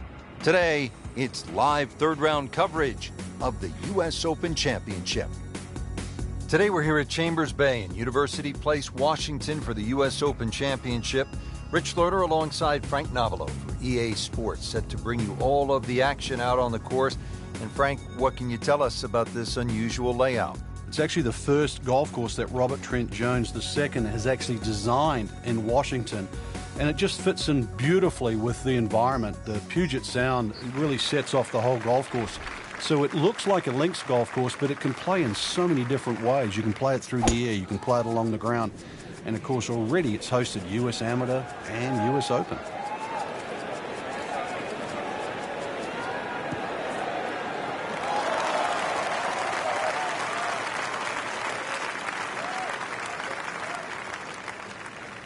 Paying attention like a little kid at school, Frank. That baby's sitting up. Sitting up. It's got the best view as well. You don't even need binoculars from where that ball is.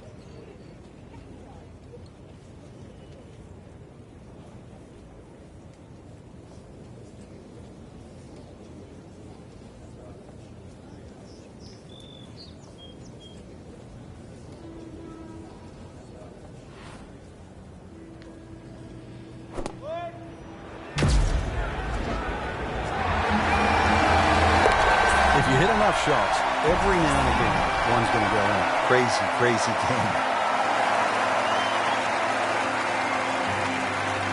Getting set to hit the tee shot here at the 6th at Chambers Bay. Frank, where are you looking to land the ball off the tee here? There's a nice dune down that left side that sort of gives you a good line that you can work the ball off here. But remember, this is a links golf course, so you don't try and fight Mother Nature because she'll always win. So just anything down the left, let that ball sort of kick its way back towards the middle of the fairway.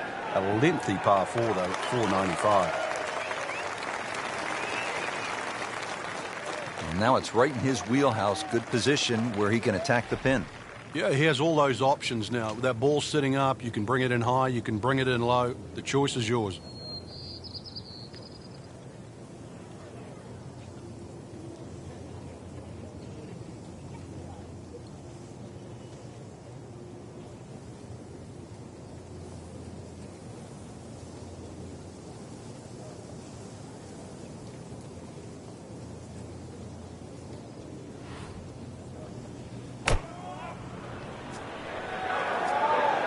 Seems to like it.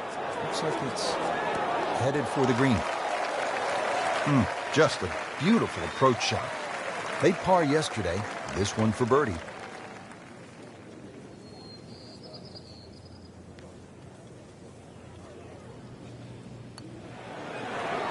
So close. Came to the putt, excited to make birdie. Now, settle for par. Yeah, a little change in the attitude right now. You've let one go. You've got to really knuckle down there and make sure you don't drop it. And that par certainly won't hurt the cause. There's still some time.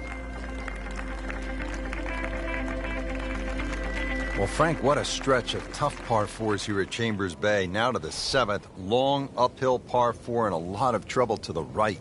Yeah, and it's all sand, that's for sure. If you miss the field on the left, then it's all dune, so take your pick, really. But ideally, that green piece that the superintendent offers each and every day, that's the place to go. And for a U.S. Open at 508 yards, if you miss that little green strip, then this hole will be hazardous because it's going to play a lot longer than that uphill. There's always advantage of hitting it further than most, Rich, and straighter than most. When you put the two together, It's just straight up a head start.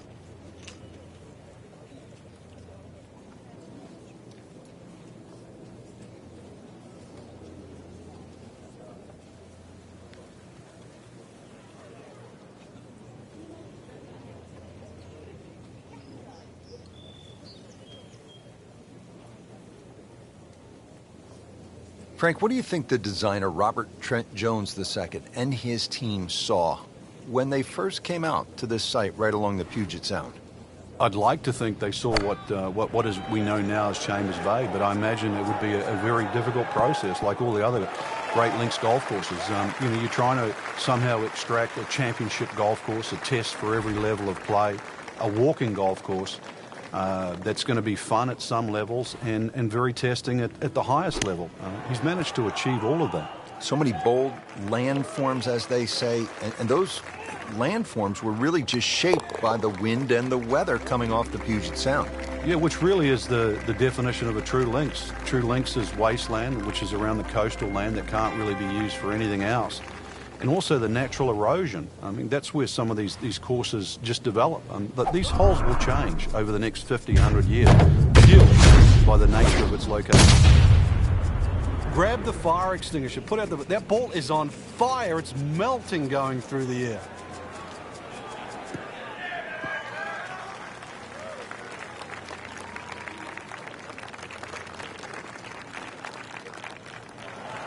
Well, that's the way you draw it up here at the 8th. You want to get it out there. He's done that, and he's kept it in the fairway.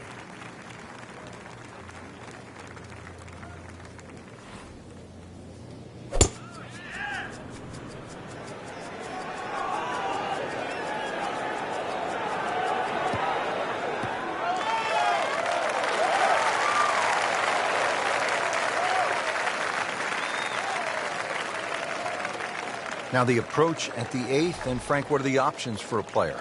Well, the green does slope back to front, so if you're a high ball flight hitter, there's nothing wrong with flying the ball all the way up there. But because there's no bunkering in the front, you can also come in here low and sort of bound that ball up there. Choices.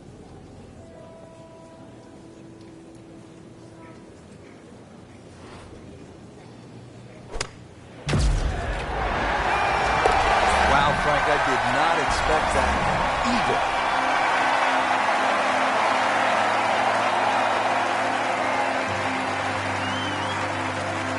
Moving on here at the U.S. Open, we've seen long par 4s, not unusual, long par 5s, and now we finish this front 9, Frank, with a par 3.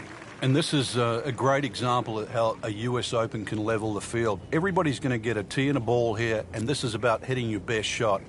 And this is one hole. If you're struggling a little bit, a little 2 here is going to go in a long way, pushing you around in the right direction.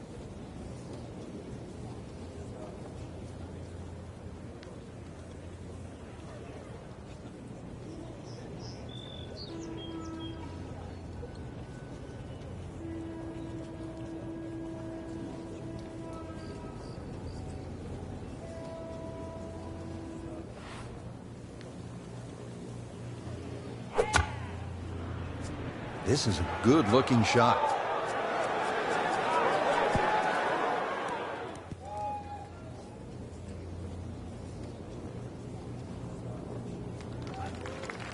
It was almost like that's what he wanted to do, but why would you want it to run over the back?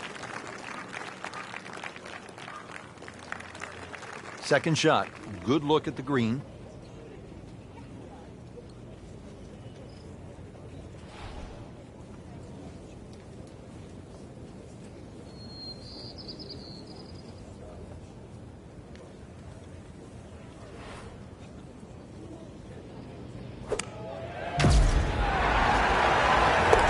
So one shot closer to the lead with that birdie.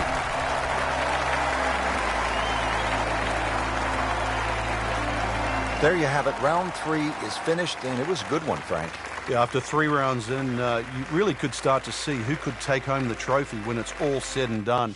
Great play, though, up until this point. Round 4 should be an absolute thriller.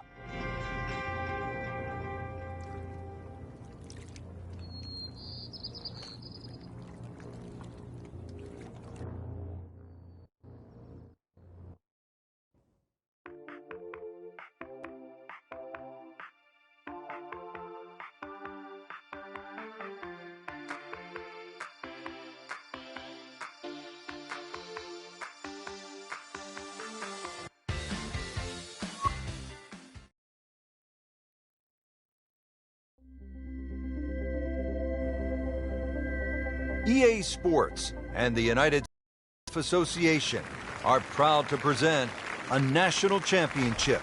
Today, it's live final round coverage of the United States Open Championship. Can a ball explode?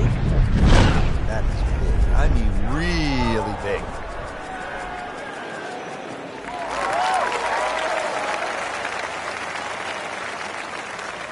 Excellent drive right there, Frank.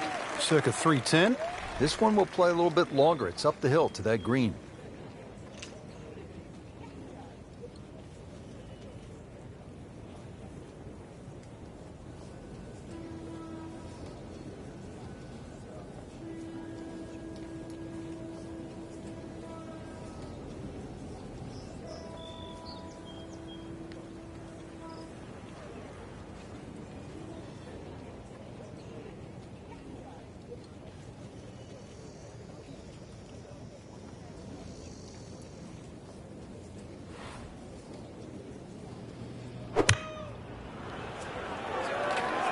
Oh, no, look out, Frank. I think he flushed that one. Oh, this is gone.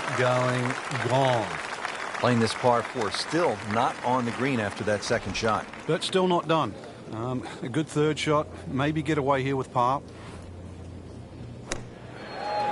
Now that is a shot that will be replayed over and over.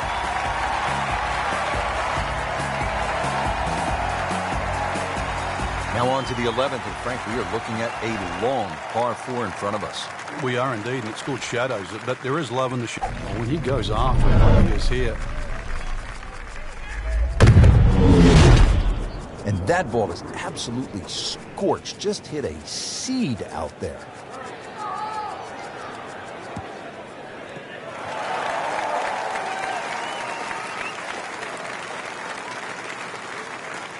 Split the fairway with that. Just a gorgeous swing. The 11th hole. Frank, what's ahead here? This is another green that's sort of sloped. There's a lot of little slopes in this green here, plus the green angles from right to left. So it just depends on whether that second shot that lands. You've got to be well aware of what you're landing on. If you're landing on a downslope, it's going to kick forward. Obviously, an upslope, it's going to stop that much quicker.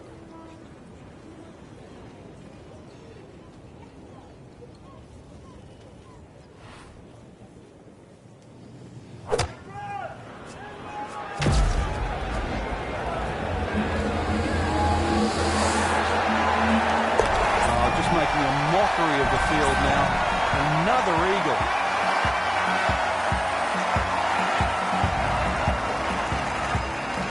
Frank, as a player, do you like the drivable par 4? And we've seen these setups now at just about every single U.S. Open. When you're playing well, there's no question, then they favor the guy playing well. But if you're struggling, no one likes their hand forced. The 12th forces your hand. It's tough to lay up on this hole.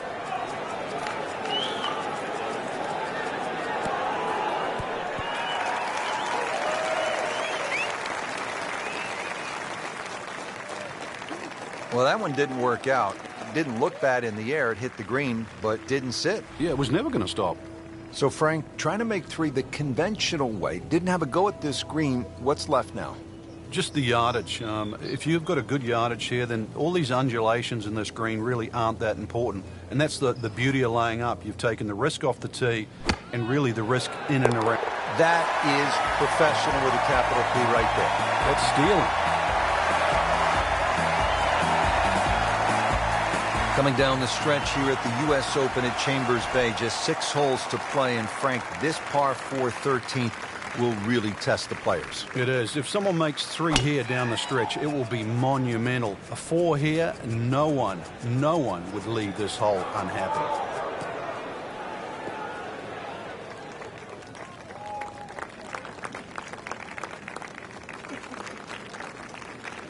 Rich, there's great drivers of the ball. We've seen Norman, Nicholas over the years, but that there is just excellent. Lovely full turn, plenty of power, and just piped it.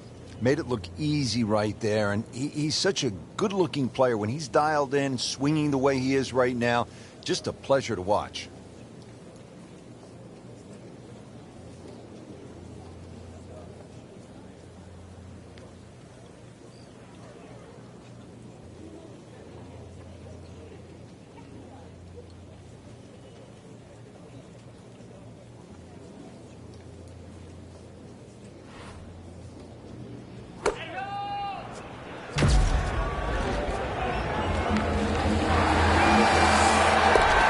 Good shot right there.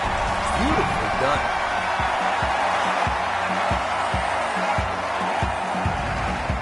With just 6 holes left to play here at the U.S. Open, we arrive at the 13th. It's a dogleg par 4 to the right.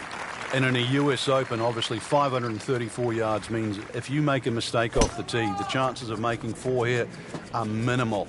So fairway first. It is one of the wider fairways on the golf course. You're still going to have a lengthy second shot, and you must avoid the bunker that guards the front of the green.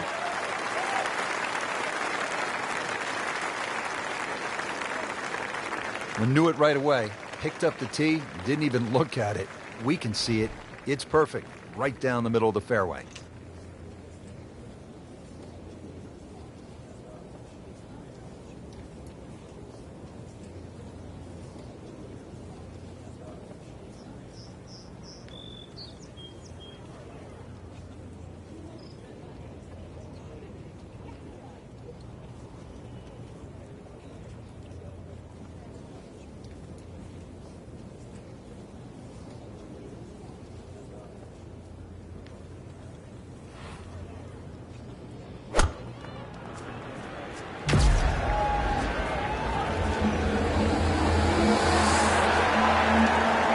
That is a tremendous shot right there. Touch and nerve, had it all. He has the bottom of the barrel. Getting set now to tee off at the 15th here at the U.S. Open par 3, and it stands out because it has the only tree on the golf course. It looks magnificent, doesn't it? Get your eyes back on the green, Rich. Come on. When they use the short tee for the U.S. Open, just 167 yards. So this is really a hole that the players are just going to eat up if they get the right wind conditions. Just an 8 or a 9 iron from 160 yards for these boys.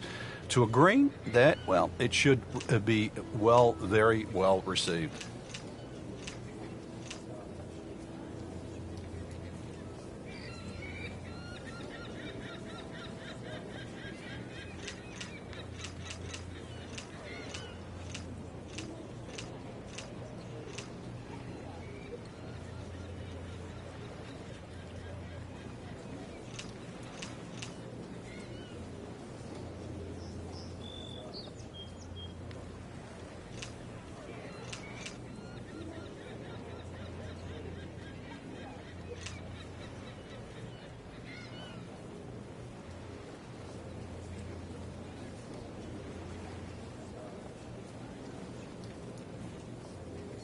Frank, earlier in the day, we were talking about how this round was pretty much off the rails.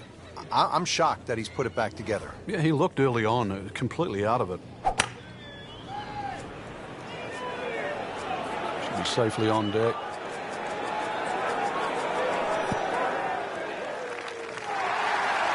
That's well played. Oh, good look at birdie. It's that sneaky distance.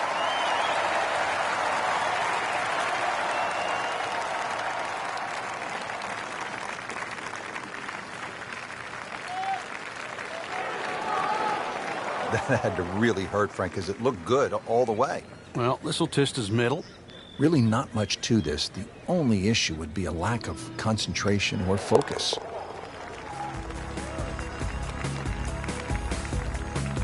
Just an amazing display. The records continue to fall.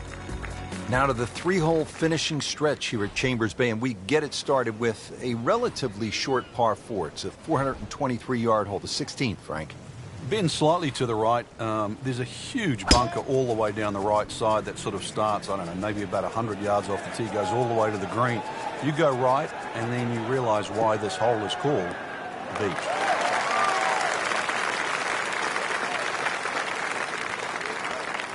That's an absolute beauty. Frank, really good chance from this position to make a birdie. Yeah, really the only thing he's looking at right now is the flag. This is a green light special.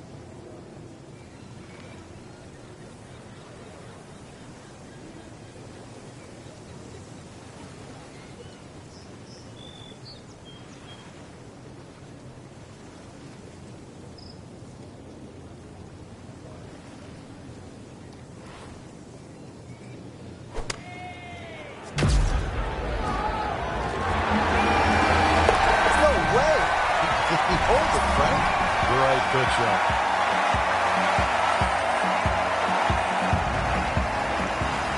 Now to the 17th, par 3 here at Chambers Bay.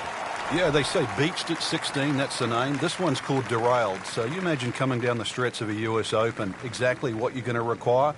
That's your best golf. And you're going to need your best tee shot here at this par 3. It mightn't be overly long, but when you look at that green just sitting up there perched, this one you do not want to make a mistake in.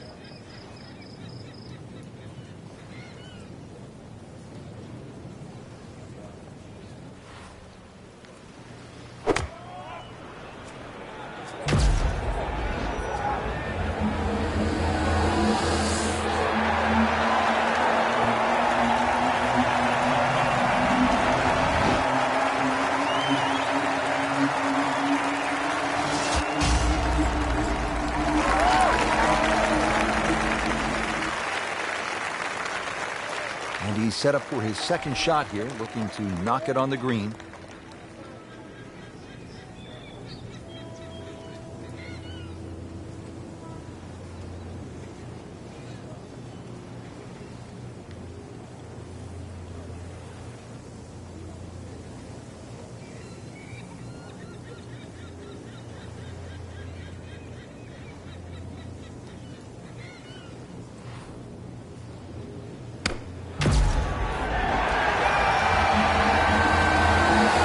Nice approach shot. He'll be happy with that. Locked in on the read and the speed.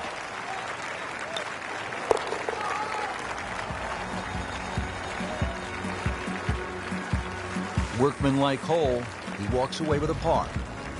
Now to the 18th hole. Frank, everyone wants to finish in style.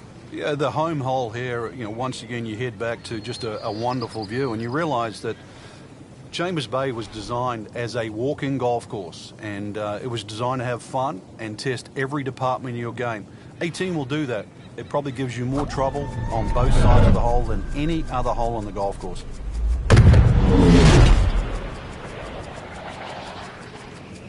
Headed for the bunker.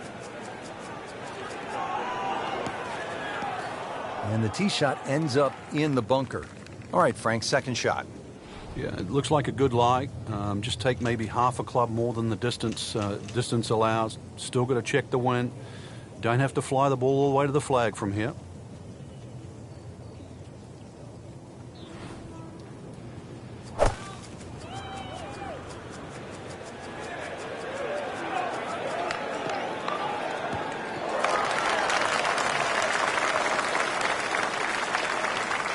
Out of the sand and back on the fairway. Yeah, good shot. Just really utilized that little bit between the ears. Realized he couldn't reach the green and instead opted for fairway.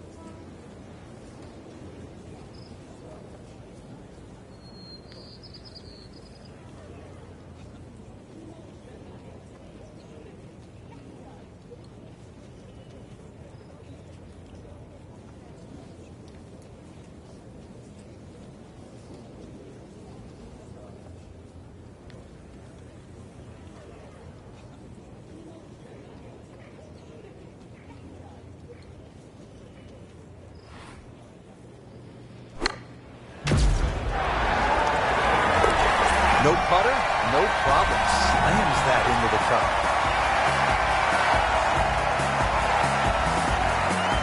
Rich, it came down to just a shot or two here or there, but we were treated some amazing golf this week.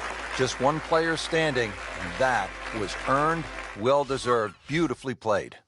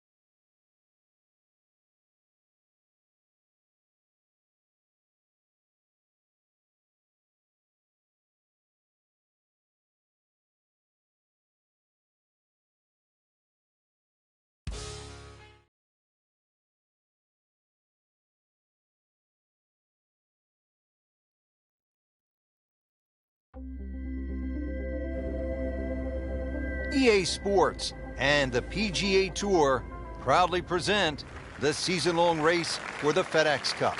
Today, it's live first-round coverage of the Mid-Season Classic.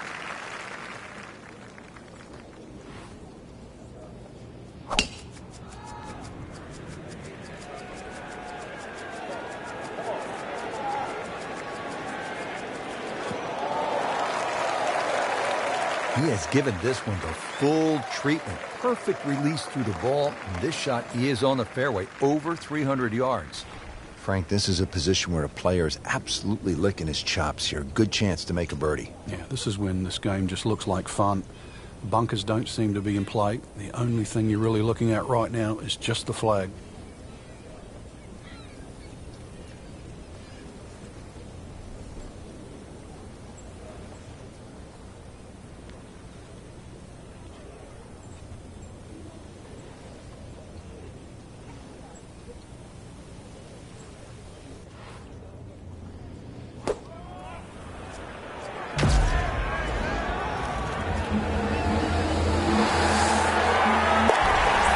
Like that, he's holding. Just a phenomenal play right there. Fifth hole, and we pick up the action. As we catch up with today's featured golfer, we have already seen some excellent play. Frank, what are some of the keys to keeping this early momentum? Basically just trying to do the same things. We're seeing good driving, good approach play, and very good speed on the green right now. Keep doing the same thing. Getting set for this next shot from the rough, what does the player need to be careful of here, Frank? Well, this is where we're going to see exactly how good they are because, you know, that's not exactly the best lie, but it's sort of doable if you know what you're doing.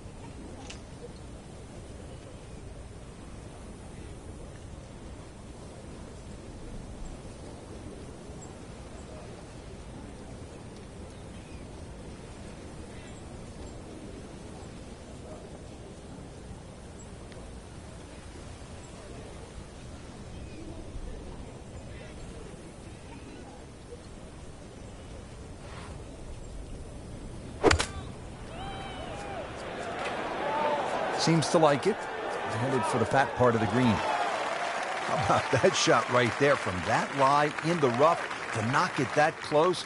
That's good. Settles in over the putt.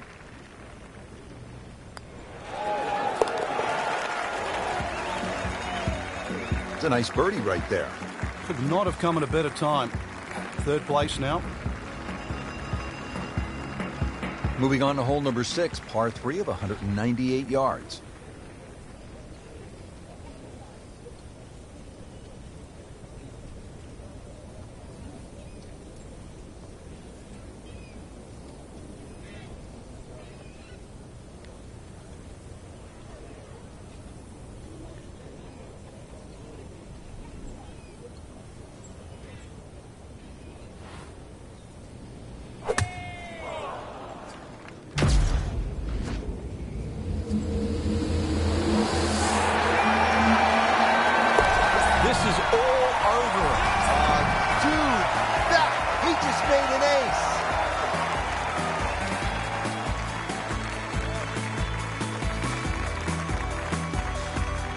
Par 4 7th here at Lighthouse Point is only 370 yards. Frank, are you unhappy if you walk out of here with anything other than a birdie? I think we'll see all sorts of different scores here, Rich. If you hit the fairway, then obviously you're definitely going to be looking at birdie. But you stray or hit the wrong club off the tee, that's really what this hole's about. It's about club selection. You could hit a multitude of clubs off this tee. Be a little disappointed with that because it lands in the rough and it appears to be fairly thick over there.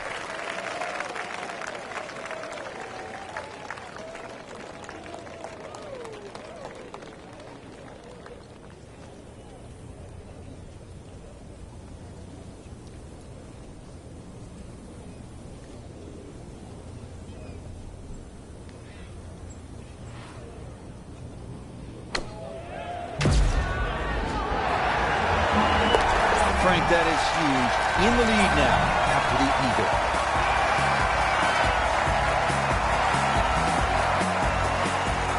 Now another par 3. We're at the 8th. Frank, it's only 165 yards. It is, but when you look at the green, you can see how narrow it is. Actually, the green is nearly a figure 8, so it's obviously the right number hole. Bunkers sort of short leftish and that little pocket area on the right, so it'll punish anything left or right, even though the hole's just that meager yardage.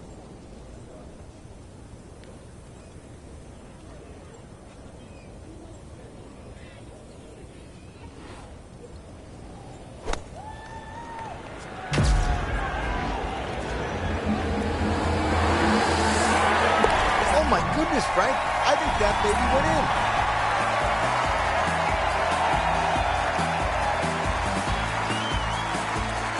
Well, Frank, round 1 in the books. Look who's on top of the leaderboard.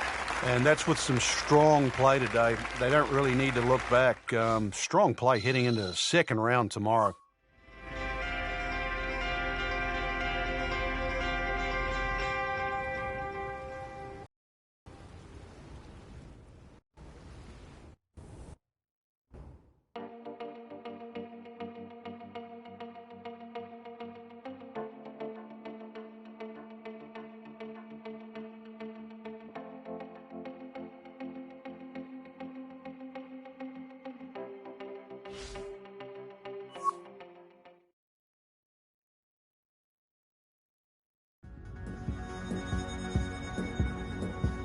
EA Sports and the PGA Tour proudly present the season-long race for the FedEx Cup.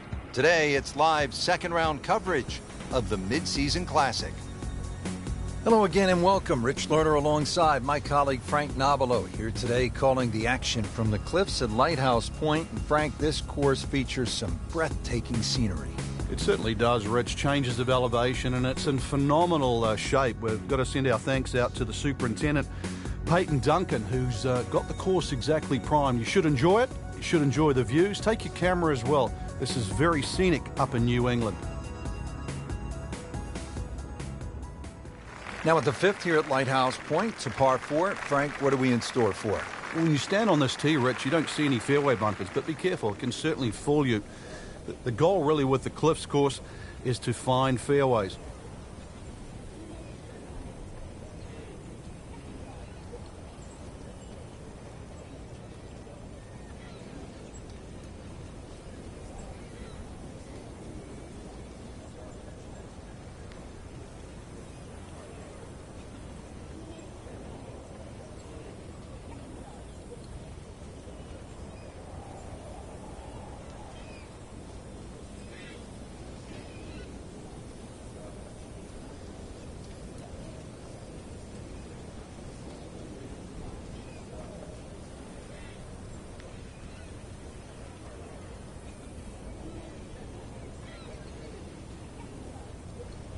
Well, Frank, these winds have not at all subsided. Still a challenge. Yeah, but the same for everybody, and that's where you've just got to adjust your own mental par.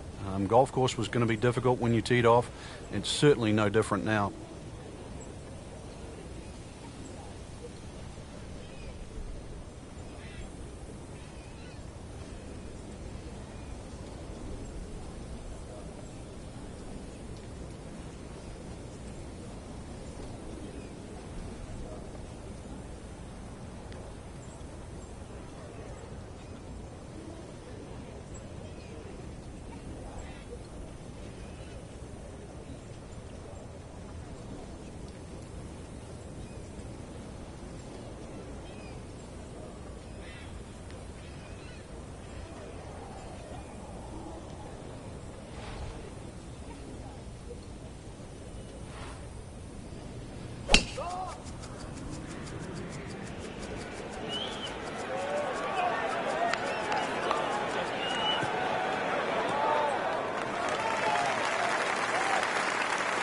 I tell you, there's long and long, and that, with a little bit of breeze behind, it's long. He rode the wind there to payday. He's going to have a good look coming up.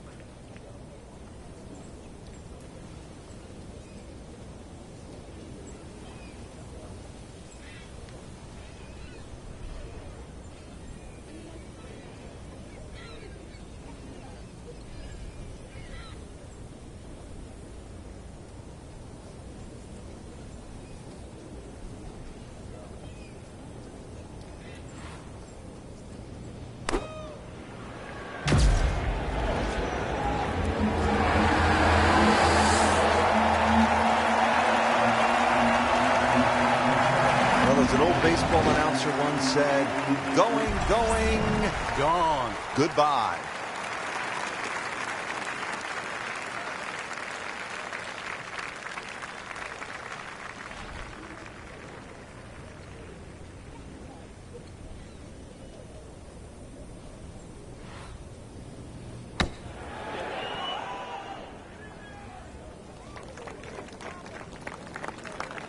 Standing over this putt, concentrating on the read.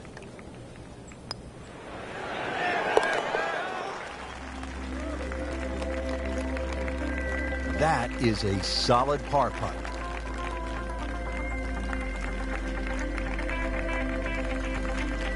Par 3 sixth is relatively short, 198 yards, Frank. But this one, really, you've got to go airborne here. That bunker that protects the left side and front, you've got to carry that and get it to land soft so it doesn't skip through the back of the screen.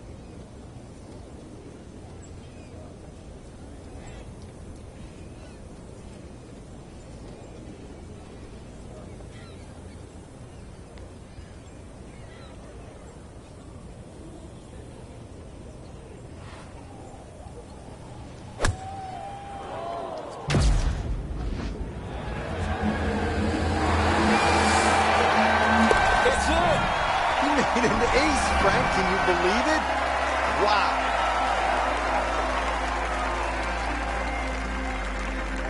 Par 4 seventh, only 370 yards. Frank, decision to be made off that tee. It is. I walked this hole, Rich, to the narrowest point of the fairway, 278 yards. And if you want to carry that left side, you're going to have to be strong, 300 yards. So really, I don't know if driver's the play. Maybe even 3 wood's too much.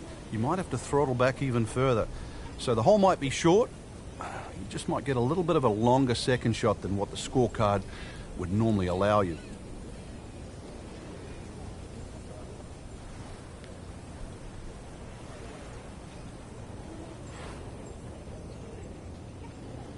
He's loading up on it. Look at the coil there.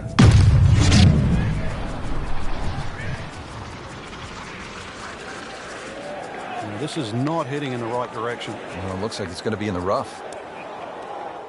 Wayward from the tee, and this one is headed for the rough, Frank. Just trying to make clean contact from the rough.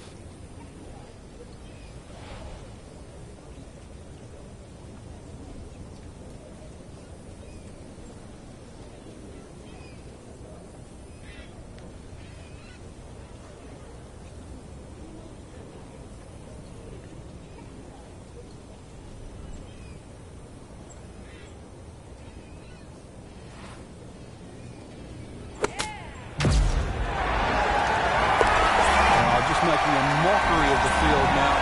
Another eagle.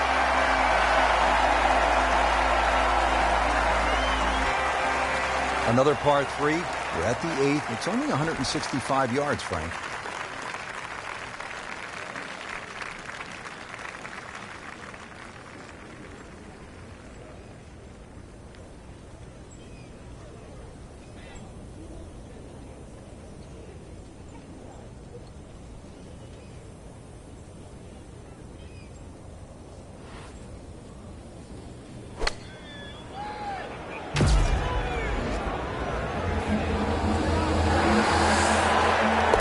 Frank, I think that went in.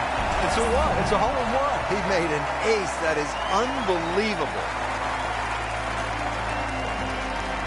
We move to the 9th hole, and we begin to go inland, Frank. I'll miss some of the views along the ocean. I won't miss the nerves with the potential of a golf ball sailing off into the Atlantic Ocean. That said, par 5, you think about a scoring opportunity, but then I look at the scorecard, and it says this is the number 6 handicap hole.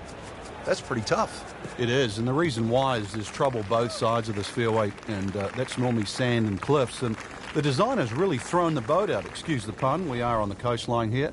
This whole dog legs to the left, and ideally, you just sort of like to go fairway, fairway pitch. That's the prudent way to play the hole. But of course, everybody likes to chance the driver and reach the par 5 and 2. Miss, pay the price.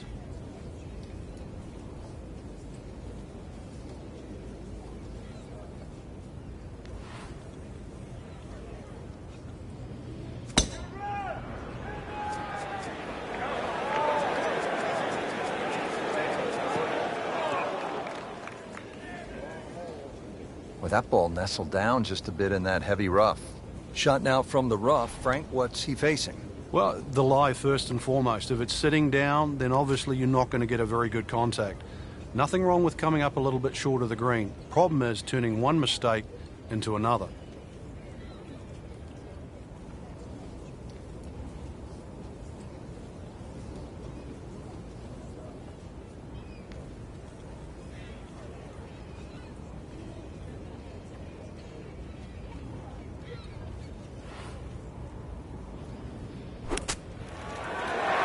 In the cup.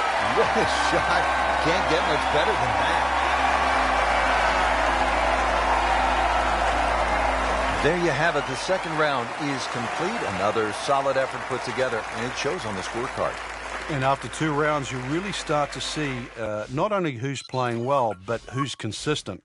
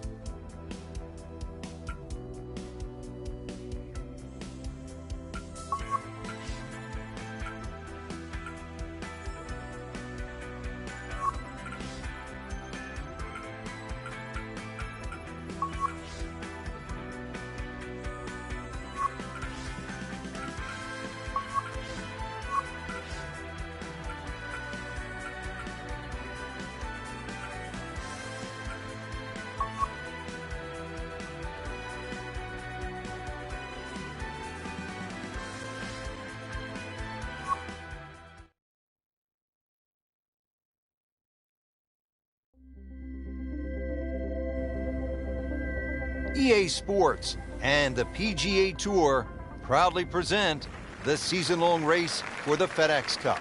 Today, it's live third-round coverage of the Mid-Season Classic.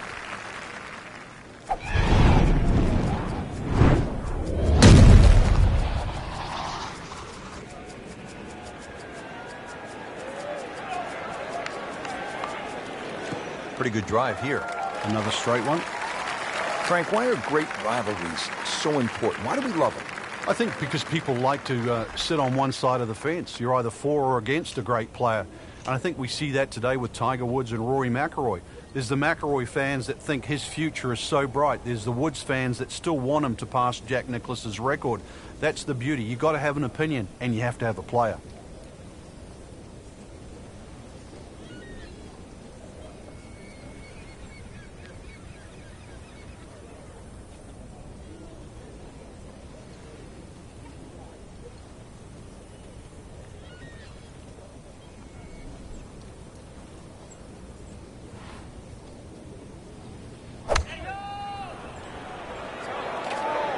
Seems to like it.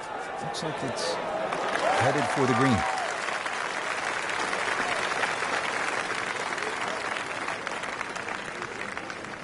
See if he can go one better than yesterday when he made par. His putt for birdie.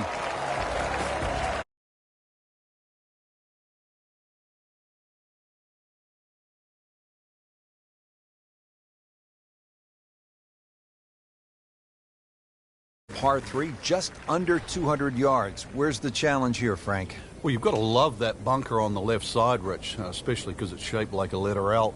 Got to fly that. Green's not too deep. So really the challenge is trying to flight that ball in amongst the breeze should it kick up.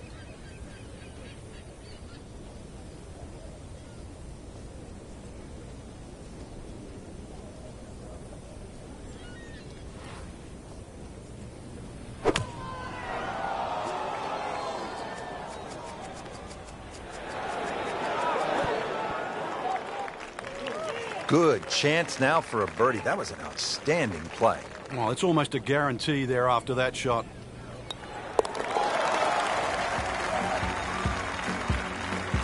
No problems there. Yeah, keeps the round going, keeps the momentum on his side. Now to the 7th hole here at Lighthouse Point. Frank, we all love the shorter par 4s. There's so many decisions to be made here at 7. You look at the scorecard, it's not very long, but when you start to flash your driver down that right side, you'll notice that fairway gets very narrow. So the decision is really that's the prudent play or not. From there, it's just a short iron in, and you should be looking at birdie. Oh, that had some meat behind it. Second shot. Good look at the green.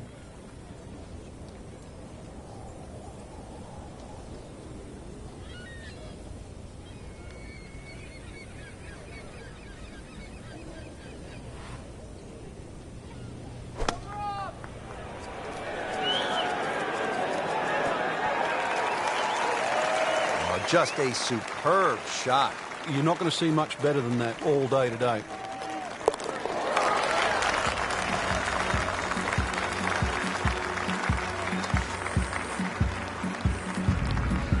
Getting set at the 8th hole. It's a par 3 of 165 yards. Break it down for us, partner.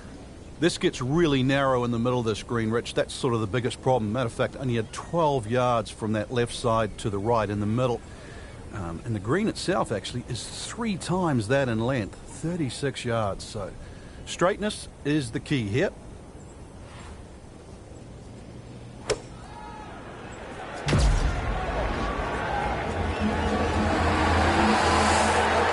Rich, it's gone. In the hole. You do not see that every day. That, folks, is a hole-in-one. Wow. Now to the par 5 9th. Frank, what are we looking at here? Well, for the longer hitters, it's actually a chance to reach a par 5 and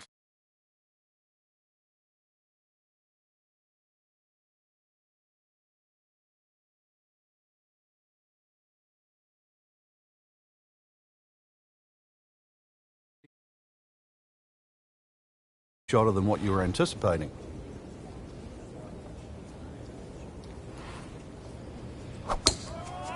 He makes a great pass at the golf ball. It's powerful, but it's rhythmic at the same time.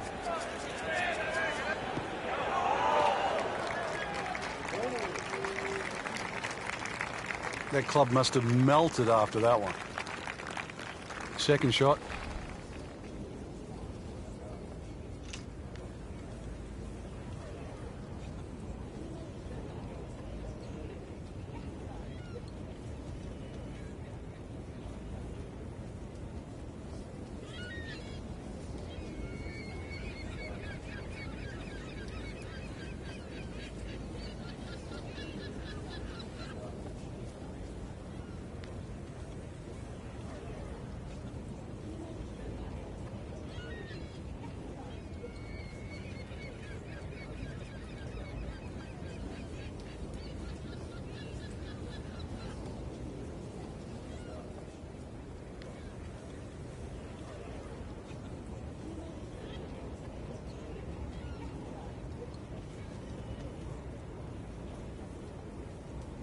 This has really been impressive. Started off slowly, just didn't have a whole lot, but kind of hung in there, fought when it wasn't going their way, and now here they are with a few birdies, really playing well at the closing stretch. On the green in regulation. Frank, it's one thing to jumpstart your round. This would ignite the round. Yeah, you don't normally see two par fives back to back. So the chances of having consecutive eagles is so rare. You've got to be kidding me. That was right on the edge. I tell you, he wants to do over there. Just an amazing display. The records continue to fall. And that wraps up the third round. Just one more to go before we crown our champion. Yeah, I'm not saying I'm looking at my crystal ball, Rich, but that champion that we see tomorrow might be the one just sitting at the leaderboard on top of it right now.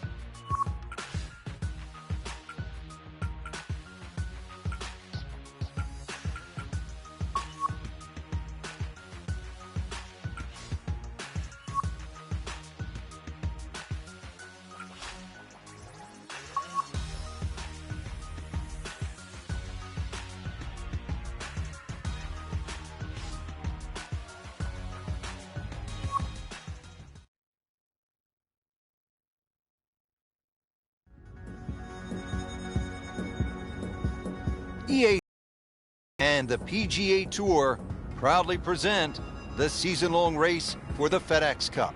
Today, it's live final round coverage of the Mid-Season Classic. Frank, this game has taken us all over the world to some absolutely beautiful spots, and this is one of the prettiest I've seen in a long time, the cliffs at Lighthouse Point along the eastern coast of Maine. Yeah, it's always fun when we head up in the northeast area. Golf's been in this area for a long, long time. This golf course hasn't. Rather than new design by Brandt and Patel, and it's lengthy, 7,700 yards. You'll get to hit just about every club in the bag, so good test today.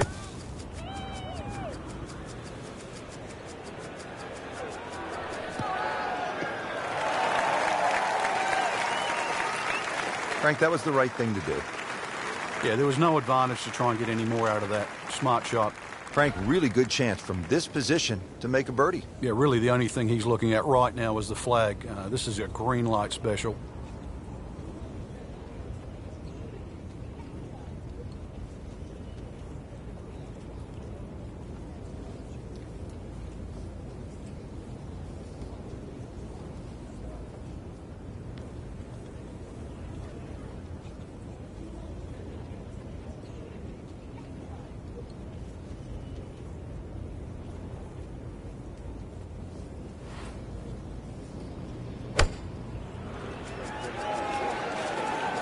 Another good swing, and it looks like, Frank, another really good shot. That was a solid strike and a good result. Par yesterday, now for birdie.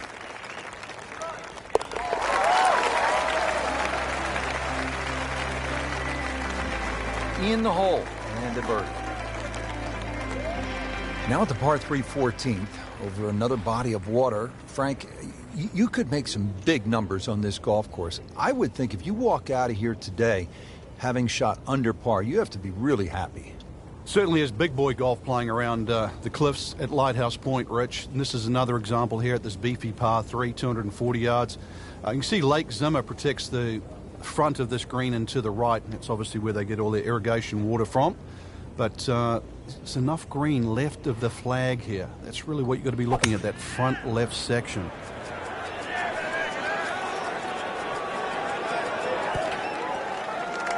Terrific golf shot. And now that for an easy birdie. You don't want to let this one get away. This is about concentration and focus at this point. Simple, solid, and he'll take it. But one that you need to make. 15th hole, and Frank, a return to sanity. 387 yards, par 4. Yeah, second easiest hole on the golf course. Bends a little to the left. Just avoid the sand left and that little pot bunker on the right. And you should be set up with a relatively short iron in to a green that the only problem is if you go long. Well, those are good numbers right there. 320, 320 yards. Just crushed it in the fairway.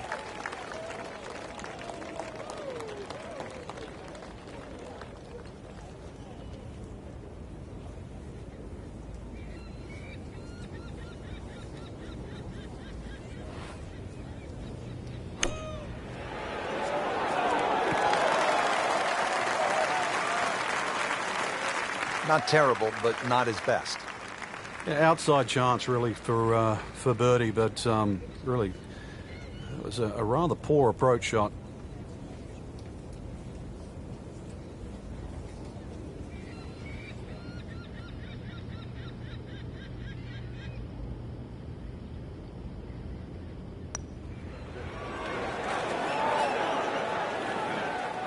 Looks like he just misread that.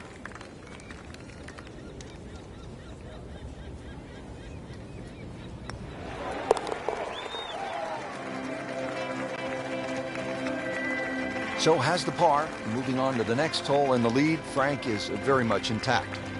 Final par 3 on the backside. It's the 16th, 241 yards. Time to make a move as we are in the finishing stretch here. When you give the scorecard a cursory look, you might think 240-something yards is a difficult hole, but this plays quite a bit downhill, so it plays more around the 200-yard mark. A fairly generous green, protected by the bunker.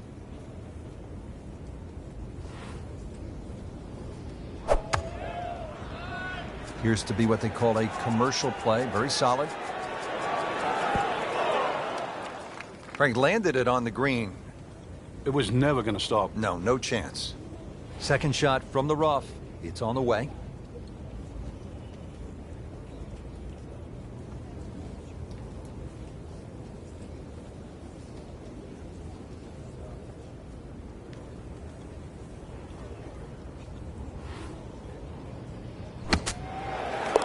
Wow, what a shot.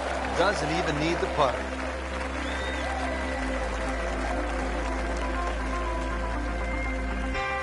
Now at the 17th, and Frank a chance to make a birdie. Who knows, with a couple of huge pokes, you could make Eagle 3. This is a pretty stout hole at a little bit more than 600 yards. It is, especially if that breeze comes off the water into your face. But normally you're protected here because the hills on the left will block that breeze. Bunkers all the way down the right side, you can see that. But yeah, you're right, 2 big hits. You might just reach this par 5 and 2.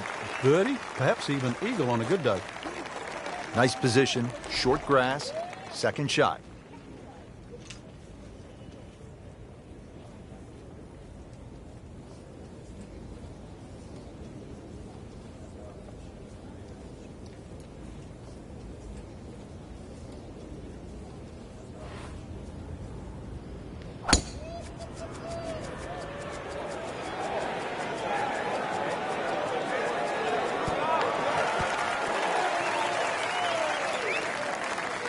That was a big, bold strike, and now a chance for a big, bold move.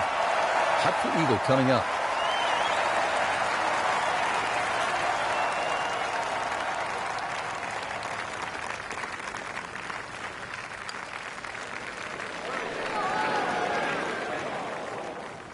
No, that's a shot gone forever. Made a par in his previous round. This time, it's for birdie.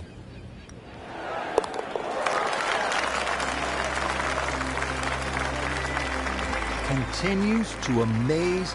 Yet another birdie, and what a day it's been. Frank, we've made it to the finishing hole. If you're having a good day, you stop and you reflect for just a moment. The beauty surrounding you, how well you played. If it hasn't gone all that well, you're thinking about jumping on the Juniata Crossway Bridge off to the left and getting out of Dodge. Long and straight. That's how you do it. He just blasted that one down the fairway. Out there about 325 yards. Frank, this is a position where a player is absolutely licking his chops here. Good chance to make a birdie. Yeah, this is when this game just looks like fun. Bunkers don't seem to be in play. The only thing you're really looking at right now is just the flag.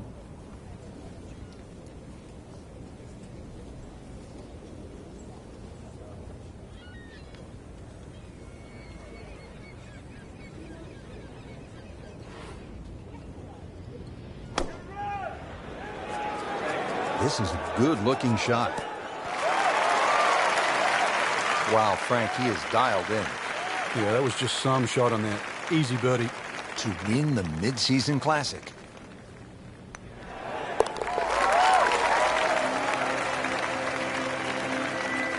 Everybody loves him. Birdie on the card. And that wraps up the final round. Just a great performance by our champion today. Couldn't agree more, Rich. I think this one will have to go down in the books as an absolute classic. Fantastic play, not only the course today, but all week long.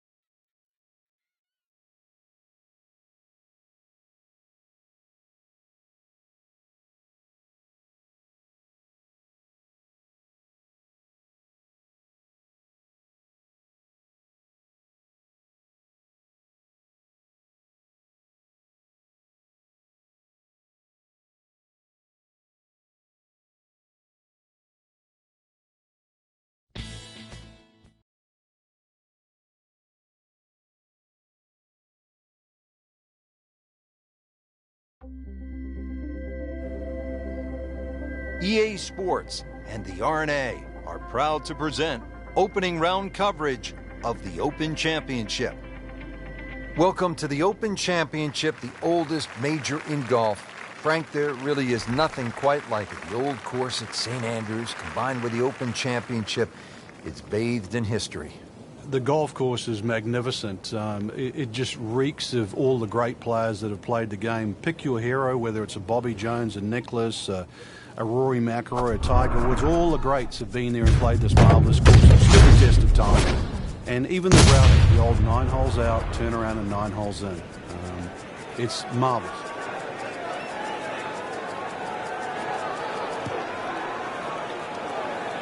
Wayward from the tee, and this one is headed for the rough, Frank. Second shot coming out of the rough here.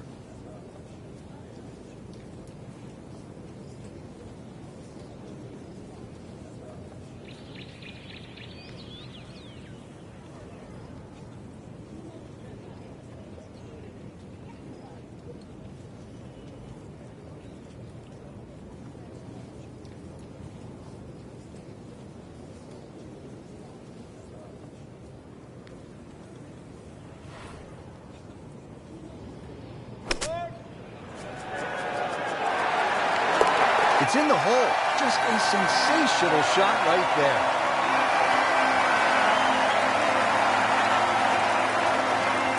Frank, now at the par 3 8th, and how challenging is this hole?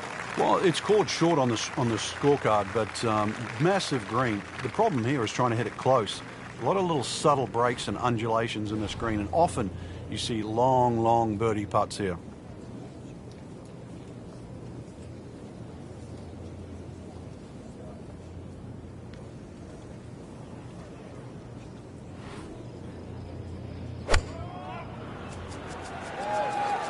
There's a big green, and they're going to use every inch of it. Well, it was almost like that's what he wanted to do, but why would you want it to run over the back? Chance to set himself up for a good scoring opportunity with his second shot here.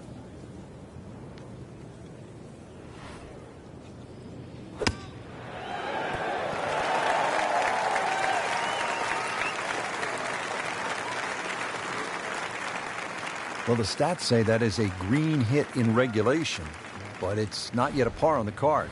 Very tough putt coming up.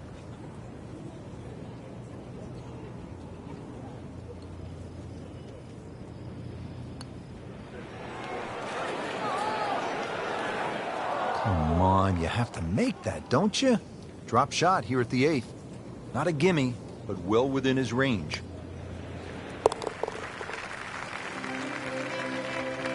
Rich, you got to tell me what happened. I covered my eyes on that one. Another bogey. What else?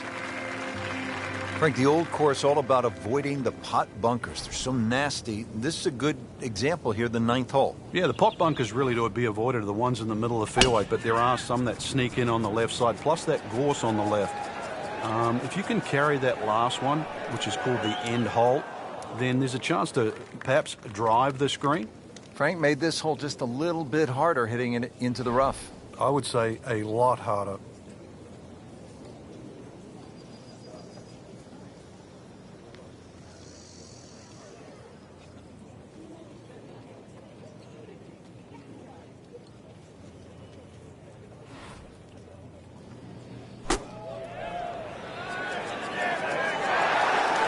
Oh my goodness, he just made it. I cannot believe it. I was thinking he might get it close.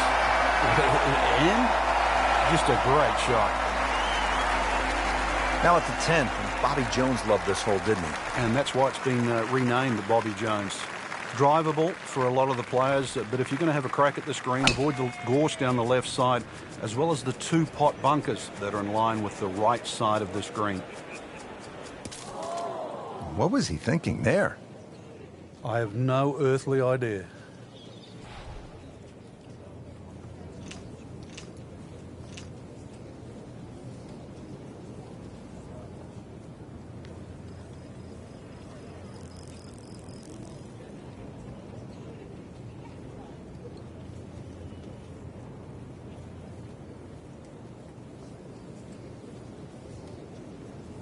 Frank, this really is a remarkable turn of events, considering that earlier we had pretty much written him off. Well, we had, and for good reason too. Was not playing well. It looked like the round was going to continue to go in that direction. But somehow, believe me, I don't know how, he's just completely turned this round around.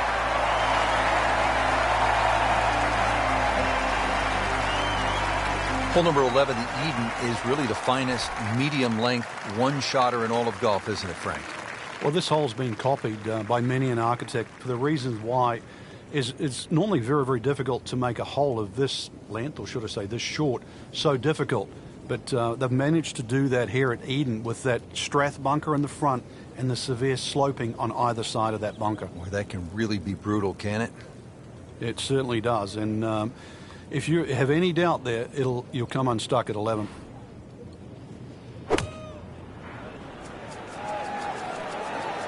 This looks like it's going to find the target. Early part of this second nine, a good approach shot. And now, pretty good chance for birdie. And getting ready for the putt. Wow, that was so close, Frank. Just time to forget that one. I mean, he couldn't hit that much better. It's a very makeable putt here. He is currently 5 under for his round. Just an amazing display. The records continue to fall. So through one round, Frank, our leader really put on a good show today. They certainly did, Rich. It was truly a great performance, especially from tee to green. It's not easy to come out of the gates like that.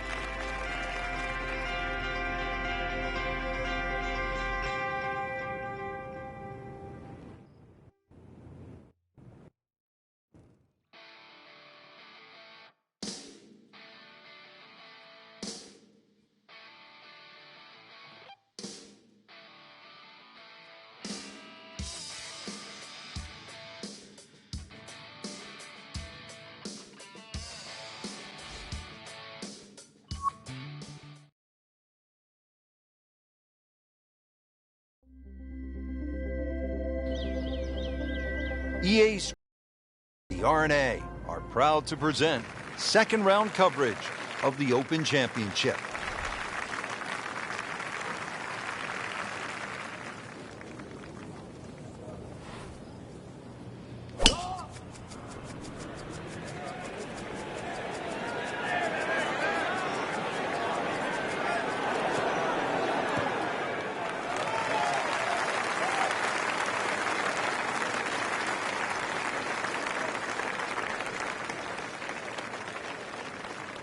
Frank, that's as good as I have seen all day long. I think we've got to blame that on the weather. That weather, the wind had to help that ball give it another 20, 30 yards.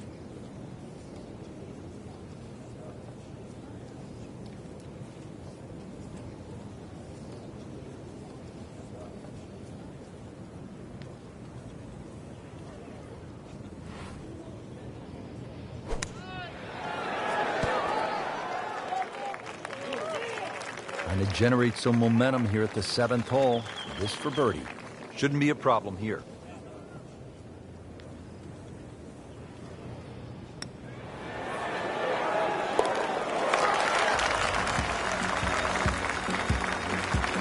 This is a good move. Another birdie. Now to 5 under for the tournament. Now to the par 3/8. Frank, what's the best way to go at it? Well, for these players, straight at the flag. This is the first par 3 you'll see, and a good chance to make 2 coming up ahead. But we do see a lot of long putts here with an errant tee shot.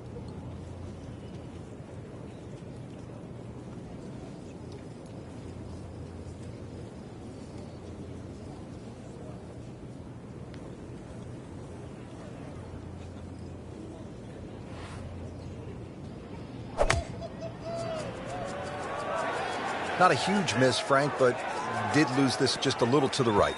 Yeah, it looks like it's going to catch a piece of the green, though. Birdie try up next. Chance for back-to-back.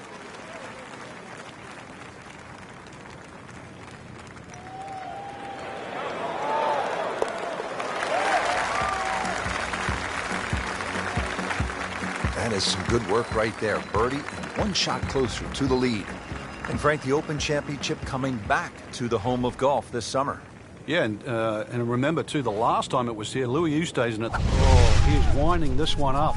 Does he have the power? He just smokes it.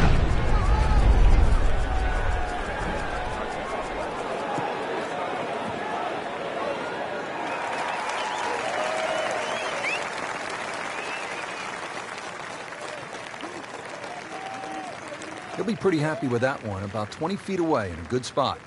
Didn't fare too well on this hole yesterday, made a bogey.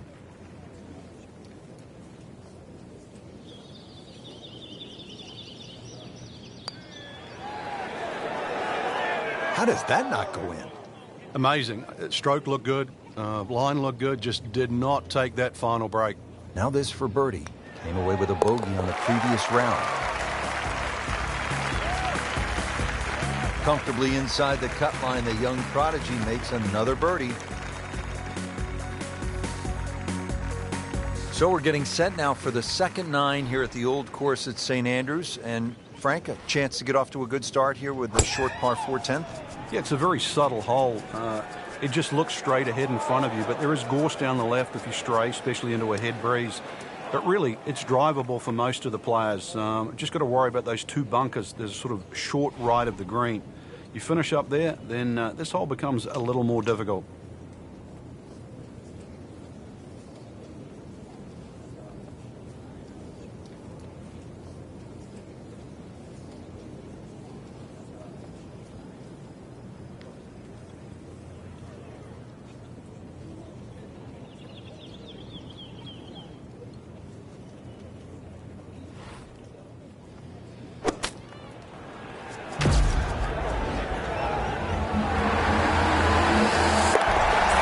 I did not expect that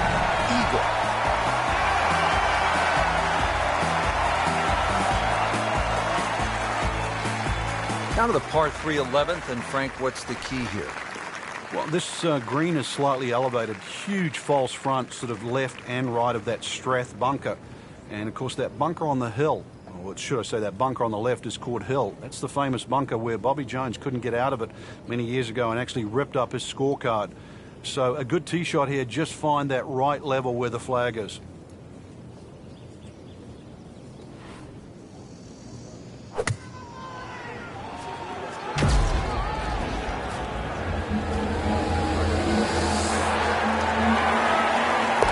This is all over it. Dude, he just made an ace. Frank, how do you like the 12th hole here at St. Andrews? Well, it's a beautiful par 4. You start to see the village of St. Andrews in the background, Eden Estuary to the right, and also decision time. If you're long enough, it's certainly worth having a crack at this par 4 with your tee shot. But if you're not a long hitter, then you've really got to worry about those 4 beautifully and well strategic positioned bunkers in the middle of the fairway.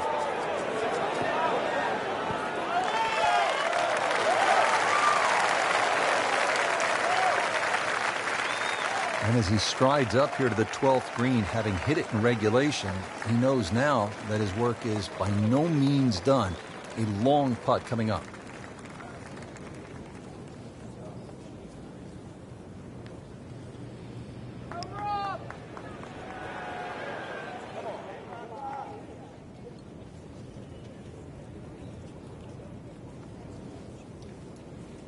So a long putt there and just didn't read it quite right. Frank, I'm not saying he should pull out driver here, but this is a long putt. Greens are fast, though. You never know. Good line, good pace. Might have a chance. Well, that's not the way you wanted to start out the backside here. Yeah, you can't afford from inside 10 feet. It just, you feel like you have to make those, and I mean, they really sting when they miss. That's a nice confidence builder right there. You make those for par, and you keep things steady. So all the scores have been posted for round number 2, and look who is on top of the leaderboard, Frank. Yeah, with 2 very solid rounds of golf.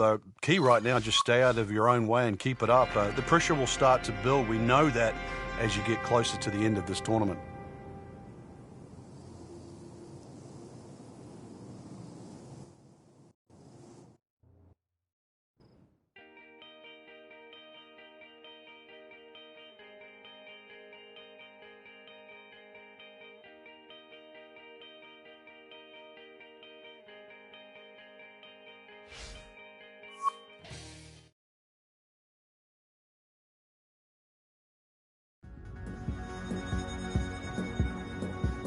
EA Sports and the R&A are proud to present third round coverage of the Open Championship.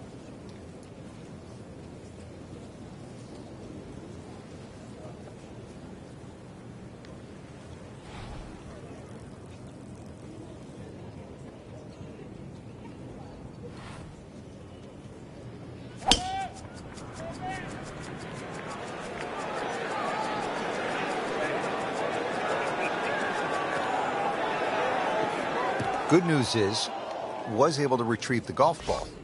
Yeah, on dry land, and can he carry it this time, though? Third shot now, after the last one found the deep blue. Yeah, you can still minimize the damage here. It's only one bad shot that you got punished for.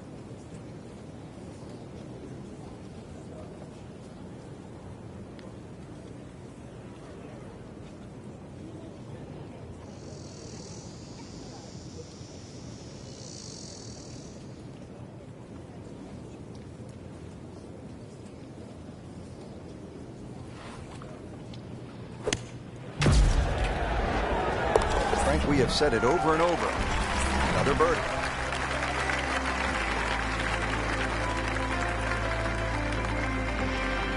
Trying to get the round off to a good start. Frank, we're at the second hole, and what's ahead? Well, the ideal tee shot just a little over that gorse bush in front of you, which is down the right side. That's the best angle in. But it also brings you a little bit of trouble. But if that pin is anywhere towards the middle of this double green, then really you want to be coming in from the right side.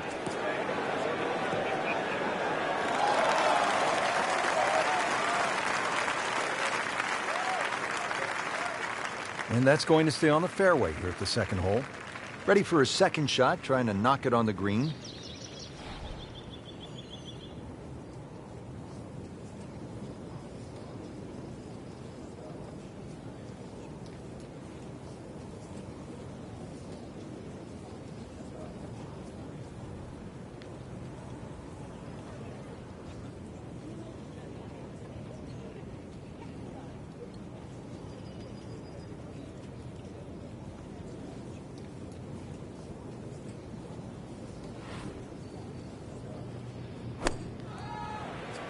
Down, little Sheba, down!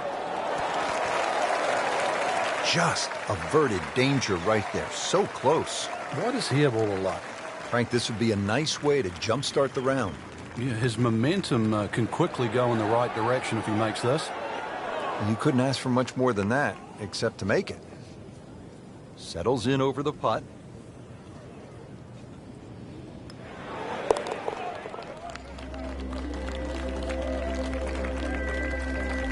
How you maintain momentum, make those putts for par. Frank, talk about the strategy off the tee here at the third.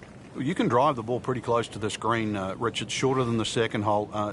Just hit it down the right side, but try and avoid those little pot bunkers.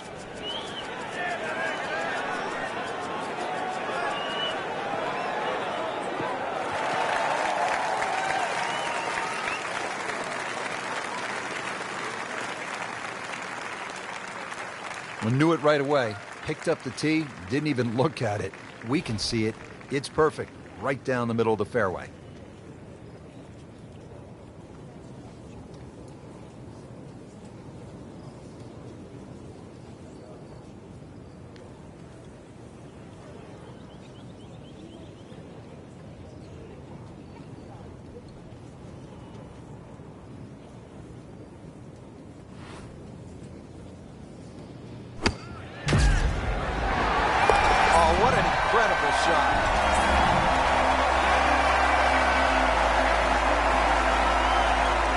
At the third hole now, Frank, it looks relatively easy, but you know there's some danger lurking somewhere out there on the old course. There is. There's the pot bunkers down the right side. This is a tee where really you want to have an idea where that wind is coming from. If it's into your face, you might want to be a little cautious and go towards the middle of the golf course. But if it's behind you, well, then it's worth challenging that right side. Can a ball explode? That is big. I mean, really big.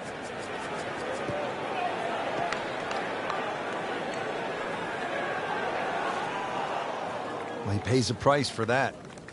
Yeah, when you don't see the top of the ball in the rough, you know it's not sitting pretty. You'll need a bit of force to extract one out of there.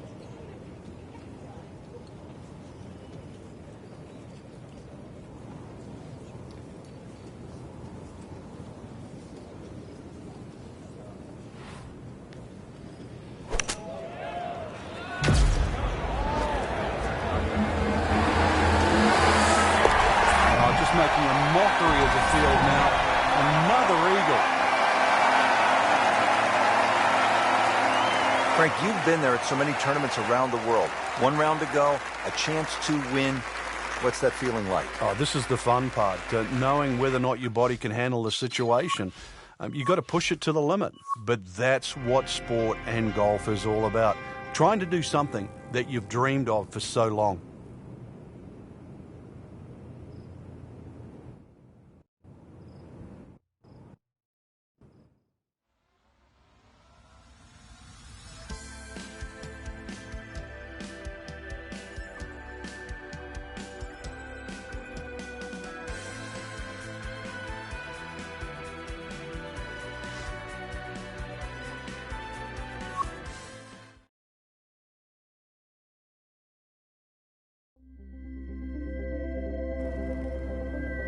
EA Sports are proud to present final round coverage of the 144th Open Championship.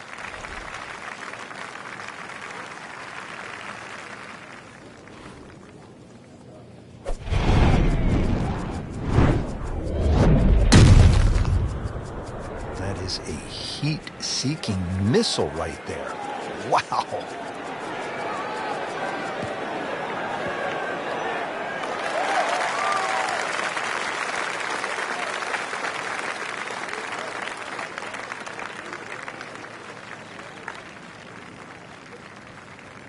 I mean, that is a sight to behold. What a spectacular shot we just saw on the par 4 with a drive in 1.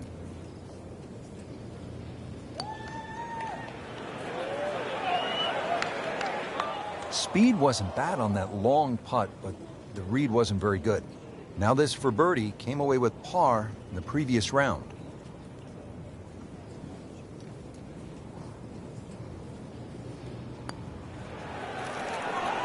Frankie took plenty of time on this birdie putt. He looked at it from 3 different angles. He forgot one very important ingredient. Yeah, pace. You can definitely fall in love with the line, even with approach shots as well, but obviously we see it more on putting.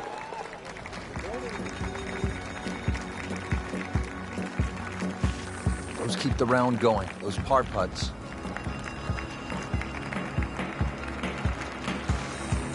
Hole number 11, the Eden, is really the finest medium-length one-shotter in all of golf, isn't it, Frank? Well, this hole's been copied by many an architect for the reasons why it's normally very, very difficult to make a hole of this length, or should I say this short, so difficult. But they've managed to do that here at Eden with that Strath bunker in the front and the severe sloping on either side of that bunker. Boy, that can really be brutal, can it? It certainly does. And if you have any doubt there, you'll come unstuck at 11. Knocks it up on the green. It is about 28 feet away from the hole. Locked in on the read and the speed.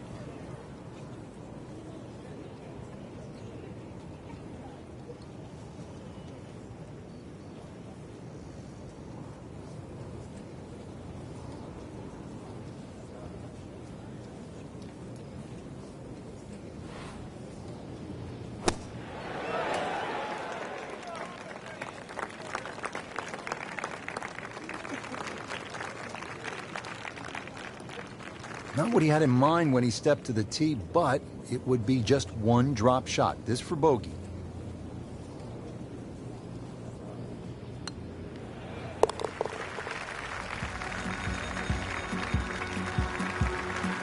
Well, that's why you build a big lead. You can afford to drop one or two. Well, it's hard to criticize a player for being sloppy when the lead is that big. Frank, the charm of St. Andrews, the history of the old course, it all sort of comes into view here at the 12th, doesn't it? Yeah, very pretty hole. Eden Estuary to the right. Obviously a nice view of the township of St. Andrews in the distance. But long hitters can just lick their chops and have a crack at this green. All they've got to do is worry about that little pop bunker short. But either into the breeze, or if you're not a long hitter, you've got to worry about those 4 bunkers that are well placed smack bang in the middle of this fairway. Wayward from the tee, and this one is headed for the rough, Frank. And setting up here in the rough.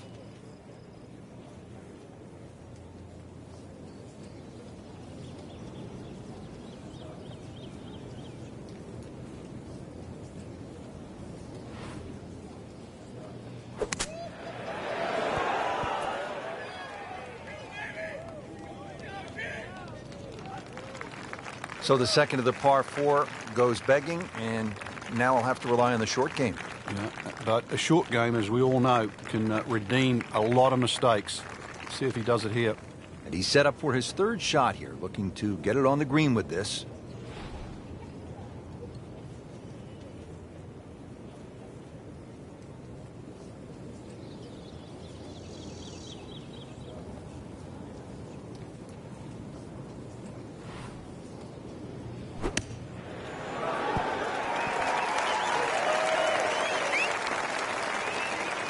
That's one of the more depressing sights in golf. You hit a good one, and then it just sucks back too much spin off the green.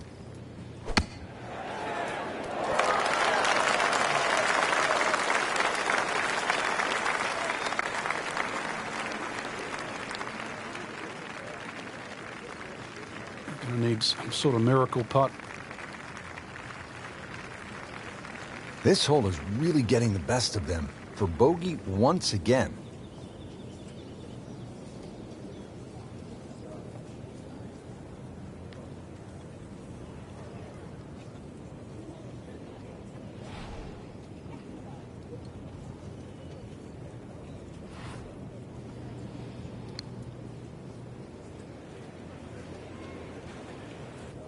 Pretty good stroke right there, just hit it through the break. Well, it's that sort of distance. If it goes in, it's a bonus. Different day, different hole. Made bogey yesterday. He'll do better this time, it looks like. This can be a cruel game at times. So early on the backside here at the 12th hole, missed opportunity. Just a couple of feet. That will be 4 over par on the scorecard for this hole. Time to pick up and move on.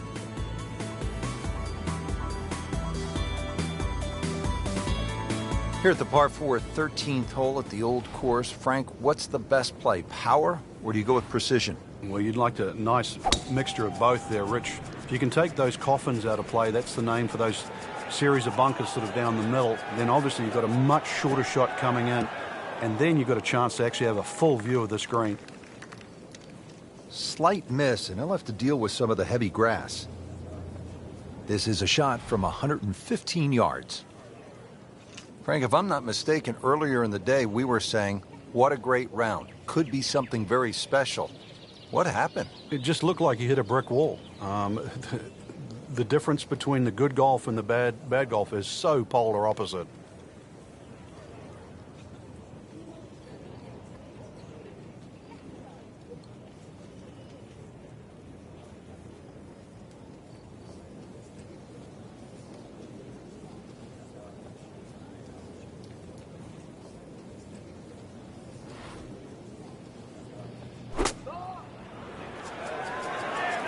Safely on deck.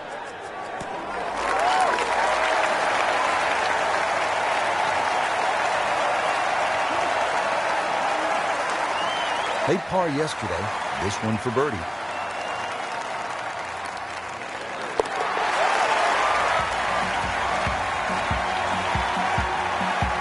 Racking them and stacking them. That's 12 under par now for the tournament. Frank, the 14th is a big par 5, chance to make a big move, but also possibility of making a big number if you're not careful. Yeah, you've got to be very aware of the out of bounds on the right side, even though it does move to the right. Ideal tee shot is down the right side that gets very close to that, because then that opens up the second shot and keeps that tee shot away from that proper bunkers. called the birdies. There's a big cross bunker up ahead that has to be avoided for the second shot. If you're long enough, you can reach this par 5 and 2, but this green with so many undulations that it is anything other than flat.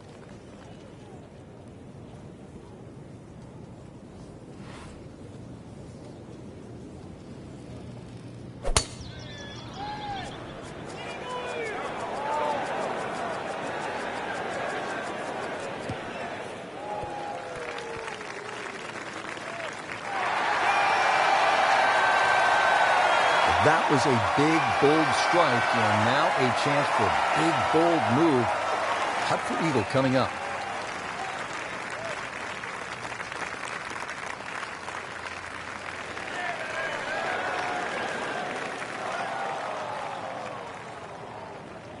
Always two components to the long lag putt, the speed, number one, and then the read. And missed out on that second part. Frank, that's what you want to do. Good lag putt. Yeah, they can't all go in. You don't want to let this one get away. This is about concentration and focus at this point. He's going to beat himself up on the way to the next tee. You don't miss those putts. Just a tap in to finish the hole. In this situation, Rich, a bogey's not all that bad. Still has the lead. Frank, the 15th here at the old course, just a classic example of links golf, where you might be aiming for something that isn't even on. He's loading up on it. Look at the coil there. Looks to be putting everything into this one. Just destroyed it. Ooh, that is long. Good strike, good lie, good chance to attack the pin. Chance to set himself up for a good scoring opportunity with his second shot here.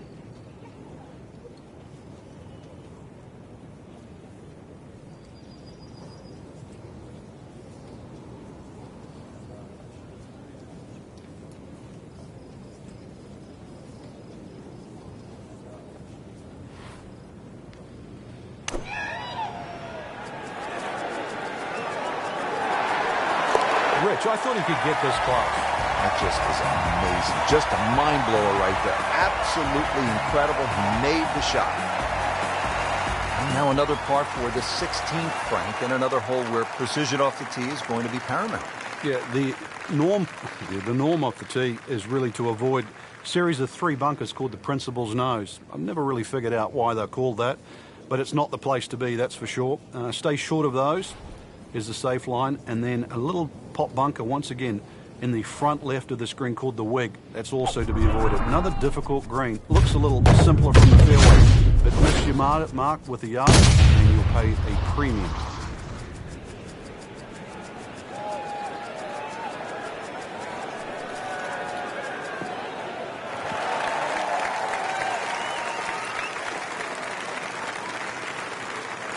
Frank, that is position A. Yeah, the tee shot was like silk, Rich. I mean, just sets up that second shot so beautifully.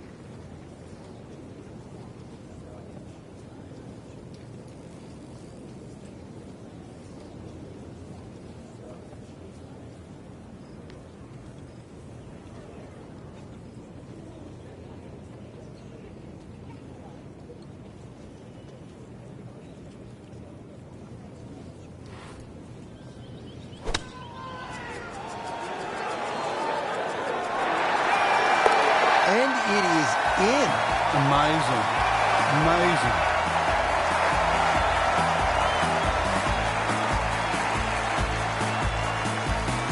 Frank, the 17th hole, you can get room service along the way here? You can. If you flare one right there, you'll also pay a penalty for out of bounds. And so that hamburger better taste good. Better be worth it. A little left of that, a little left of the out of bounds, and you're left with a second shot. It's fairly daunting because you have the road hole bunker to avoid and the road behind the green. Hence the name.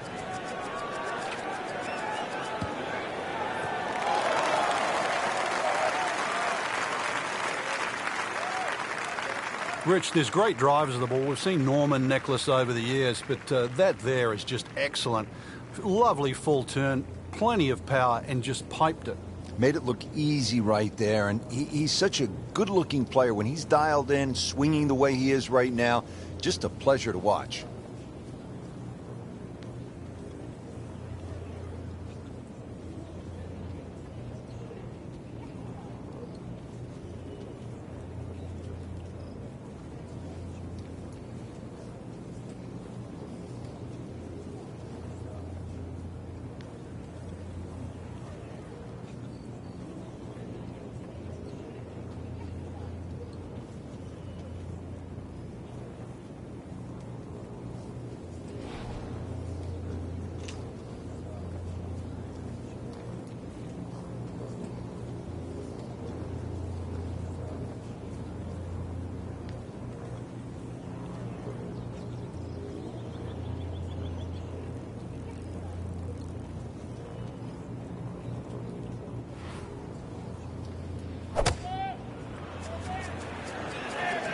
Well, this one should be safely on deck here. That was a solid strike and a good result.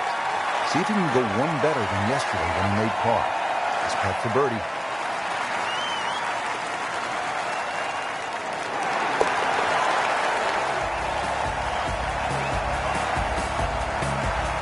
Everybody loves him. Birdie on the car. Frank, is there a more famous landmark in the sport than the tiny Swoken Bridge? I think when you think of this game, the way in which we've followed it and covered it, Rich, over the last decade plus, no.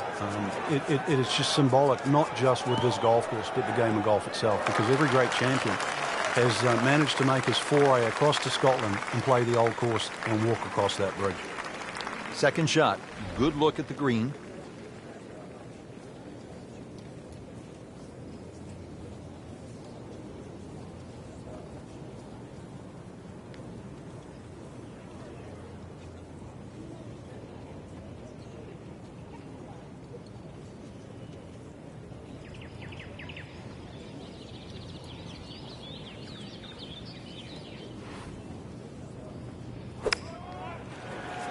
Oh, looked like he caught a flyer right there, Frank. Well, I don't know what he caught, but this is way too much. Wow, lucky break right there, Frank. Well, that's what everyone else is going to say, except him. To win the Open Championship.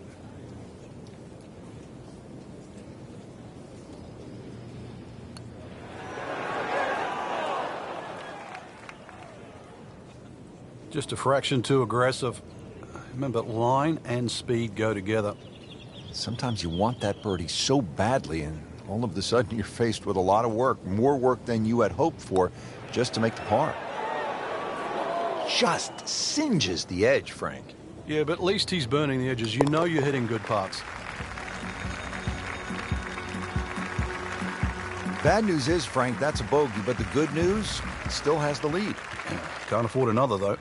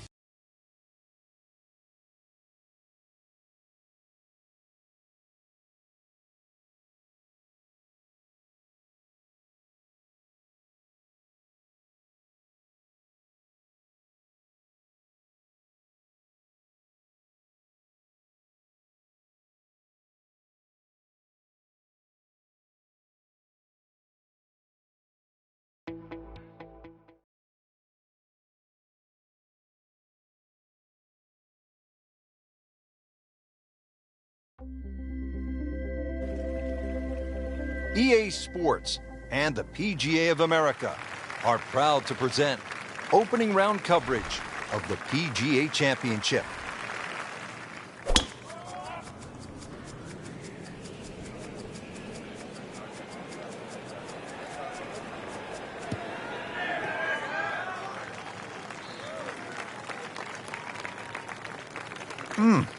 What a drive.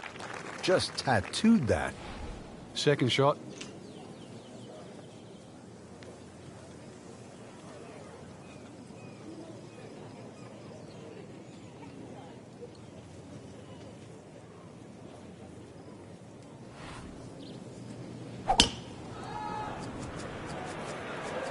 Frank, this one's not looking good. Yeah, certainly not down the fairway line, heading toward the rough. Into the tall cabbage, that ball is swallowed up. Set to go, not an easy shot by any means.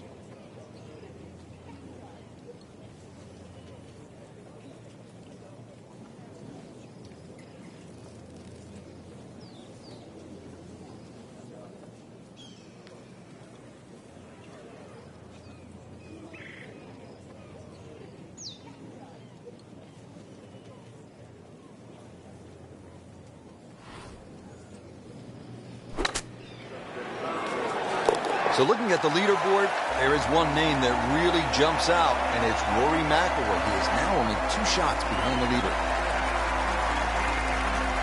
Now to the 12th, short little par 3. Yeah, just a short iron in hand. You'd like to think it's a birdie opportunity. One of the biggest problems here, though, is putting. This green, anything other than flat.